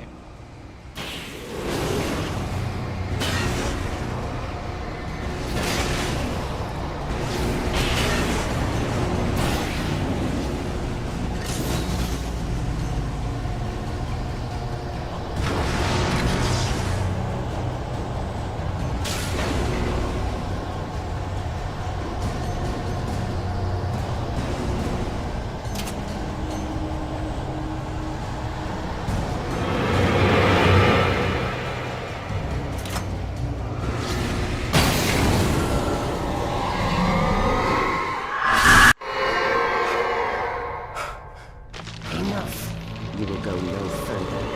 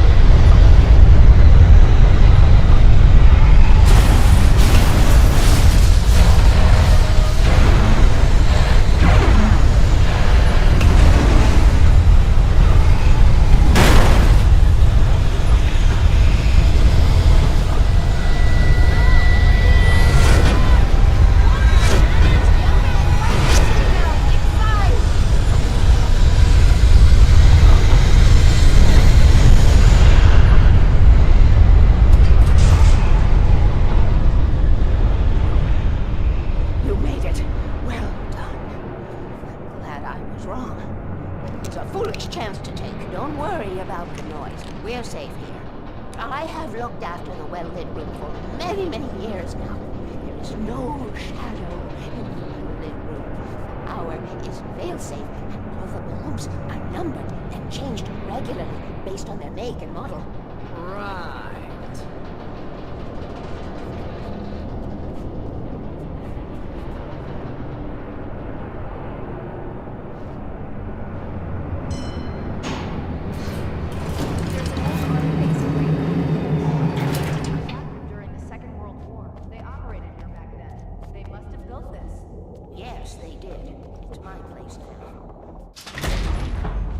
Previously on Alan... I had a hangover. My head was about to explode and the light hurt my eyes. I needed my sunglasses and painkillers to dull the pain. In one of my finer moments of self-deception, I swore. The New York apartment is one of my favorite locations in the game. From a story point of view, its role is of course to provide the background story for the relationship of Alan and Alice. But to me there is another important aspect as well. You see, it's of course also a homage to the New York setting of the Max Payne games, and my first 3 years here at Remedy were spent working on those games.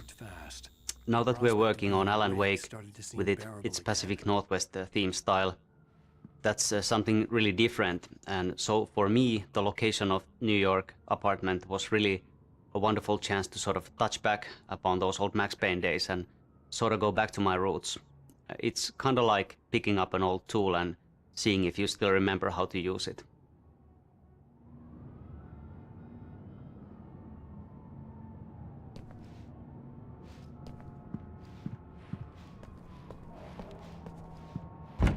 There was a message waiting for me on the machine. You have one new message. Al! Are you still asleep? Wakey, wakey! You should have your show on your TiVo. If Alice wasn't too mad to record it.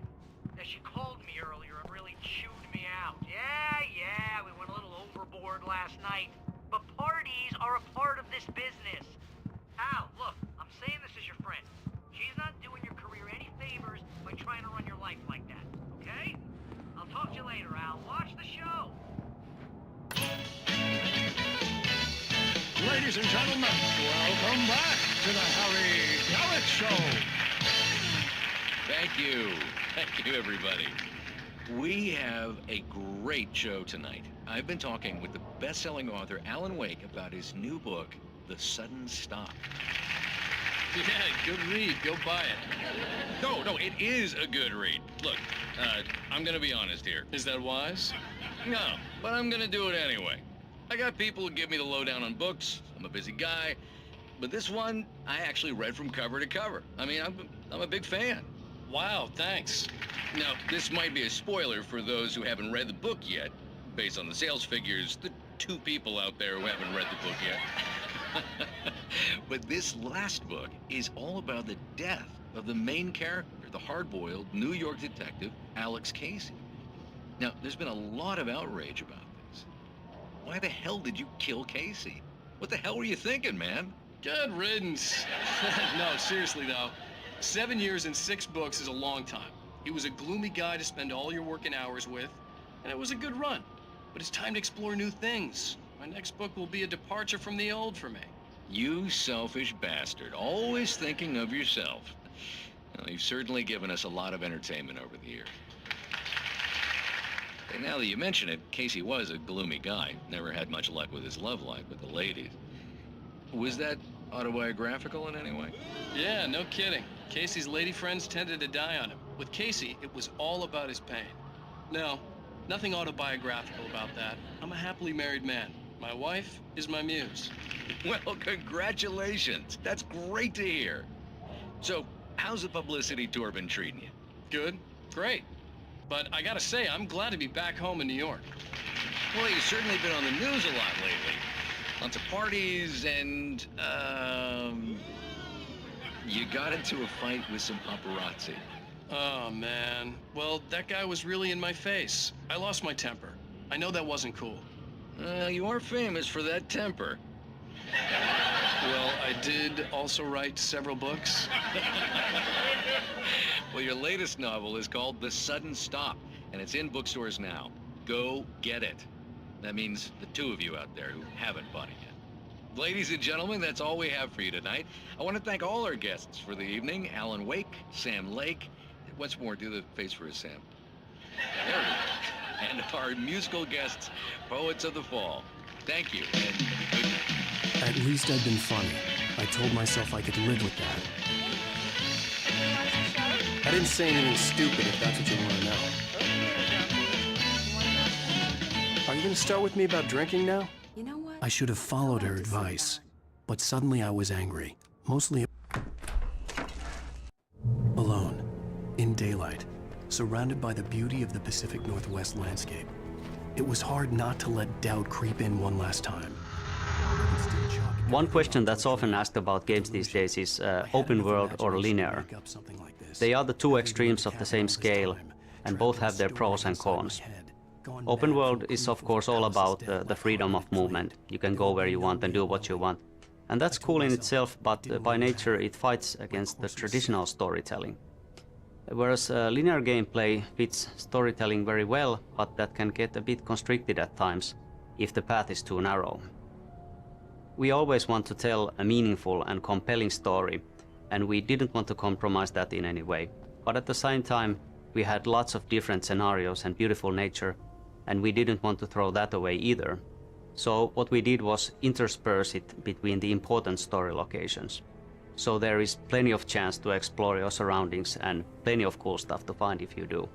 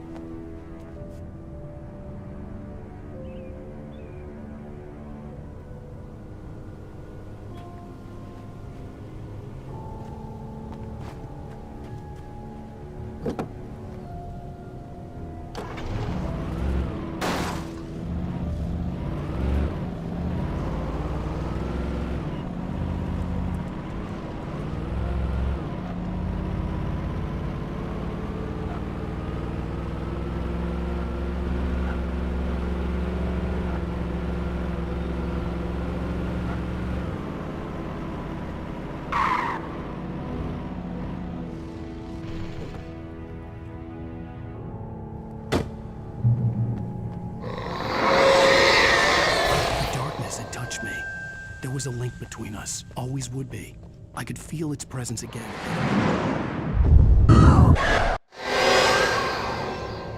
I will kill your wife.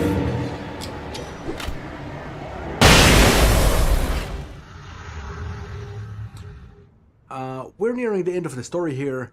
At this point, we pretty much know the answers to most of the major questions, such as what happened to Alice, where did the manuscript come from, and so forth. All that remains for Wake now is to make his final run into the Heart of Darkness and make his final sacrifice. He's said goodbye to his best friend. He's not really expecting to come back from this one, but he's willing to do that to save Alice. I'm not really sure if you could call Wake a heroic character as such. You know, he doesn't really, he doesn't have that square-jawed look or anything, but when it's all said and done, I really don't think he's a coward.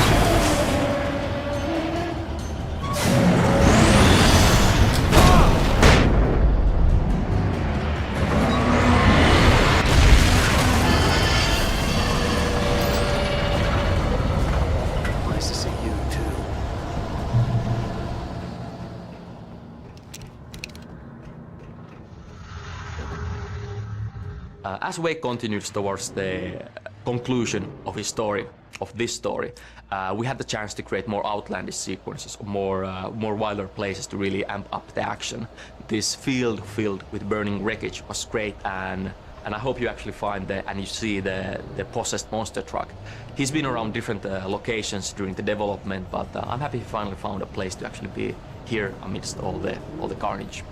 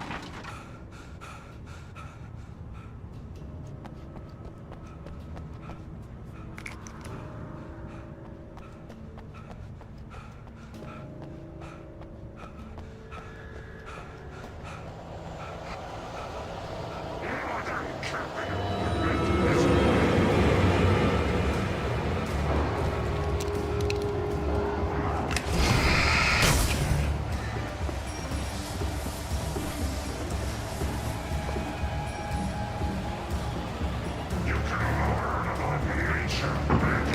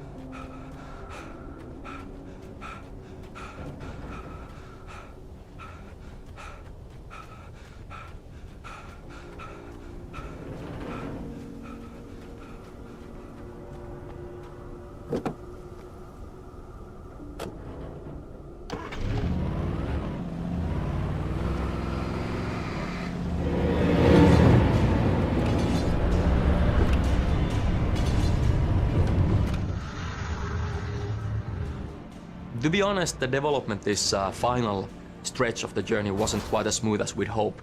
The environment, the scope of this area east to the Golden Lake is massive, and we had problems in actually polishing everything to the degree we wanted.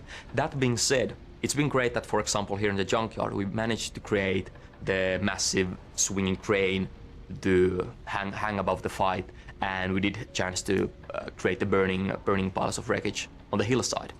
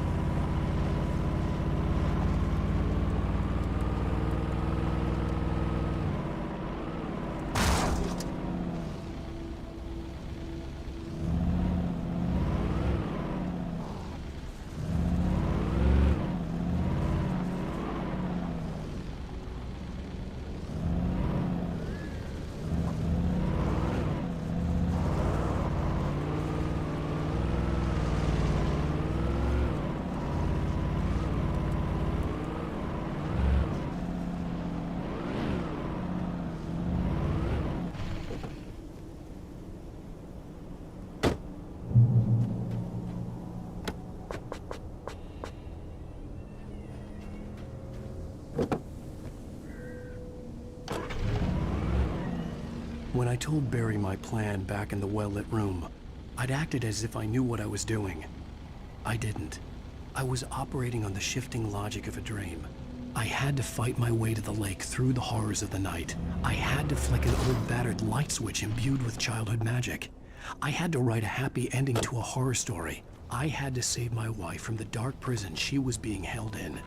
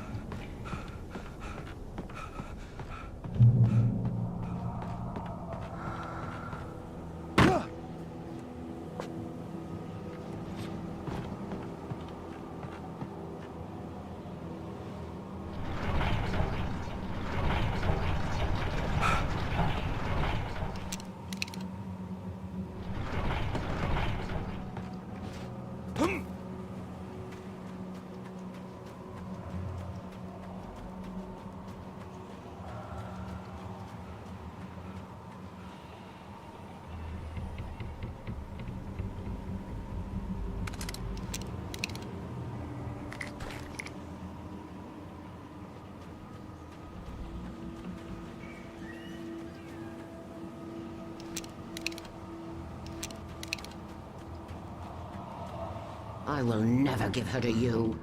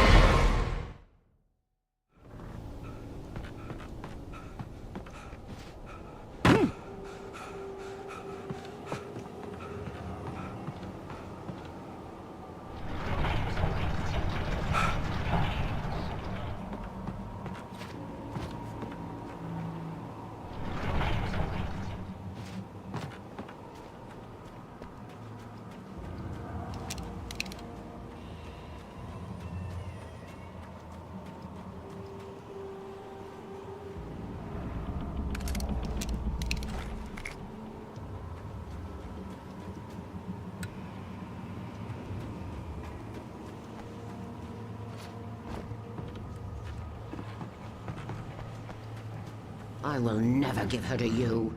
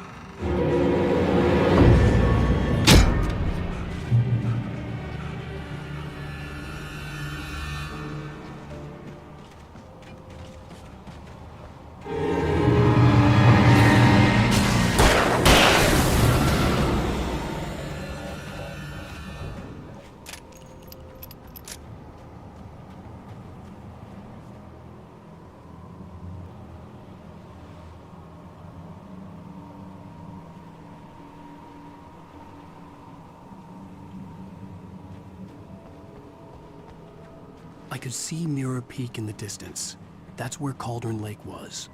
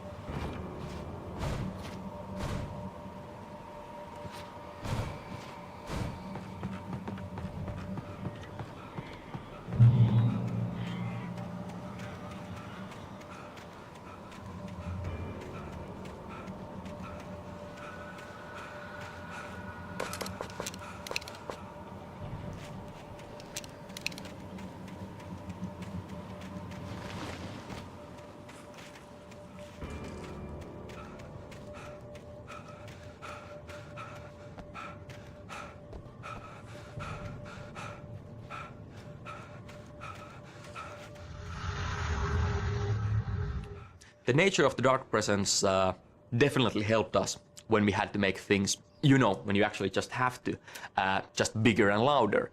A player is fairly familiar with the idea of trekking through a haunted forest or dark forest by this point in the game, but we had a chance to, you know, just when we needed, to throw entire boats and train carriages to the player, just creating total havoc.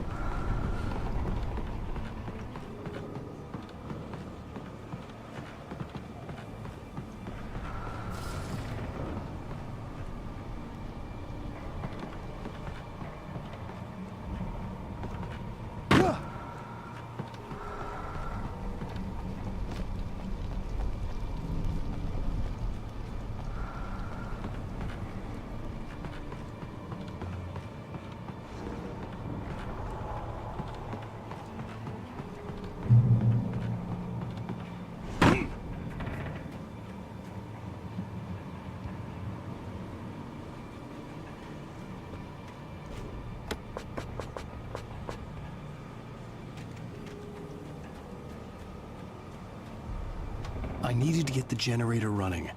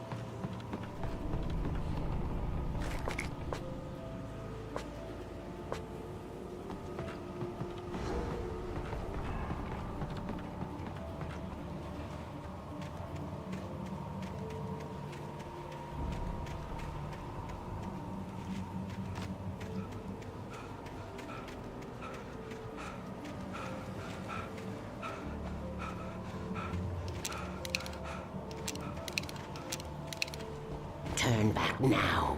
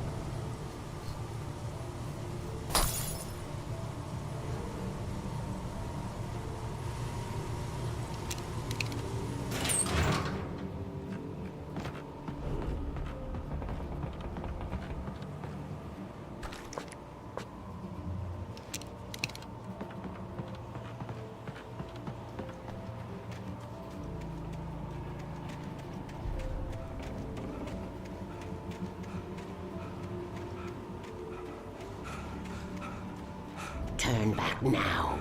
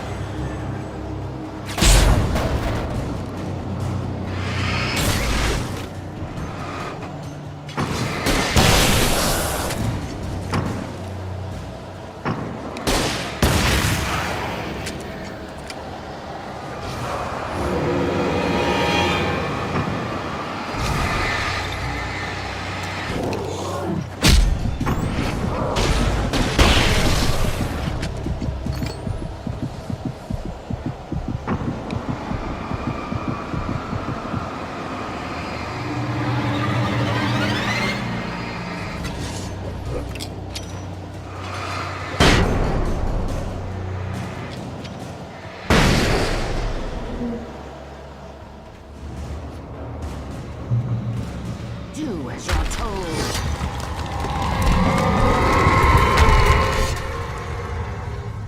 This is the final battle in the game. You can actually finally face the tornado and fight it. We didn't want to create a complicated puzzle, but this was more about the experience. We wanted to make this a memorable moment in the game. If you look carefully, you can actually see Barbara Jagger standing in the middle of the tornado. And she's the only thing standing between you and Cotton Lake.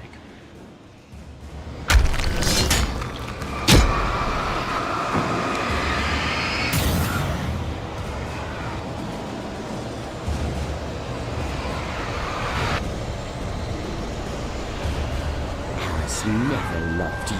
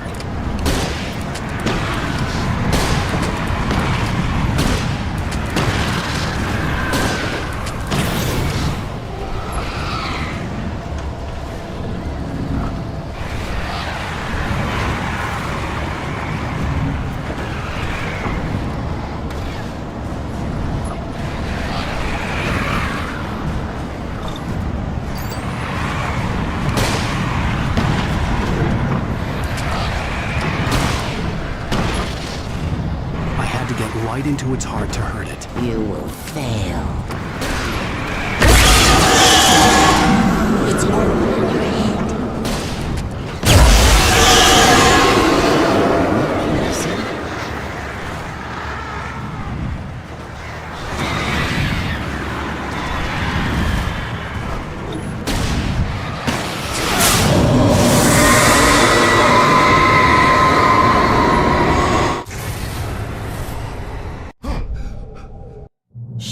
Baby, the power's out. There's no light. Come back to bed and I'll make you forget all about your fear of the dark. My fear? It's your fear. Why aren't you afraid? You're not Alice. Turn the lights on now. Where's the clicker? What did you do with it? Alan, honey, you're still 1 foot in a dream. You're not making any sense. Come back to bed.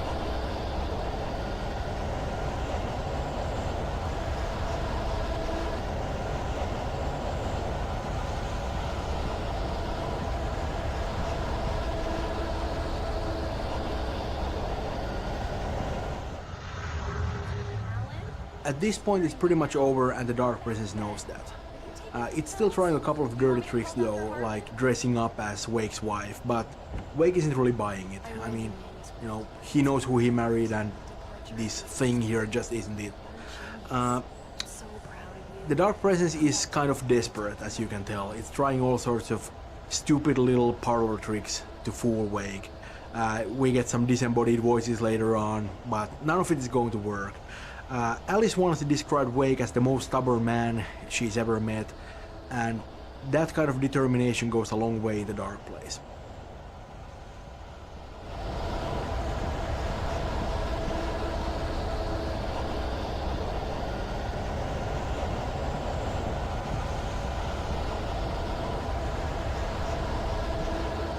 Come back to bed, Alan. Come back to bed, Tom.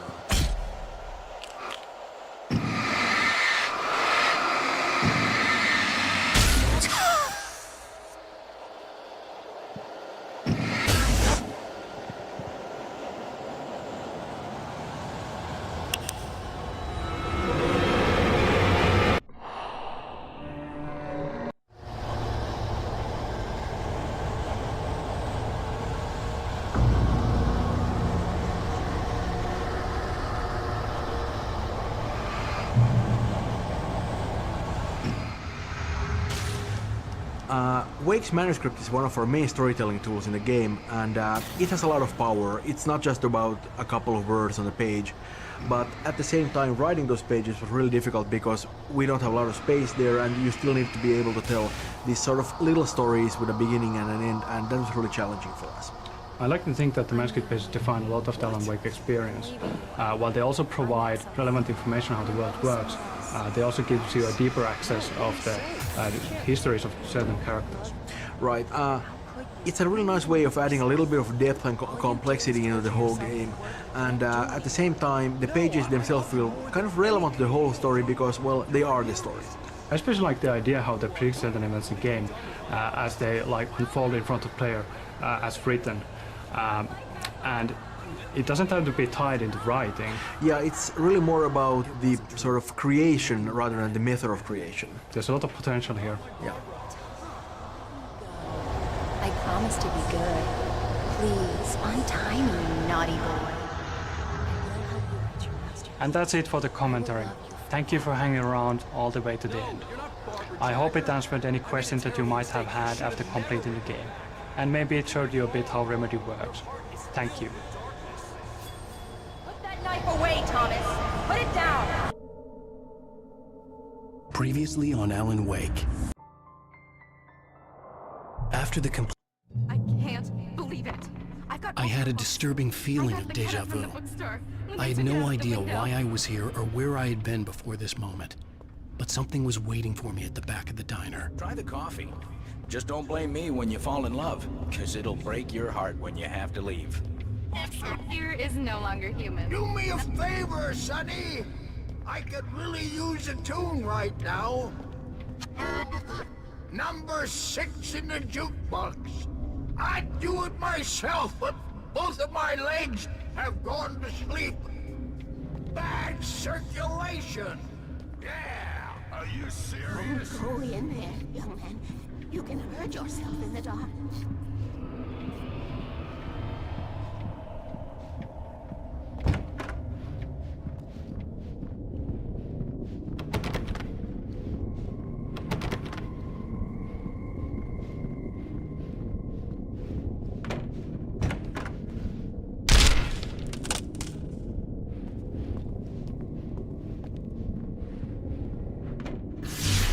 Alan, listen to me.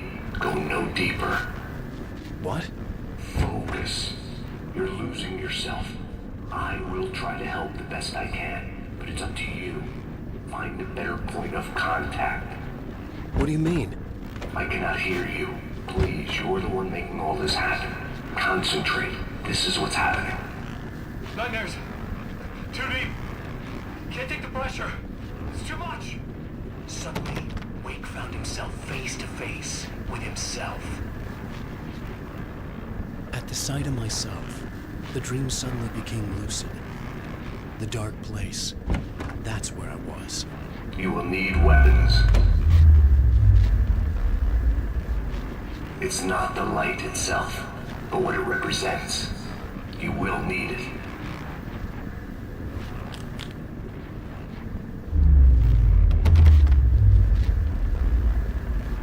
This is not a gun. It is a tool in a logical process of elimination. Be careful. I will try to find a better point of contact. I didn't understand Zane's message, and knowing where I was didn't fix anything. Something had gone wrong after I had finished departure. What the hell was that? The diner had become deserted. Then the door was smashed off its hinges and Wake had to fight for his life.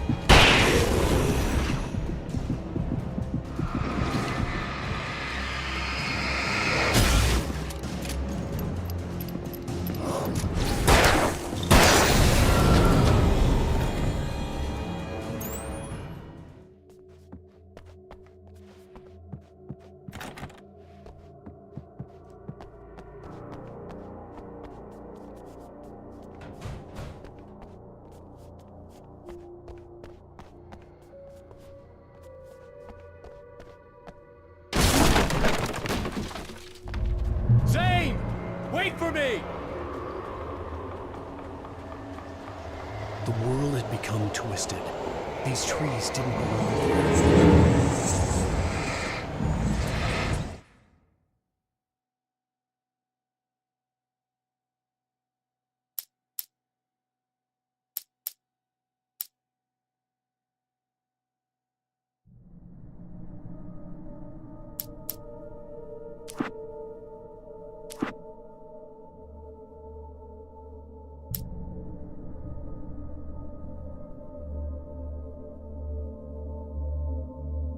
Previously on Alan Wake. Ugh, I think I'm stuck on this side. Well, you're gonna have to find your way out of there. I'll wait. Just remember, you're still in the dark place. You know that, right? I don't want to alarm you, pal, but it's sink or swim time. Fine. I could feel the pressure mounting. Barry was right. Time was running out. Everything I saw was a dark, twisted version of reality based on my memories and thoughts.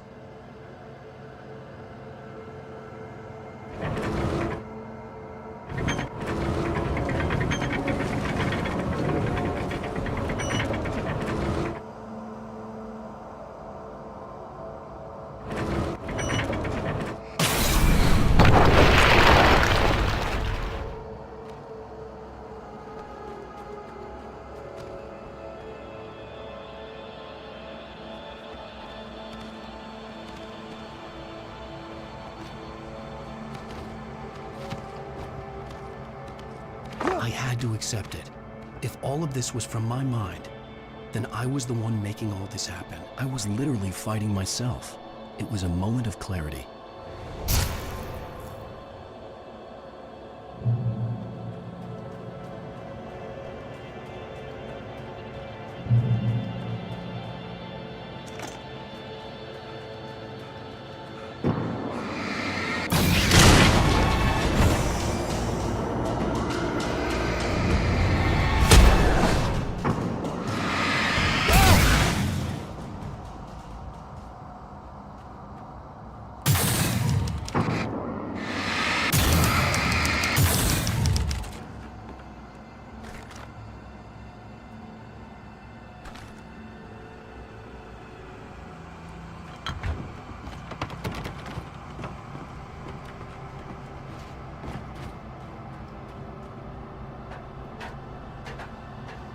After finishing Departure, I felt finished myself. All I had wanted was to save Alice. After that, a part of me had been ready to just give in and die. But I hadn't given up. Thomas Zane had reached me. I had run across a nightmarish landscape following a signal from him. He kept telling me I was sinking, going too deep. I wasn't sure if he meant the dark place or insanity. Perhaps they were one and the same.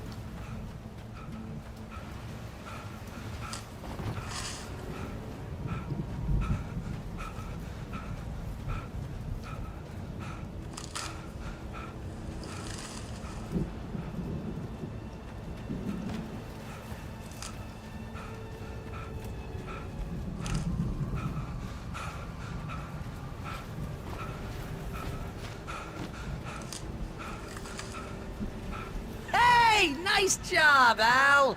So, you really are nuts, huh? Let's face it, we always knew this was coming. I guess, but I actually feel pretty rational, all things considered. Crazy people don't know they're crazy. That's where they're crazy. Hey, check out the light show behind the lodge. That's Zane's light. Yeah, you're done sinking now. That means he's just about caught up with you. You better go talk to him.